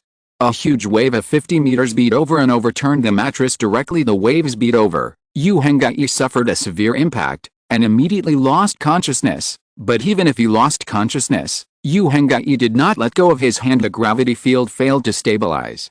After losing the threat of gravity, sea beasts surrounded them again. Now, there are only more than 30 supernatural beings left in the sea. As long as they are killed, there will be no survivors in the operation of salvaging the meteorite up. Shen Feng floated on the water and began to look for Chang Jianyi. Jianyi, where are you? After losing the 5 times gravity field, Shen Feng was finally able to perform walking on water. He stepped on the waves and began to look for people on the sea. Among them, Chang Jianyi was the one he cared about the most. This is my brother-in-law. Follow him too. For a few years, he was like a younger brother. If something happened, Shen Feng would regret it for the rest of his life. Fortunately, at this moment, Li Qi's voice came. Shen Feng, we are here. Shen Feng rushed over quickly, only to find that Li Qi was beating the waves, dragging Chang Jianyi to float on the water. Chang Jianyi's mouth and nose were full of blood at this time, but he lost consciousness. Fortunately, although he passed out, Chang Jianyi was still conscious. Fortunately, Li Qi was by Chang Jianyi's side, and after catching Chang Jianyi, he didn't let him sink into the water. Shen Feng, take him away first. I can be invisible, and nothing will happen in a short time. If possible, wait until you send Chang Jianyi to the boat, and then come pick me up. Li Qi said with a smile, but this smile looks a little unnatural. Shen Feng is very grateful to Li Qi. If she hadn't caught Chang Jianyi, who was unconscious, Chang Jianyi would have sunk to the bottom of the sea at this moment. Afterwards, Shen Feng said quickly, I will definitely come back to save you, don't worry. After finishing speaking, Shen Feng grabbed Chang Jianyi's arm, brought it out of the water, put it on his back, and stepped on the waves towards the cruiser in the distance. Li Qi looked at Shen Feng's leaving back with a bitter smile on his face, and then cast a supernatural power to enter a state of invisibility at sea. Will you really come back to save me? Li Qi said to himself before disappearing. Shen Feng carried Chang Jianyi on his back and headed towards the cruiser. No matter what, this is the only foothold.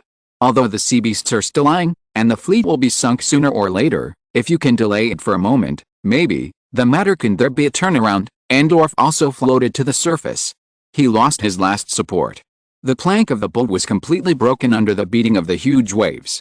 Natalie was floating on the water, but her face was facing down and her back was facing up. She didn't know if she was dead. Yes, so far, endless despair enveloped Andorf. Unexpectedly, I would die at sea at a young age.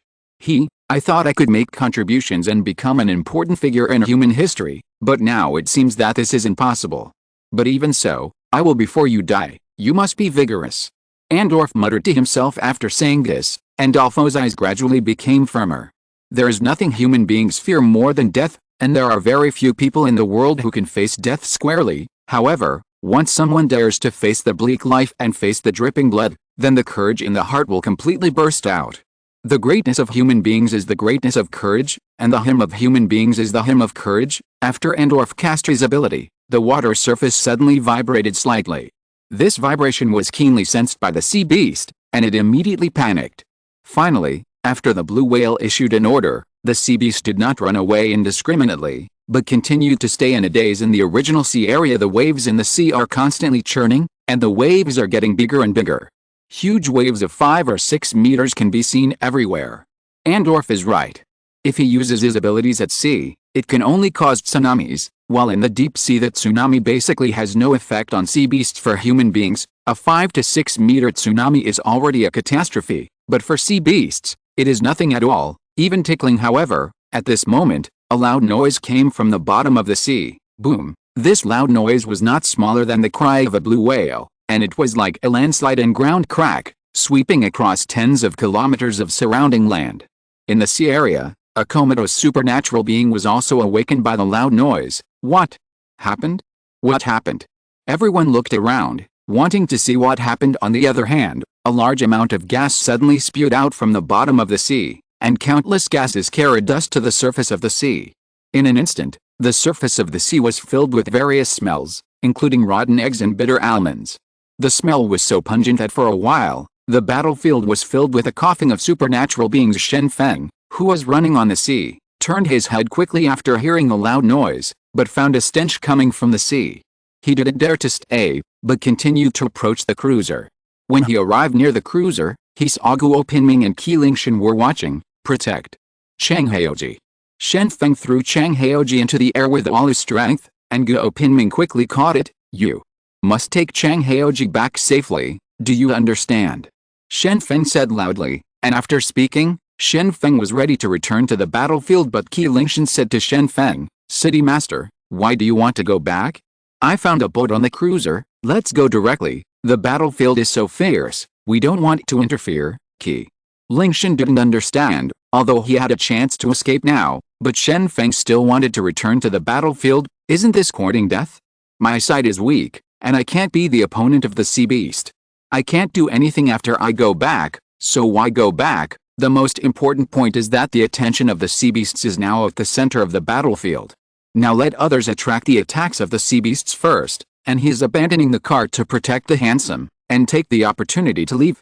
The rare opportunity must not be wasted. Standing on top of the waves, Shen Feng froze for a moment, and then said, I know that running for life is the top priority, but in life, you can't live up to other people's expectations. I promised someone that I would go back and save her. One thing, I will do what I say. City Lord, you don't have a paraglider anymore, you may die at any time, don't do something stupid.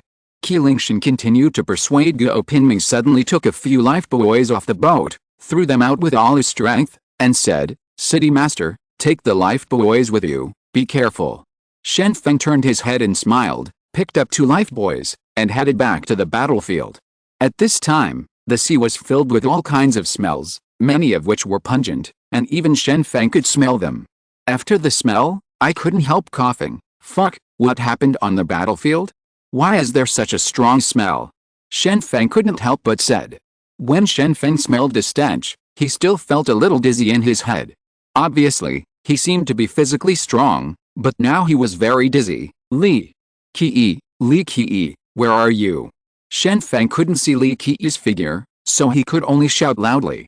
With this shout, he inhaled more gas, and suddenly became dizzy. Fortunately, Li Qi took the initiative to appear at this time, and she lifted the invisible state, and a cloth was still covering her face. Shen Feng, quickly cover your nose with a wet towel, the air is poisonous, don't inhale too much gas, otherwise, you will die.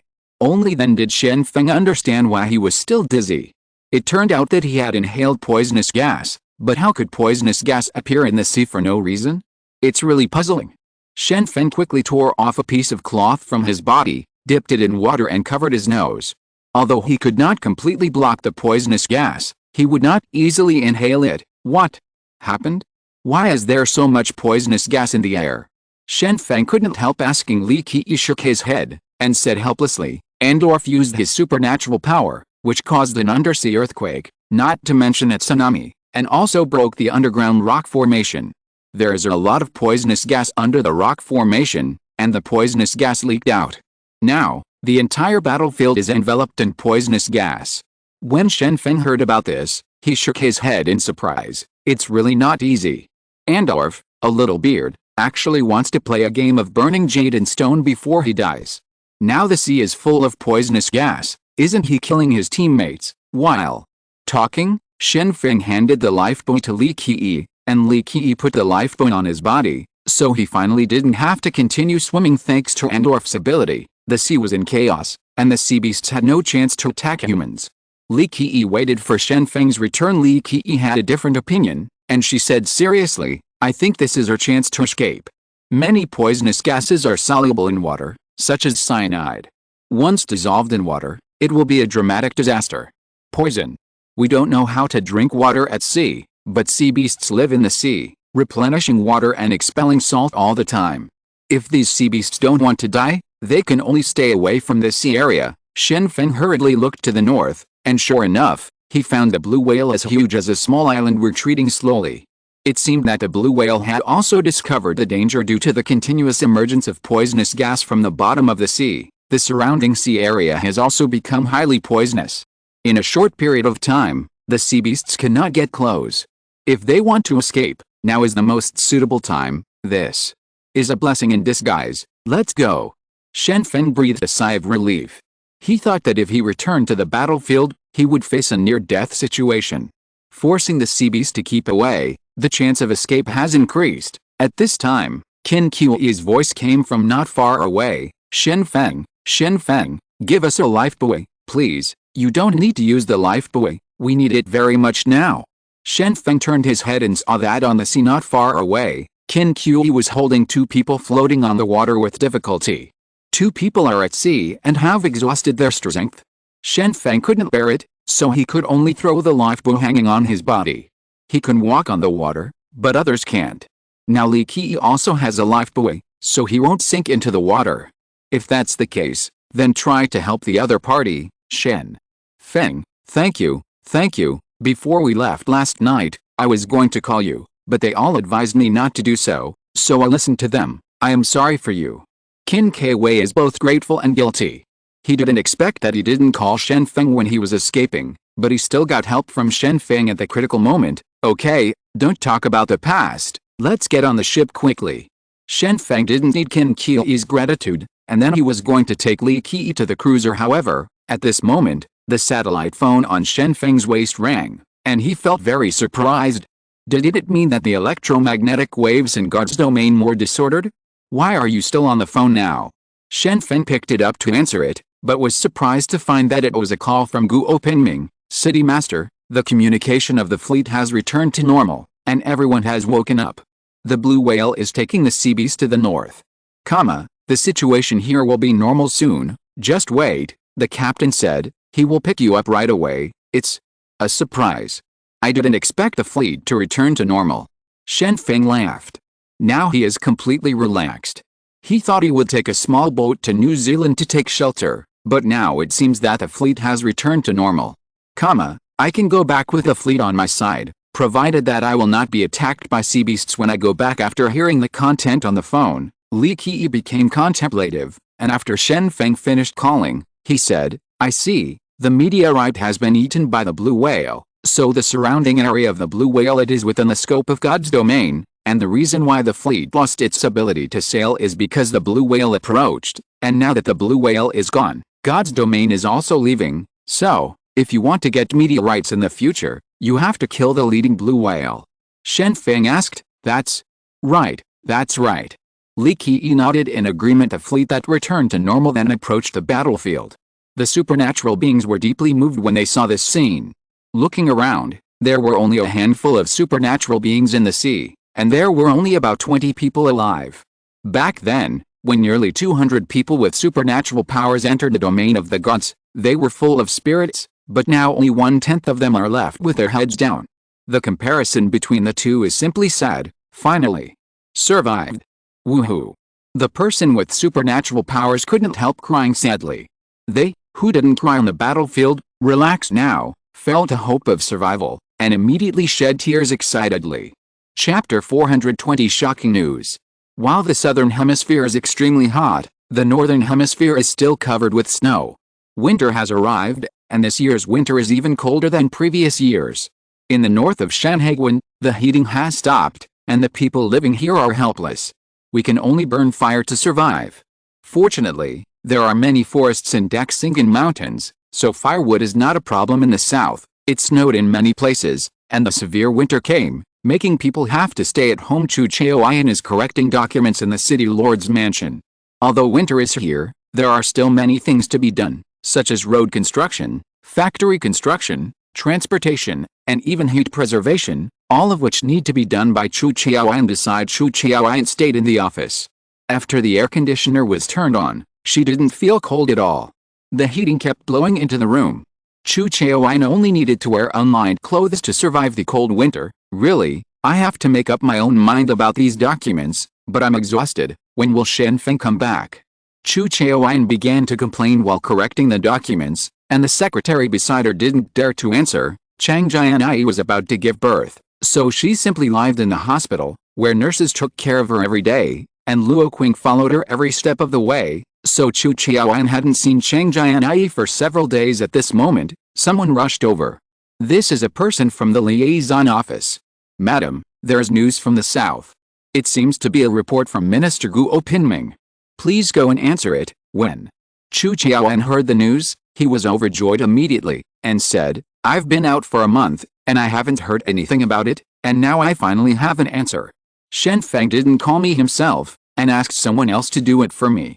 What a shame. Hateful, although the tone of her mouth was full of complaints, anyone could see the smile on Chu Chaoyan's face. Shen Feng had been gone for more than a month. Chu Chaoyan missed him very much, but because of Shen Feng's execution it was a secret mission, and she couldn't keep in touch at any time, so she could only suppress this longing. Now, the news finally came from the south, and Chu Chaoyan was also very happy. After Chu Chaoyan came to the communication room, she picked up the microphone and asked, Hello, what's the matter? I'm Chu Chaoyan, Guo. Pinming's voice came from the other end of the phone, and he said in a deep voice, Madam, please let everyone around you leave. This matter is very important, and too many people should not know about it. When Chu Chaoyan heard this, she suddenly felt uneasy, and then she hurriedly asked everyone in the communication room to go out, and asked in a low voice, What happened? What happened to Shen Feng? Why didn't he tell me? Call up, at this time, Guo Pinming replied uncomfortably, The city lord, he is missing. He has been missing for 2 days, and the eldest son is still in a coma. Now, only Qi Lingshan and I are fine, but the fleet has already chosen to return. What should we do? When Chu Chaoyan heard the bad news, she immediately felt as if she had been hit by a thunderbolt from the blue sky. She froze for a long time. She couldn't accept this fact. She didn't understand how such a good person, Shen Feng, could disappear. Shen Feng can fly and walk on the water. It stands to reason that his ability to survive at sea is not weak. In the end, he disappeared. Moreover, how did Chang Haoji become unconscious? What happened? Why did Shen Feng disappear? Tell me quickly. I don't believe it. Are you lying to me? Chu Chaoyan asked excitedly. Guo Pinming didn't dare to hide anything, so he quickly told the whole thing on the phone. When the fleet slowly sailed towards the battlefield, Shen Feng breathed a sigh of relief, feeling that the god's domain has already left the battlefield with a blue whale, and as long as the fleet arrives, they can quickly leave the sea by boat. Thanks to Andorf's outburst of despair caused all the poisonous gas on the bottom of the sea to leak out. Otherwise, all the supernatural beings at sea would not be able to survive. Now Natalie did not die, but fell into coma, and finally woke up, and the first person she saw when she opened her eyes was Andorf. Who are you? Why are you holding me? Hurry up and let go. Natalie was startled when she saw an old man appearing in front of her eyes. When she woke up, after taking a closer look, she was still hugged by the old man, and when this happened, She immediately panicked. In the foreign country where Natalie lives, she often hears some anecdotes about rich old men. Many of them like to play with young girls, and she immediately thinks of the current situation. She was hugged by a strange old man violently. One step is definitely to be molested. However, at this time the old man spoke, and he said in a hoarse voice, "Shut up, I am Andorf." Natalie carefully observed the old man in front of her, and found that the old man's hair had fallen out, his face was full of wrinkles, he looked like an old man in his 60s, and the old man had a small mustache. Through this characteristic, Natalie recognized, "This is Andorf. Oh my God, Andorf, how long have I been sleeping? Why are you so old now?" Natalie asked quickly. At this moment, Natalie suspected that she had become a sleeping beauty, and she had probably slept for 20 years. Otherwise, how could she see Andorf, who was 20 years old when she opened her eyes? Andorf explained, "I overused my powers, and my lifespan was shortened. Now my body is like a 60-year-old man. In short, we are temporarily saved. Wait for the fleet to come, and we can leave. You are lucky. Well, with me protecting you, you are not dead yet." Natalie didn't expect that it was Andorf who protected her in the end. She was so moved that she blurted out, "If you want, I will marry you after we go back." Andorf was stunned for a moment. His old face was full of disbelief. He thought that with his old body, it was impossible for anyone to like him, but now it seems that he has even got the secret favor of other women. "Okay, as long as we can go back, we will get married." Andorf also agreed decisively. After all, he is only a young man in his 20s, yearning for everything young, including love. Natalie fell in love with Andorf because she was moved, and Andorf agreed, not knowing if this was the result of sharing hardships. When the fleet approached slowly, many soldiers appeared on board. These soldiers looked at the tragic battlefield with shock on their faces. They saw the mess on the sea, boards and corpses were everywhere, and there were few supernatural beings who survived. There were very few. Even the people from the Shyangsun Bureau and the Ability Management Bureau suffered huge casualties. Qin Qiyi put Fang Qinghao on the lifebuoy, and carried Yu Henggai on her back, waiting for the arrival of the fleet. She looked around and couldn't help feeling sad. There were only 3 people left in the Ability Management Bureau. Kei Yiming, Hao Xiaohu and Zhang Kui were all gone, probably dead. On one side of the Shyangsun Bureau, Guang Changfa and Sun Yan stayed together, while Lin Zai was still hiding in the hydrogel on the other side. There were only 3 of them left in the Shyangsun Bureau, and the rest were all missing. Looking at the supernatural beings of other forces, they were also dead or wounded, and the rest were all gone. The soldiers didn't know what happened on the battlefield, but just seeing the number of supernatural beings left, they could already imagine the tragic situation of the war. As soon as there is a wind and thunder from the ground, there will be a pile of bones. The captain murmured, looking at the only remaining supernatural beings. He sighed. "In the next few years, I am afraid that the plan to salvage the meteorite will not be able to continue. The sea beast, which Shivan knows with supernatural powers can't deal with, is already the greatest enemy of human beings at sea." After the fleet arrived, Shen Feng sent Li Qi to the escalator. Li Qi turned his head, smiled at Shen Feng, and said, "You bastard, you really keep your word. I thought you were leaving. It's over. Luckily you came back to save me. You have a conscience." Originally, Li Qi thought that once Shen Feng took Chang Haoji away, he would not come back easily. After all, as long as he left decisively, the hope of surviving would be much greater. However, Shen Feng finally returned to the battlefield. Thanks to Andorf changed the situation of the battle, and everyone survived by a blessing in disguise. Shen Feng stood on the surface of the water, his figure rising and falling with the waves, and he folded his arms and said proudly, "Who am I, Shen Feng? Will I abandon you at will?" Li Qi wanted to say something else, but her pupils shrank suddenly at this moment, as if she had seen something extraordinary, so she quickly shouted, "Shen Feng, come up quickly. There is something in the sea." Shen Feng was terrified all over, looked down. At some time, the seawater under him had turned black, and something floated up in the sea. At this moment, Shen Feng dodged quickly unexpectedly. Yu Henggai, who was on the side at this time, also woke up leisurely. When he found himself being carried by Qin Qiyi, he was still very moved. He felt that even after falling into the water, Sister Qin did not abandon him. But then Yu Henggai discovered that something was floating in the water. Yu Henggai's first reaction was to push Qin Qiyi away.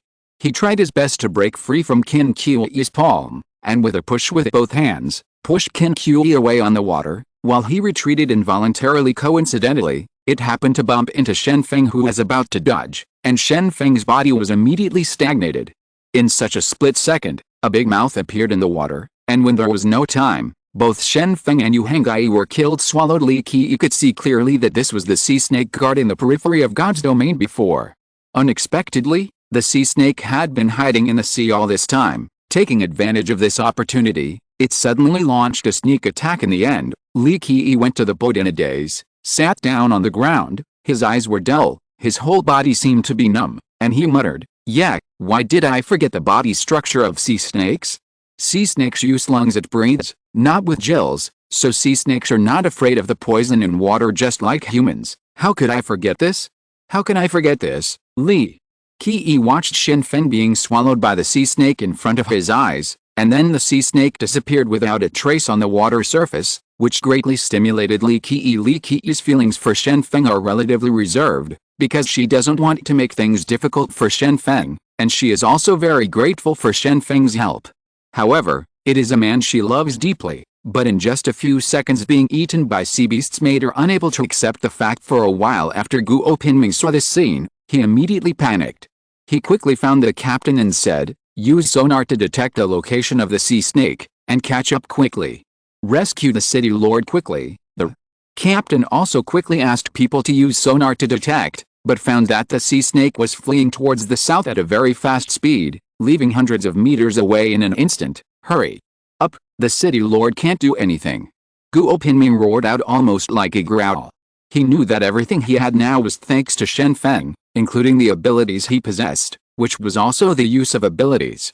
After being able to use medicine, he became a supernatural person, and Shen Feng forgave him for the mistakes he made. For this, Guo Pinming is very grateful to Shen Feng. Now that Shen Feng was swallowed by the sea snake, Guo Pinming wanted to rescue him immediately. The captain was very embarrassed, and said, "Let's rescue all the supernatural beings in the water first. As for the escaped sea snake, we will contact the headquarters and track it with satellites." Guo Pinming wished he could rush into the water to rescue Shen Feng, but his supernatural ability was completely unsuitable for underwater combat, so he could only stand on the boat and stare blankly, praying silently in his heart, "City Master, can you? There must be nothing wrong." At the same time, Qin Qiuyi also walked to the cruiser with Feng Qinghao on his back, then knelt on the ground, covered his face and began to cry. She couldn't accept the current situation. She was about to be rescued, but at this time, Yu Henggai wanted to protect himself, but it was eaten by a sea snake. "Didn't you agree to propose after returning home? You liar." Qin Qiuyi choked up and said the supernatural beings also boarded the boat one after another. These people were very thankful that they were not the target of the sea snake, otherwise, they would be the ones missing now. Gong Changfa sat on one side, took off his wet clothes and wrung them dry. His face was very disappointed. Although he had seen many people die, he shouldn't be sentimental, but at this moment he couldn't help sighing. Yanjing guards fighting against the top 10 supernatural powers, the two fell in the South Pacific. What a pity. Sad. Alice. Chapter 421. Narrow escape.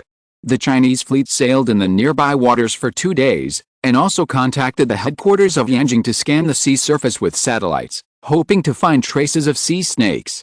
Miraculously, perhaps the two are still alive. However, the weather was not good. A storm hit the sea. The satellite could not detect the sea situation, and after 2 days of searching by the fleet, Shen Feng was still not found. Everyone on the fleet planned to announce that Shen Feng and Yu Henggai had died, but Guo Pinming and Qi Lingshan desperately opposed it. Before seeing Shen Feng's body, Shen Feng might not have died in desperation. The fleet could only announce that Shen Feng and Yu Henggai were temporarily missing. Having said that, everyone knows that the guy who was eaten by the sea beast has never survived. The reason why Shen Feng's body could not be found was probably digested by the sea snake, and Guo Pinming's stubbornness. It's just to get a psychological comfort in the end. Guo Pinming chose to contact Yazhao to inquire about the next step. The main reason was that Chang Haoji was also unconscious at this time. His brain was hit, and there was a lump in the head area, which hindered the blood supply. Therefore, Chang Haoji has not been able to wake up, and Chang Haoji is also in danger if he does not get medical treatment. If he drags on. Shu Qiao heard the whole incident in Yazhao's communication room, and felt extremely sad. She also couldn't accept the fact that Shen Feng was missing. However, she had been searching for 2 days, but she couldn't find anything. This shows that there is a high probability that Shen Feng will never come back. You guys come back first. When you come back, find a way to give Jianyi first aid. Chu Qiaoyan choked up and said, now, no one can die anymore. Jianyi is the hope of Yeziao. Protect him and return to Yeziao. This is your task now, Guo. Pinman could only reply, understood, I promise to complete the task. After hanging up the phone, Chu Qiaoyan lay down on the table and began to cry, but she didn't dare to cry too loudly. She was worried that the crying would attract other people's attention. At this moment, there was a knock on the door of the communication room, and someone shouted anxiously, Madam, there's news from the hospital that Deputy City Chief Chang has given birth. Go and have a look. A series of negative feelings of grievance, confusion, and sadness hit Chu Qiaoyan's heart. She had just learned the bad news about Shen Feng, but she didn't expect something more important to happen, so she had to wipe away her tears and leave the city lord's mansion with red eyes. Headed in the direction of the hospital in the past, Chu Qiaoyan was never as confused as she is now. When the end came, Chu Qiaoyan could rely on her grandfather. With him, she could rely on her. When her grandfather died, she could still rely on Shen Feng. Now something happened to Shen Feng, and he disappeared without a trace in the vast sea, most likely dead. So far, Chu Qiaoyan lost everyone he could rely on, but Chang Jianyi was still in labor. Chu Qiaoyan didn't even have a place to complain, so she had to wipe away her tears and walked silently towards the hospital. Chu Qiaoyan was sitting outside the delivery room in a daze, and a doctor was comforting her. Madam, Dr. Liu in our hospital has been delivering babies for more than 20 years. Don't worry, the baby will be born smoothly. Really? That would be great. Chu Qiaoyan said expressionlessly. If it was normal, Chu Qiaoyan would be very happy. After all, this is Shen Feng's child who is about to be born. But at this time, Chu Qiaoyan is not happy at all. Her heart is still in the southern hemisphere, and her mind is a mess. I can always think of the picture of Shen Feng being eaten by sea beasts. Seeing Chu Qiaoyan like this, the doctors and nurses didn't dare to ask any more questions. They thought it was because Chu Qiaoyan was jealous of Chang Jianyi's birth of a child. In the harem, fights for favor happened from time to time, which was normal. Guo Pinming and Qi Shen stood by Chang Haoji's bed. Although there were doctors on board, they were not qualified for surgery. The doctors could only make some diagnoses, but they couldn't treat Chang Haoji, who was in a coma. In the end, Li Qi, who was still looking haggard, came to the bedside and stretched out her hand to examine Chang Haoji. Her palm began to glow, and she successfully detected the location of the tumor in Chang Haoji's head. Afterwards, Guang Changfa also came and used the particle flow. After smashing the lump in Chang Haoji's head and dredging the blood vessels, the blood flow resumed unimpeded. 2 hours later, Chang Haoji woke up faintly. Brother-in-law? Where's my brother-in-law? Chang Haoji immediately wanted to find Shen Feng after waking up. He trusted his brother-in-law as a hero the most. As long as he could see Shen Feng appearing, he would not worry. Guo Pinming quickly said, Young master, the city lord is not here now. You should heal your wounds first, then. Where did he go? Chang Haoji continued to ask Guo Pinming, and Qi Shen couldn't answer and kept silent. Chang Haoji had a bad premonition. He had heard the saying that life and death depend on fate and wealth, but he didn't believe it now. Brother-in-law is a great hero. It is impossible for something to happen, absolutely impossible. When Li Qi saw that Chang Haoji had finally returned to normal, she also chose to go back to her room. She hadn't slept for 2 days, because as soon as she closed her eyes, Shen Feng's voice would appear in her mind. The smiling face seemed to be Shen Feng dreaming of her, but before Li Qi could speak, a huge mouth suddenly appeared and swallowed Shen Feng directly. Li Qi couldn't fall asleep, and ate very little every day. She was visibly haggard to the naked eye, and Qin Qi was similar. She seemed to be able to hear Yu Hengai's vows, as if what he said would definitely be done, but now, Qin Qi will never see Yu Hengai again. If I had known, I would have agreed to his proposal. Now that he is dead and I am still alive, wouldn't it make him die? Qin Qi felt annoyed, but this time everyone was able to survive, and the person who should be most grateful is actually Andorf. He used his supernatural power at the most desperate moment, which directly caused the fracture of the sea bedrock layer, and countless poisonous gases came out of the ground, which forced the sea beast to stay away from the poisonous sea area. All were saved by this. It's a pity that Andolfo, who is in his 20s, Looks like the oldest person on board at this time. His face is full of wrinkles, his hair has fallen out, and his figure is slightly hunched. He is an old man, but he is only in his 20s. The blonde and blue-eyed Natalie was always there to take care of Andorf, which helped Andorf, who had been overstretched, recover a lot. The two stood together like a grandparent, but they were actually a couple. However, Shen Feng and Yu Hengyi were swallowed by the sea snake because they did not dodge in time. In desperation, Shen Feng quickly cast the Wind King barrier, and the thick and solid barrier immediately wrapped him and Yu Hengyi. Shen Feng and Yu Hengyi were directly swallowed by the sea snake after being swallowed into the stomach. Shen Feng and Yu Hengyi stayed inside the barrier, surrounded by stomach acid. Once the King of Wind's barrier was untied, there was no doubt that they would be corroded by stomach acid. Damn it, you little bastard, you don't think it's enough to trick me, do you? If you hadn't blocked me, I would have dodged the sea snake's attack a long time ago. Shen Feng couldn't help but yell at Yu Hengyi, because of Yu Hengyi's attack before breaking. The supernatural ability caused the paraglider on his back to break, and at this moment, Yu Hengyi blocked Shen Feng's way again, implicating Shen Feng twice in a row. Shen Feng had to have an opinion. Yu Hengyi was also very helpless, and said, "Who can say for sure what happened on the battlefield? Now is not the time to throw the blame away, let's find a way to leave, what do you think?" Shen Feng sneered. It was pitch black and he couldn't see anything. There was no doubt that he and Yu Hengyi were still in the stomach of the sea snake. There's no good way, it's all up to you. Shen Feng's advantage is that he has strong fighting power in open areas, such as on land, or in the sky, where his combat power can be fully utilized, but now staying in the belly of the sea snake, if it is not for the protection of the Wind King barrier, the two of them will already be killed. The stomach acid has been melted, and there is very little air around, so how can it show its strength? Yu Hengyi rubbed his shoulders, feeling the severe pain in his body, and said, "How about this, let's go through the back door." "What? Back door?" Shen Feng was puzzled. Yu Hengyi quickly explained, "I mean, the sea snake must be able to excrete." "Shen Feng, hold on, we can go out when the sea snake excretes." "What do you think? It's not good." Shen Feng directly refused. "Go out through the back door, and my fame will be ruined." Some scholars have said, how can a human body crawl out of a dog's hole? I'll tell you now, how can a human body go out through the back door? Yu Hengyi couldn't help persuading Shen Feng, "My brother, bear with the calm for a while, and take a step back to open up the sea and the sky." Confucius was still trapped in Chenkei, and Zhang Taigong was also fishing in Wishu when he was 70. It can be seen that a man should be able to bend and stretch. Yu Hengyi is persuading Shen Feng now, but he speaks clearly and logically.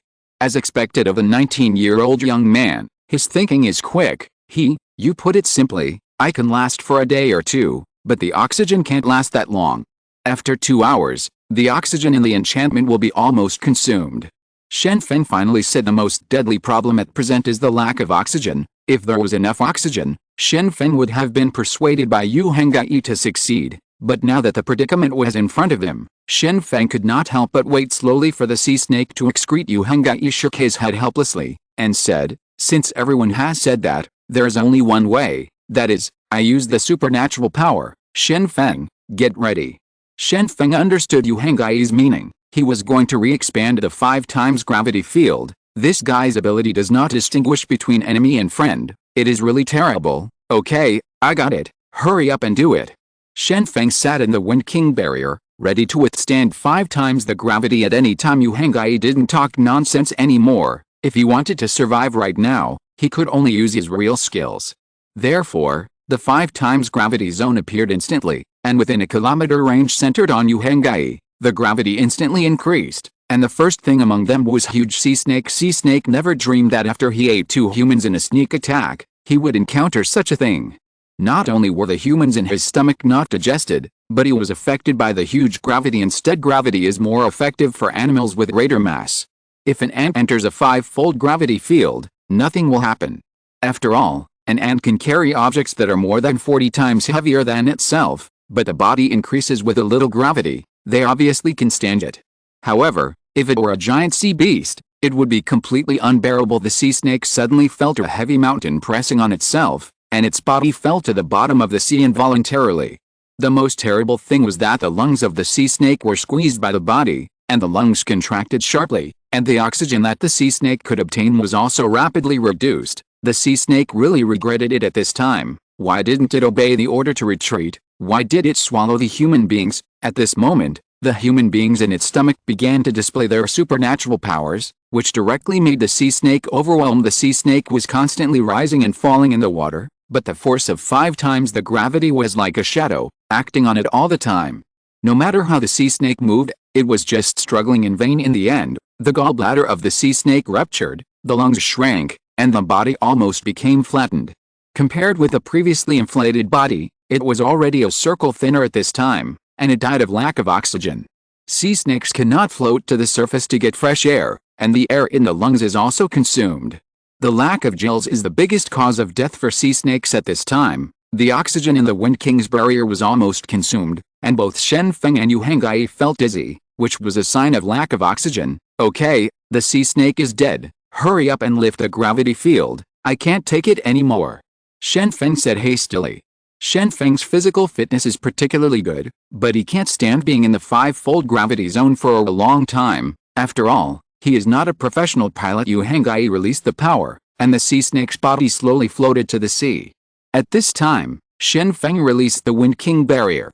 He cut open the sea snake's stomach, but found helplessly that he was in the middle of a storm, and the strong wind. When the sudden rain blew, Shen Feng and Yu Hengyi couldn't move. They could only hold on to the sea snake's body firmly. Chapter 422 Barren Land. The storm lasted for 2 days. The sky was covered with dark clouds. The sun and the stars could not be seen. Shen Feng and Yu Hengyi couldn't tell the direction, and they didn't know where they were at all. Shen Feng wanted to use the satellite phone to contact the headquarters, but often I took it out of my waist, but I couldn't find it. I don't know where it went. There was no food at sea, and facing the storm, Shen Feng and Yu Hengyi had no choice but to eat raw meat. Regardless of whether there were parasites or not, it was good to have something to eat now. The most important thing was to prevent themselves from starving to death. Shen Feng thought of something, slowly climbed to the head of the sea snake, and used the wind blade to cut open the skull of the sea snake, and found a piece of red crystal in the brain of the sea snake. As Li Qiu speculated, each sea beasts have at least one red crystal in their bodies.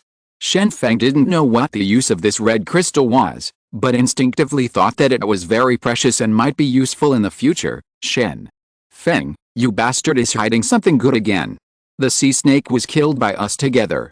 How can you keep the good thing by yourself? Yu Hengyi was very dissatisfied with Shen Feng's behavior, and felt that Shen Feng was eating alone.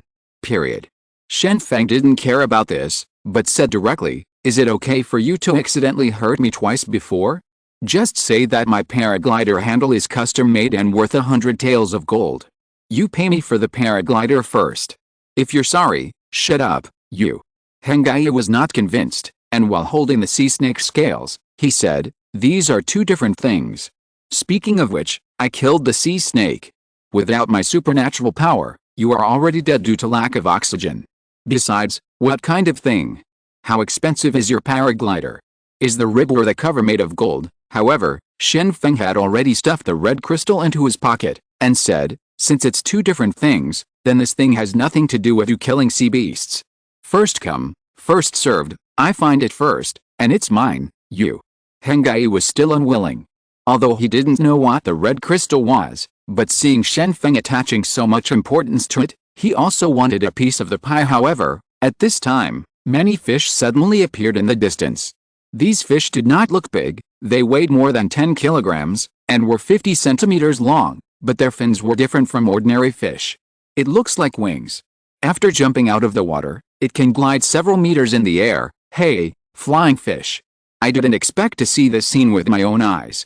Yu Hengyi saw flying fish jumping up and gliding in the air. He had only seen this scene on TV before, but now by chance, he could still see it. Flying fish appearing in the sea, it can be regarded as a blessing in disguise.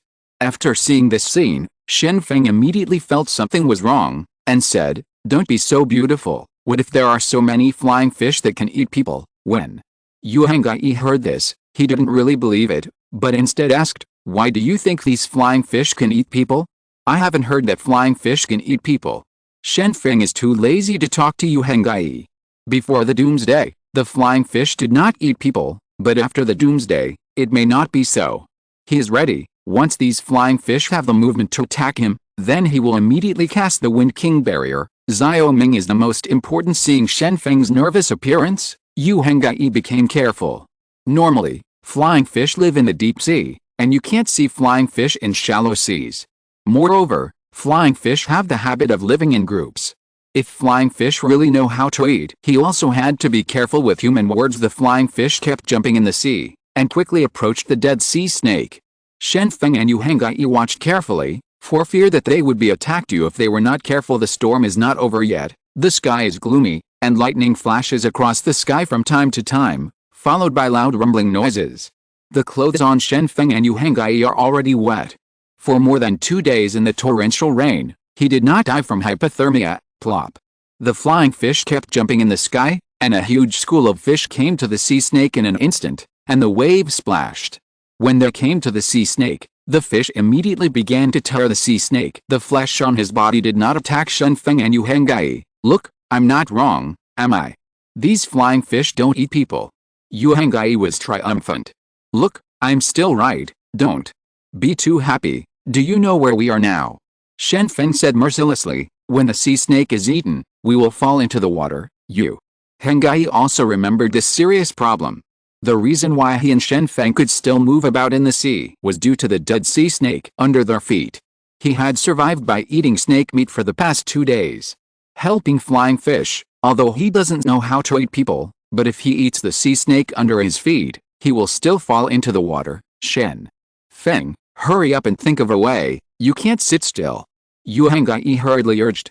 Shen Feng shrugged and said with a smile, I don't have to think about it, I can walk on water. The big deal is that I can always find floating objects after walking on the sea for 2 days. You can walk on water, but I can't. You can't just walk away.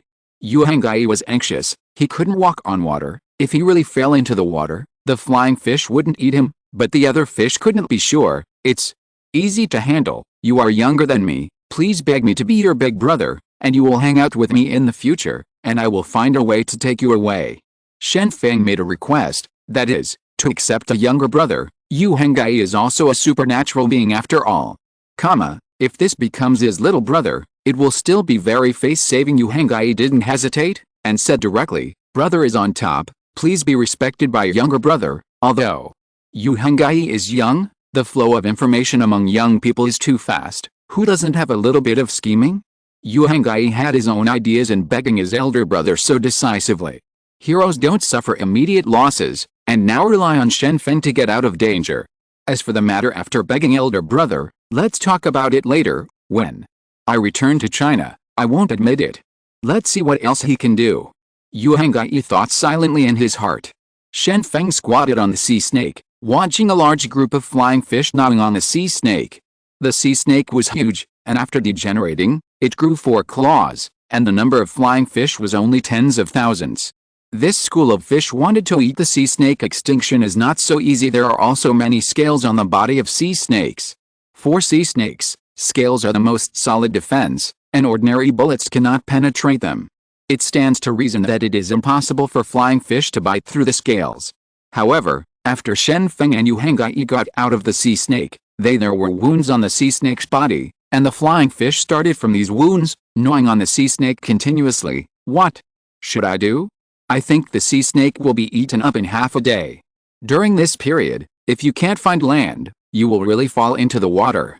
Do you want me to abandon Yu Hengyi? Shen Feng silently in his heart thought. While Shen Feng was thinking, suddenly lightning flashed across the sky, and the dazzling light flickered between the sky and the earth. Shen Feng caught a glimpse of the dark shadow in the distance from the corner of his eye, and immediately became excited, and quickly said, brother, follow me, go swim over there, I see land. After drifting on the sea for 2 days, Shen Feng finally saw the land, which lifted his spirits. After so many days, he finally saw hope. As long as there is land, there is a foothold. After speaking, Shen Feng stepped on the waves and started to act. Flying fish are not interested in Shen Feng who can move. If they see a dead body at sea, these flying fish will most likely move their mouths, but when faced with a living person walking past their heads, a group of flying fish have no reaction at all and continue to chew. Eat sea snakes. Yu Hengyi had no choice but to jump into the water, surrounded by densely packed flying fish. The scales of these fish were still glistening. He felt as if he had fallen into a sea of fish. The flying fish didn't care about Yu Hangai, and continued to bite the sea snake. The two of them swam on the sea surface for 3 hours, and finally reached their destination. Shen Feng quickly went ashore and began to observe the terrain. Yu Hangai was very tired, and laid down after landing. Dressed roughly, and now escaped from birth and found land. It can be considered a catastrophe. Shen Feng performed accompanying like the wind, and it took 5 seconds to reach the highest point. When he looked around, his heart suddenly became cold. When he looked far away, he could see the gray-black ocean all around him. It is an isolated island, and there is no land in the distance. The most terrible thing is that this small island is covered with dark stones, and not even a blade of grass can be seen. Damn, it's such a desolate, barren land. Shen Feng couldn't help feeling, now that he was in the storm, he couldn't tell the location and direction. Although he had a map on him, he didn't know where he was. Next, I don't even know how to go back. Shen Feng wandered around the island twice, but found no flora, fauna, or fresh water. The island is in the shape of a triangle, and the longest part is no more than 500 meters. It is an exaggeration to say that it is a small island. At best, it can only be regarded as a reef, and this place is not found on the map. Brother, don't lie down. Hurry up and find a container to catch the rainwater. There is no fresh water on the island. Hurry up and store the water source now, otherwise, you will die of thirst sooner or later. Shen Feng walked to Yu Hengai's side, gently kicked him twice. What is the little brother doing? Of course it is used to command. Yu Hengai didn't want to move, lay down on the rock and continued to rest, opened half his eyes and said, "Why do you order me? Do you really think you are my elder brother? Yo, you're still playing rogue with me, right? Then let me just say it. This is an isolated island. I can leave from the water, but you may not be able to. If you don't want to recognize your brother, then I will leave you alone when I leave." Seeing Yu Hengai's lazy look, Shen Feng immediately started threatening. When Yu Hengai heard the current situation, he felt that he still hadn't escaped to God, and he still had to rely on Shen Feng to do it, so he quickly changed his tone. "Brother, you misunderstood. I just had a brain seizure. I didn't mean to offend. I do it now." Shen Feng and Yu Hengai drifted on the sea for the past 2 days, eating sea snake meat when they were hungry, and drinking rainwater when they were thirsty. Fortunately, it was a stormy weather. Exposure to the sun. Sooner or later they will die from lack of water. Seawater is undrinkable. There is too much salt in seawater. If you drink it, you will become more thirsty, and eventually your organs will fail and you will die. The kidneys of humans are different from those of fish. Fish can filter a large amount of salt in seawater, but humans cannot. Therefore, without fresh water supplementation, humans will undoubtedly die. Yu Hengai wandered around the island, and unexpectedly found a plastic bottle and a fishing net in a small crack. With a plastic bottle, it is easy to say, it can hold a lot of rainwater, huh? Ice too. Wow, haha. These bottles are really far away, half the world has floated here. Yu Hengai picked up the plastic bottles. The labels on some of the plastic bottles have faded, but some of them can still be seen. Seeing the original appearance, Yu Hengai recognized it as a plastic bottle produced in his own country. "Brother, this way, I found something good, come and see it." Yu Hengai yelled loudly, and Shen Feng quickly rushed over. It turned out that Yu Hengai found a lot of marine garbage. "You kid is lucky, you can find this thing. Go get water, I'll see if there's anything useful in this garbage." Shen Feng was also very surprised. He didn't expect that in this barren land, finding some resources you can use, too, is a real bonus. Yu Hengai immediately went to clean up a pile of plastic bottles, and then put them in a place that could catch the rain. Fortunately, there were enough plastic bottles here. Yu Hengai took advantage of the storm to catch more than 30 bottles of rainwater. They died due to lack of water, but the quality of the rainwater was probably not very good. If they drank rainwater for a long time, they would easily suffer from physical problems. However, the two of them had no other choice. Chapter 423. This fish soup is very precious. Shen Feng found the fishing net in the trash, but the fishing net was so torn that it would break if you tore it casually. It was worse than inferior stockings. It seemed that it had been soaked in the sea for too long, otherwise, it would not be this look. However, there are several fish hooks on the fishing net, and many of these fish hooks are rusted, but they can still be used. Shen Feng tore off the fish hook, put it in his pocket, and then continued to rummage in the garbage dump. Plastic bags and plastic bottles are the most among these nautical garbage. After all, these things will not be easily destroyed after hundreds of years.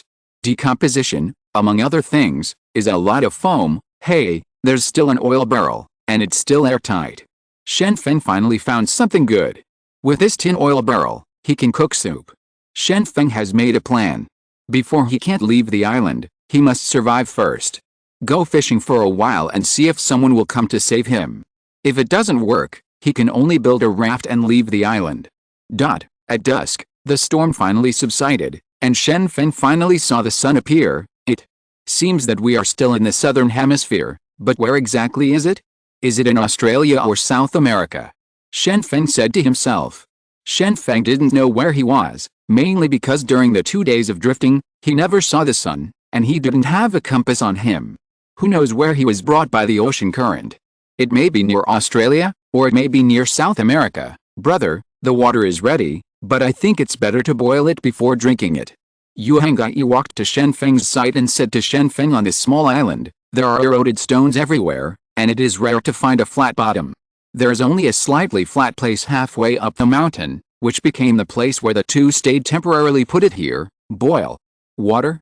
You're thinking too much. How can there be fire? Shen Feng shook his head helplessly when he heard Yu Hengyi's suggestion.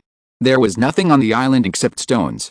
Marine garbage could be burned, but there was no way to make fire. What Yu Hengyi was gearing up, and said, I see that there are often plots of making fire by drilling wood on the internet.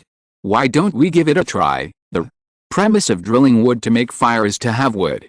Do you understand?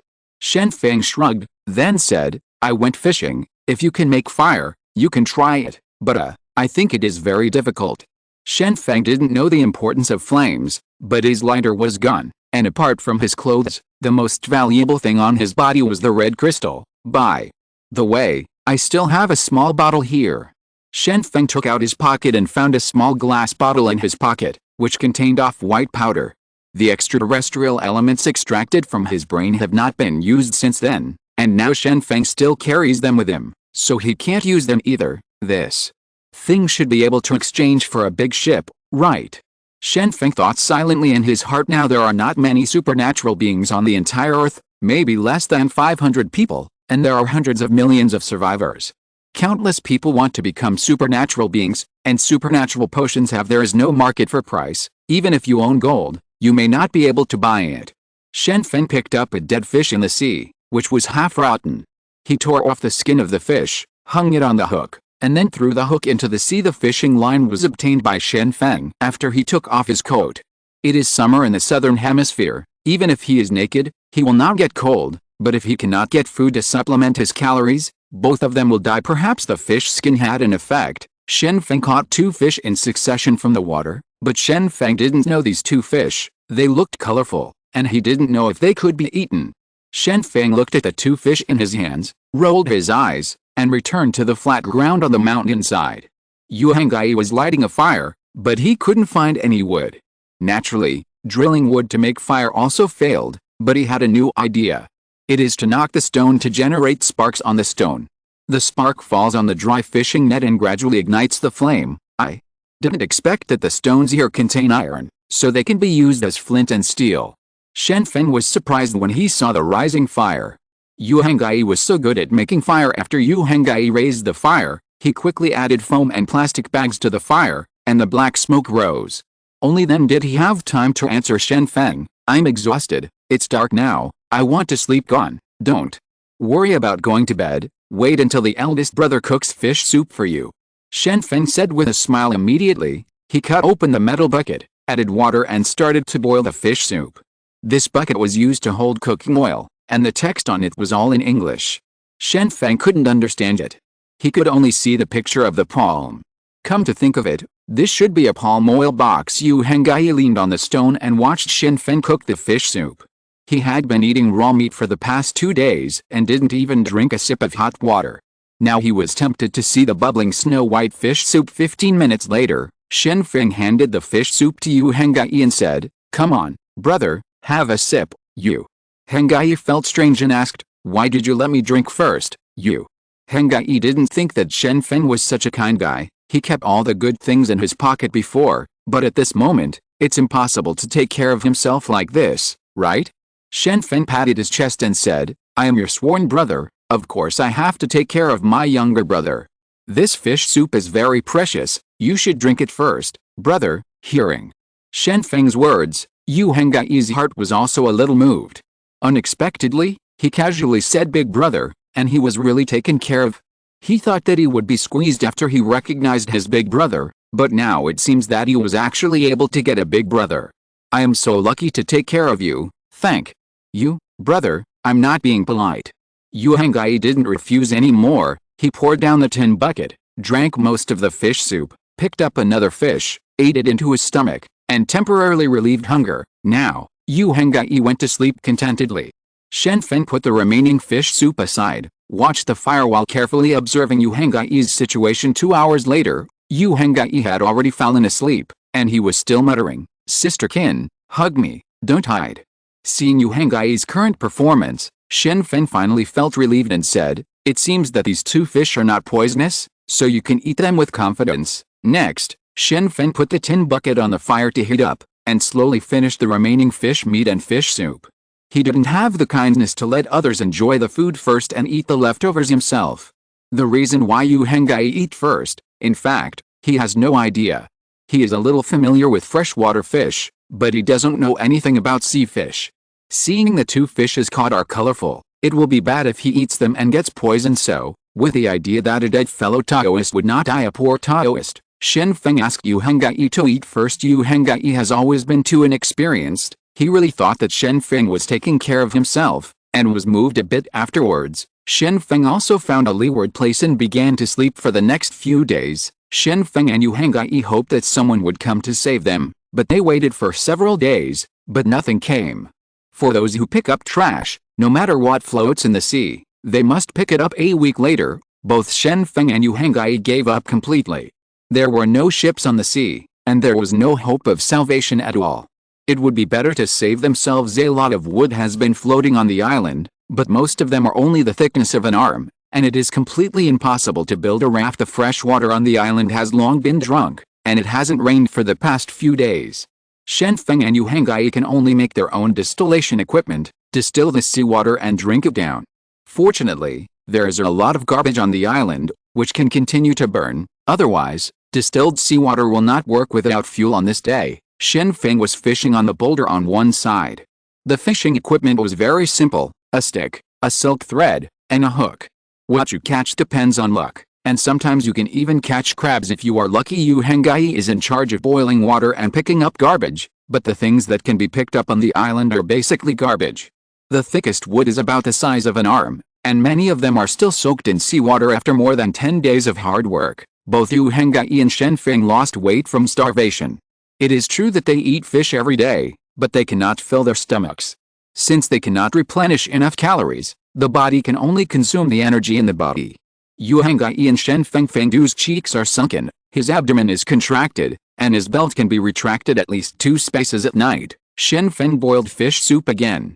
After the fish soup was ready, Shen Feng started to eat and drink. Yu Hengai looked at Shen Feng's action, and couldn't help asking, didn't you always take care of me?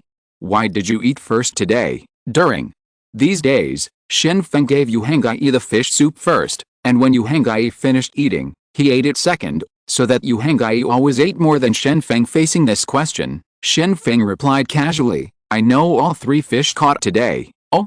Yu Hengai nodded upon hearing this answer, so he knew these fish. But after a while, Yu Hengai jumped up excitedly, pointed at Shen Feng and asked, then you mean, you don't know the fish you ate these days? You are testing me for poison. Yu Hengai never expected that Shen Feng didn't know the fish that he ate these days. That is to say, no matter whether these fish were poisonous or not, he was the first to eat them. No wonder Shen Feng has always been so modest. Shen Feng also regretted it. Why did he say it? In the future, Yu Hengai may not be willing to eat fish he doesn't know when he catches a fish he doesn't know. Brother, don't get excited. Come here. Have a drink of soup. Big brother, I really care about you. If you don't believe me, I can swear to God. Shen Feng hastened to make amends, not to make Yu Hengai no longer trust himself. After all, at this time, Yu Hengai is still needed to help tide over the difficulties. Yu Hengai said coldly, Shen Feng, I can see your true face clearly. Your scheming is so deep. Thanks to me treating you as a big brother, all my sincerity was in vain. I had my heart towards Mingyu, but what can I do? The bright moon shines on the ditch. Now, no matter what Shen Feng says, Yu Hengyi is unwilling to believe it anymore. In his opinion, Shen Feng is a guy who hides his knife behind his smile. On the surface, he pretends to care about himself, but his real purpose is to use himself. When dealing with people, you must have 10 eyes. Seeing that he couldn't appease Yu Hengyi, Shen Feng also knew that Yu Hengyi's trust in him had gone bankrupt, so he could only helplessly shake his head and continue drinking the soup. Of course, Shen Feng didn't do anything wrong. He still kept half of the fish and put it aside. Gulu. Yu Hengyi's stomach groaned in disbelief. The situation was stronger than others, so he finally put down his face, picked up the tin bucket and started eating and drinking. Shen Feng shrugged at this time and began to distill seawater. God, he's too impolite. It didn't rain for more than 10 days. The two people on the island lost their source of fresh water and could only distill by themselves. It's still too bad. After distilling it all day long, it can only hold 3 plastic bottles of fresh water, which is enough for 2 people to drink. Damn, don't you want to spend your whole life like this? Shen Feng suddenly felt helpless. He was trapped on the island for half a month, but no one came to rescue him. He wanted to make a raft, but there was no one. Materials can be crafted. After thinking about it, Shen Feng even felt despair, which was a deeper despair than facing sea beasts. Despair came from loneliness, and the situation on the island hadn't changed for a long time. Chapter 424 Get Rich. The stones on the small island are dark, and after being exposed to wind and sun, they still look very solid. This small island is low on all sides and high in the middle, sitting on the sea like a hill. However, the island is really too small, much smaller than Jiangxinzhou and Jiangyang, and has almost no resources. If it weren't for the large amount of marine garbage on the island, Shen Feng and Yu Hengyi would have been unable to persist. From this point of view, Shen Feng would also like to thank those who throw garbage into the sea at noon that day. Shen Feng hid under a rock to sleep. In order to avoid the intensified evaporation of water, Shen Feng usually does not move at noon, and the sun on the sea is very harsh. If exposed to the sun for a long time, the skin on his body will be damaged. A layer was sunburned. Yu Hengyi proposed to make his own meals. After half a month of drug testing, he suddenly learned the truth and no longer trusted Shen Feng. Now he would rather cook by himself than let Shen Feng do it. For which he needs to fish himself. Shen Feng also nodded in agreement. It's just a trivial matter. Since you want to fish by yourself, then go fish by yourself. Shen Feng found 2 hooks from his body and threw them to Yu Hengyi, who immediately took the hooks and went fishing. I'm still young, so impulsive. These days, I have memorized the appearance of these fish. If you fish by yourself, go test the poison yourself. Shen Feng thought silently in his heart. Although Shen Feng doesn't know what kind of sea fish are, after these days, Shen Feng also knows whether a dozen kinds of fish can be eaten, and these fish are already the easiest fish to catch in the nearby sea. 20 minutes later, Shen Feng, who was soundly asleep, was woken up, and Yu Hengyi's surprised voice came from the shore. I'm a fish, I'm a fish. Woohoo, take off, there's something wrong. It's worth shouting about catching a fish. Shen Feng shook his head, turned over and continued to sleep. Shen Feng didn't want to talk to Yu Hengyi, especially during nap time. It would be a pity if such precious time was not used for sleeping at this time. Yu Hengyi took the initiative to walk towards Shen Feng's side, showing off as he walked. Shen Feng, open your eyes and see, brother, you can't live without me. This is the proof. I caught a fish. This is the first fish I caught in my life. Shen Feng really couldn't help opening his eyes, looking at the triumphant Yu Hengyi, felt depressed for a while, and really wanted to say, are you here to torture me? I just fell asleep, but was woken up, and fortunately Shen Feng was not too angry to wake up, otherwise, I would have to fix Yu Hengyi. However, when Shen Feng took a closer look at the bait in Yu Hengyi's hand, he couldn't help but burst out laughing. This kid caught puffer fish from the sea, and now he's still showing off with a fishing line. Doesn't he know this? Are fish poisonous? Xiao, I advise you to let go of this fish and don't eat it. Shen Feng persuaded Yu Hengyi frowned and said, why? I caught this fish in 20 minutes, and let it go easily. It's easy to say, but who would let it go when it comes to the fat in the mouth? What if this piece of fat is poisonous? Shen Feng asked lightly. Toxic. Yu Henggai looked at Shen Feng suspiciously, as if he didn't believe what Shen Feng said now. Shen Feng sat up and said seriously, Xiaoyu, listen to me, throw this fish away, I won't hurt you, this fish is really poisonous. I won't lie to you, HMPH, you still have the nerve to say these words. For half a month, I was asked to test the poison every day. Now that I have caught fish, I am jealous again, don't you?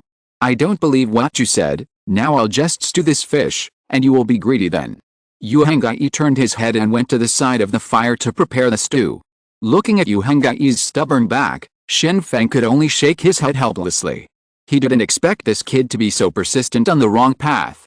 He was clearly trying to persuade him with good intentions, but he didn't listen. What a tragedy. While boiling water, Yu Henggai muttered, I've heard that the puffer fish feast is delicious, but I've never tried it before. I'm going to try it today. Shen Feng looked at the sky, there was no cloud in the sky, and the blue sky looked shocking, and the weather was hotter. Shen Feng estimated that the temperature now has more than 30 degrees afterwards. Shen Feng slowly walked to the shore, and began to pile up the firewood collected these days, and slowly piled it into a table while boiling the soup. Yu Henggai asked, Shen Feng, what are you doing? Are you going to build a raft? These logs are too small to be finished. While continuing to set up the stage, Shen Feng said, I am preparing for the cremation, brother, since I can only watch you die, a big brother, can't stop it. Why not bring back your ashes, and then give it to Qin Qa, and ask her to burn some paper for you every year? Now, Shen Feng said what he really meant, that he was planning to cremate Yu Henggai, which was simply cursing Yu Henggai to death. Yu Henggai was also very angry, and directly accused, you are too narrow-minded, aren't you? Did you just not give you fish? You are still cursing me. You are really a villain. At worst, I will give you 2 bites. Shen Feng didn't answer, but lay down on the firewood, muttering, it's okay, it's comfortable to lie down, and it's easy to cremate. Are you finished? Several of my classmates have eaten puffer fish feast, and there is nothing wrong with it. But you said it is poisonous, so I can't figure it out. Can you stop being jealous of me? Yu Henggai couldn't help but said. Shen Feng also explained seriously at this time, Xiaoyu, there is tetrodotoxin in the body of the puffer fish. The fugu feast is made by professional chefs, and the toxins are basically removed. Do you think you are a professional chef? After being persuaded by Shen Feng, Yu Henggai couldn't help but feel a little guilty. Looking at the freshly cooked fish soup in the tin bucket, he didn't like eating it or not eating it. Could it be that what Shen Feng said is true, and I misunderstood him? Yu Henggai thought hesitantly. Shen Feng continued to say sarcastic words, forget it, here is thousands of miles away from China, it is still too troublesome to carry the ashes on the road. After a while, after cremation, I will sprinkle the ashes in the sea, let you follow the seawater. It's kind of romantic to leave and see the wonderful scenery of the world. Yu Henggai finally put down the tin bucket. Although he would be hungry if he didn't eat a meal, he wouldn't die if he didn't eat a meal. On the contrary, if he ate the wrong food, accidents would easily happen. This fish soup is already cooked, why don't you drink it? Seeing Yu Henggai's change of heart, Shen Feng opened his mouth to squeeze when Yu Henggai got angry. He poured out all the fish soup in the bucket and said, I caught this fish, I can drink it if I want it, and I don't drink it if I don't want it. Seeing that he succeeded in persuading Yu Henggai, Shen Feng stopped with cynicism, but returned to the shadows and continued to sleep while hiding from the sun. Yu Henggai rubbed his stomach, and continued to go fishing helplessly. Before that, he didn't know if the fish could be eaten. He picked up the bucket and drank the soup. The hot weather makes it easy for people to fall asleep. Shen Feng lay on the stone for a while and then fell asleep as a result. Not long after lying down, Yu Henggai started yelling again, Shen Feng, Shen Feng. We got rich, what do you think I found? Shen Feng also got angry when he got up, and he was disturbed to fall asleep again and again. Even a clay figurine has a third of anger. You boy is really too much. Caught a fish again, right? Eat it yourself. Don't disturb my sleep. Shen Feng said angrily. Yu Henggai brought what he saw to Shen Feng and said, look, this is a surfboard. Now we can leave this island. I am the chosen one, and I was able to find a surfboard in the sea. There is a chance of 1 in tens of thousands. My character is good. Shen Feng took a closer look, and found that Yu Henggai came over with a surfboard more than 2 meters long. Surfboards are fine for people to stand on, so what kind of raft do you need to make? Stupid. People are lucky. Shen Feng couldn't help muttering. Yu Hengyi hurriedly said, Shen Feng, let's go out to sea. You can cast your supernatural power very lightly. I can stand on a surfboard. This surfboard can already support the two of us in the sea. Yu Hengyi has been trapped on the island for half a month. During this period, he has no contact with him. He wanted to leave the island even in his dreams. But now the opportunity has finally come. This makes Yu Hengyi very excited.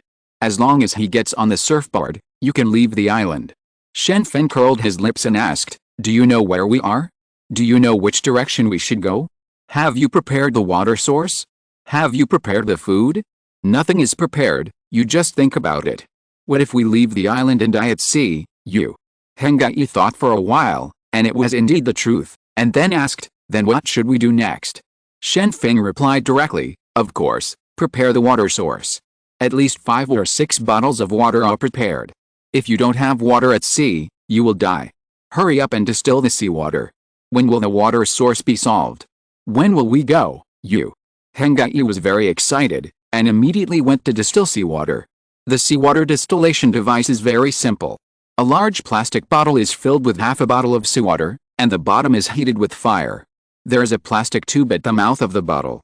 The tube cools down, and finally, the condensed distilled water flows down the plastic tube into the bottle. Shen Feng thought for a while, and ran back to continue to sleep. He didn't have such vigorous energy as Yu Hengyi, so instead of trying his best to distill seawater, he might as well take a break while he was free. Maybe it was really Yu Hengyi's luck. At dusk, dark clouds suddenly gathered on the sea. Half an hour later, heavy rain fell from the sky, and the flames were immediately extinguished. However, Yu Hengyi knew that it was time to catch the rain. I know that God takes care of me, whatever is missing. Yu Hengyi was even happier. When he was short of boats, he floated a surfboard from the sea. When he was short of water, it rained heavily, and he was like the protagonist in With Good Luck, you can get what you want. Shen Feng looked at the rain in the sky, and looked at the happy Yu Hengyi, and became even more puzzled in his heart. Is this kid really the child of destiny? Can there be such a good luck? After one night, Yu Hengyi collected more than a dozen bottles of rainwater, tied them with a rope and tied them to his body, and then said to Shen Feng, let's go, we have a source of water. Shen Feng shrugged and said, okay, you go up first, I'll be right there. Yu Hengyi unsteadily stepped on the surfboard, and the surfboard carried Yu Hengyi to stand steadily. Shen Feng jumped up and landed on the surfboard lightly. He had already performed water walking, and his body is light as a feather, the wind is supporting him all over his body. Set off to the north, don't move around, and don't use supernatural powers. Shen Feng summoned a strong wind, and the two slowly moved forward on the sea. Shen Feng has already chosen a route these days. When he looks up at the starry sky at night, he cannot see the Big Dipper, but he can see the constellation Cassiopeia. Then it's easy, it's always right to go north. Shen Feng guessed that the place where he is now is not within the scope of Australia, but within the scope of South America. It is no problem to go north from these two places. As long as you find a place where there are people, you can know where you are on the vast sea. Yu Hengyi looked at the sea level expectantly, hoping to see land suddenly. Since he was so lucky, it would be reasonable to encounter a piece of land by chance next time, right? But one day passed. Not only did Yu Hengyi not see the land, but under the scorching sun, the skin on his arms and neck had already begun to peel off. Even if he poured seawater on his body, the scorching pain could not be relieved. Instead, his delicate skin was damaged again. Stimulate. Chapter 425 Oil Bottle. Shen Feng took off his coat and put it on his head. He knew the power of ultraviolet rays. If he was exposed to the sun for 2 days, his skin would also fade. Zio. It seems that luck doesn't come all the time. Shen Feng looked at Yu Hengyi, who was sunburnt on the surfboard, and couldn't help but said with a smile. It could be seen that Yu Hengyi's luck had come to an end. So far, he has been sailing on the sea for a day and a night, but he has not seen anything. Instead, he often sees fish in the sea. Shen Feng can easily kill the fish floating on the surface by firing the wind blade. There is not a shortage of food, but half of the fresh water has been consumed. At sea, the speed of freshwater consumption is much worse than on the small island, especially the skin on Yu Hengyi's body is peeling off, and the burning pain on his body cannot be relieved if he does not drink water. This pain, fortunately, After another morning of sailing, Yu Henggai saw a black dot appearing in the northwest, and immediately cheered up, turned his head and said to Shen Feng, "Look, there's land over there, look." Shen Feng also saw the land, heaved a sigh of relief, and said, "Fortunately, I chose the right direction. As long as there's land, I can take a rest." Shen Feng immediately summoned a strong wind to propel himself towards the black spot in the distance, looking at the mountains and running dead horses, and the sea is the same. He clearly saw the land from a long distance, and the final result was that the two of them arrived on the land at dusk. The location seen by the eyes is obviously very close, but the eyes can also be deceiving. Only when you are actually driving can you know how far the road really is. Shen Feng can't wait to start observing the terrain. If this is a continent, it would be great. However, in the end, Shen Feng ran around the land for a week, only to find that this is a small island with no people, with an area of 5 or 6 square kilometers. Fortunately, there are many trees on this small island. Moreover, Shen Feng also found bamboo on the island. With bamboo, everything will be easy to talk about. Chinese people like bamboo very much. Words can be written on bamboo, bamboo can be used to build houses, and bamboo rafts can be built to move lightly on water. It can be said that the Chinese people's love for bamboo is engraved in their genes. Shen Feng, I found a lot of wild fruits, do you want to eat? When Shen Feng returned to the shore, Yu Henggai put a lot of wild fruits in front of Shen Feng as if showing off.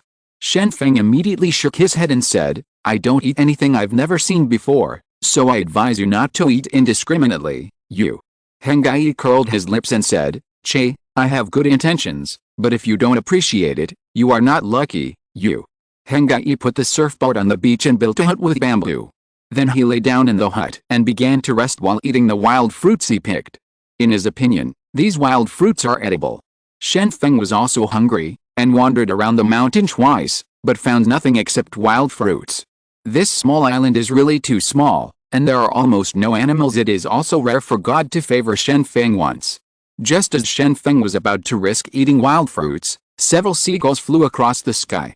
Now Shen Feng saw hope, and immediately pointed to the sky. Dozens of the wind blade flew out in an instant. Swish! The seagulls were killed by the dense wind blades and fell down one after another. Shen Feng and Yu Henggai came to the island from the shoal, so they lived on the shoal nearby.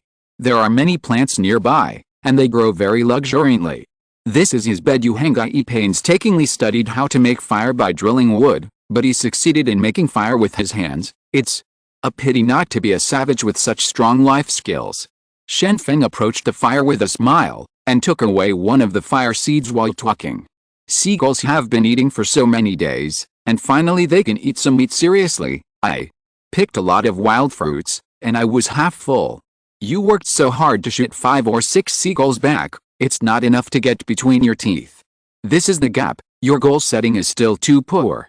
Yu Henggai said, lying in the shack, mocking Shen Feng. Shen Feng didn't bother to answer. In his opinion, what Yu Henggai ate was vegetarian and what he ate was meat. Comparing the two, it's a judgment call. There is a source of water on the island. There is not too big a spring, and a small stream flows slowly downward. Shen Feng poured out all the rainwater in the bottle and filled the bottle with stream water. Stream water is always better than rainwater. Clean, sleep, rest for 2 days, and continue to go. Shen Feng lay on the leaves, covered his coat, rubbed his eyes, looked at the bright starry sky, and then closed his eyes to sleep. Just as Shen Feng was sleeping until midnight, the fire was dimmed, and there was almost no light except for scattered sparks. But Yu Henggai's groan came, "Shen Feng, help me, Shen Feng, help me ah. My stomach hurts." Shen Feng opened his eyes and saw that in the shack not far away, Yu Henggai was rolling over while clutching his stomach, with pea-sized beads of sweat rolling down his face. It looked like he was in great pain. Shen Feng hurried over and asked, "What's wrong with you? Is your relative here?" "My stomach hurts, it's so uncomfortable," Yu Henggai said while rolling. Shen Feng thought for a while, and said, "There must be something wrong with the unknown wild fruit you ate. Spit it out quickly, and it will feel better after. Spit it out." Shen Feng supported Yu Henggai to the side, trying to make Yu Henggai spit it out, but Yu Henggai couldn't spit it out. "I can't spit it out. I feel so uncomfortable. Am I going to die? Quickly. Pick your throat, it can induce vomiting." Shen Feng quickly came up with an idea. Many food bloggers induce vomiting in this way. On the surface, they seem to be bloggers with a big stomach, but in fact they are pulling their throats to induce vomiting. Yu Hengyi stretched out his hand to scratch his throat, but just as he reached in, there was a reaction in his stomach, and he vomited. Wow, Shen Feng watched from the side, and said while watching, I said you can't eat the fruit you don't know? How about now? If you don't listen to the old man's words, you will suffer. Yu Hengyi vomited for a full minute, only feeling I vomited out the stomach acid, and now my stomach feels much better. He just opened his mouth to thank Shen Feng, but his expression changed instantly, and he rushed towards the woods, took off his pants and sprayed, hey, vomiting and diarrhea is the virtue of this. Shen Feng couldn't stand it anymore. He shook his head and prepared to go back to bed to sleep after everything was over. Yu Hengyi's face was pale, and he walked out of the woods. His footsteps were weak, as if he had lost all his strength, and his eyes were a little dull. He never thought that he would be so embarrassed. I swear, I will never eat wild fruits again. Not all wild fruits can be eaten. Yu Hengyi murmured, and then fell down in the shack. After vomiting and diarrhea, Yu Hengyi's stomach was already empty, and he began to regret it. Oh, why do I want to eat indiscriminately? It was useless even if he regretted it. A few minutes later, Yu Hengyi ran to the woods again. After a night of hard work, Yu Hengyi ran to the woods 7 or 8 times, each time accompanied by a roar in his stomach. When morning came, Shen got up refreshed and went to the edge of the shack to see that Yu Hengyi was weak and almost collapsed. How are you? Do you still have diarrhea? Do you feel better? Do you want some hot water? Shen Feng asked casually. Now, Shen Feng has no other means of help. The only thing he can do is to let Yu Hengyi drink hot water, hoping that Yu Hengyi can rely on his strong physical fitness to carry him through. Yu Hengyi opened his mouth, but said nothing, but his face was flushed. Shen Feng stretched out his hand to touch Yu Hengyi's head, and immediately felt his hand was hot. No, you have a fever. What should I do? I don't have any medicine here either, Yu Hengyi said with difficulty. I don't have diarrhea anymore, but I feel hot all over my body, so uncomfortable. Shen Feng, aren't you a medical student? Can you find Chinese herbal medicine and cure me? Shen Feng was speechless, and had no choice but to explain Yu Hengyi's request. Well, I'm not a Chinese medicine student, and I don't know much about Chinese herbal medicine. Besides, I'm just a sophomore student. Where have you seen it? A student who hasn't finished a single subject to practice medicine? He doesn't have a license or experience. Can he save people by feeling? For what Yu Hengyi said, Shen Feng only felt that his brain was broken, not to mention that he hadn't really studied medical skills yet, and he only learned the superficial aspects of physiology and anatomy. To say that Shen Feng is 2 knives is flattering him. At this level, Shen Feng would not dare to heal others. As soon as Yu Hengyi heard Shen Feng's words, he immediately felt a burst of despair. His mind was dizzy, and his brain felt like it was going to explode. There was something wrong with him, as if half of his foot had stepped into the gate of hell. In this situation, he already felt that death was far away from him. It's getting closer. Shen Feng, I beg you for one thing. I hope you can agree to me. This is my last request.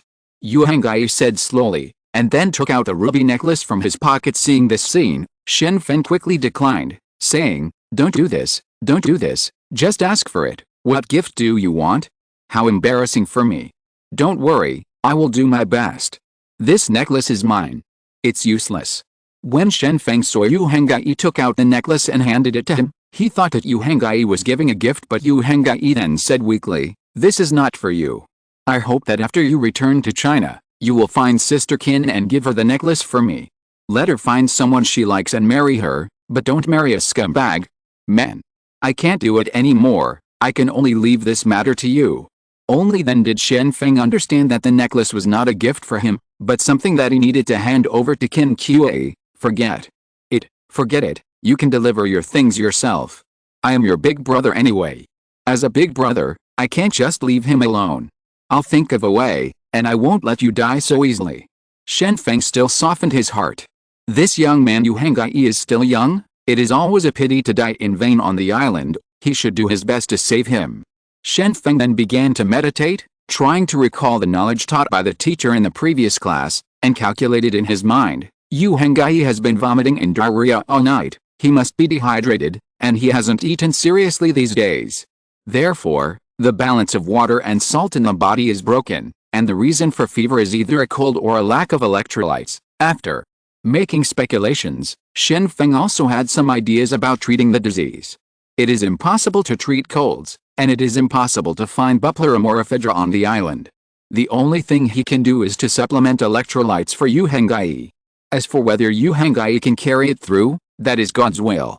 Shen Feng cut off the bamboo on the island, boiled water as a container, added charcoal and leaves into the bamboo tube, and finally threw hot stones into the bamboo tube. The water in the bamboo tube suddenly became cloudy, but there was charcoal impurities are absorbed, and the hot stones are also sterilized.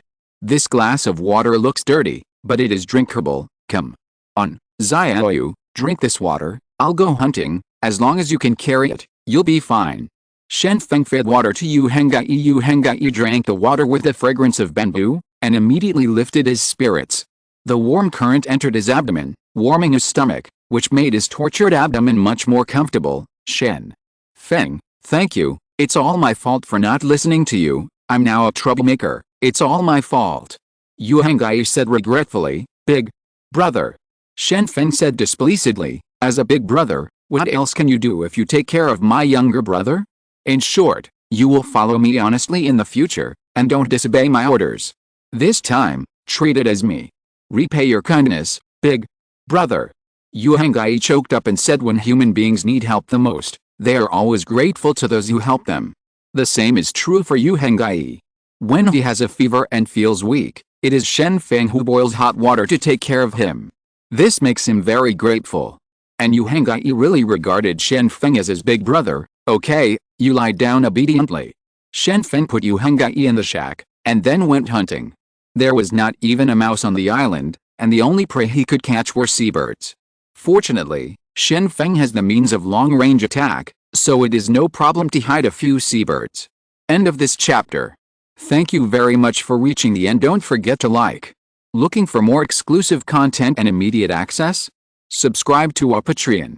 Remember, every like, subscription, or donation encourages us to continue. Thanks to everyone. See you in the next video.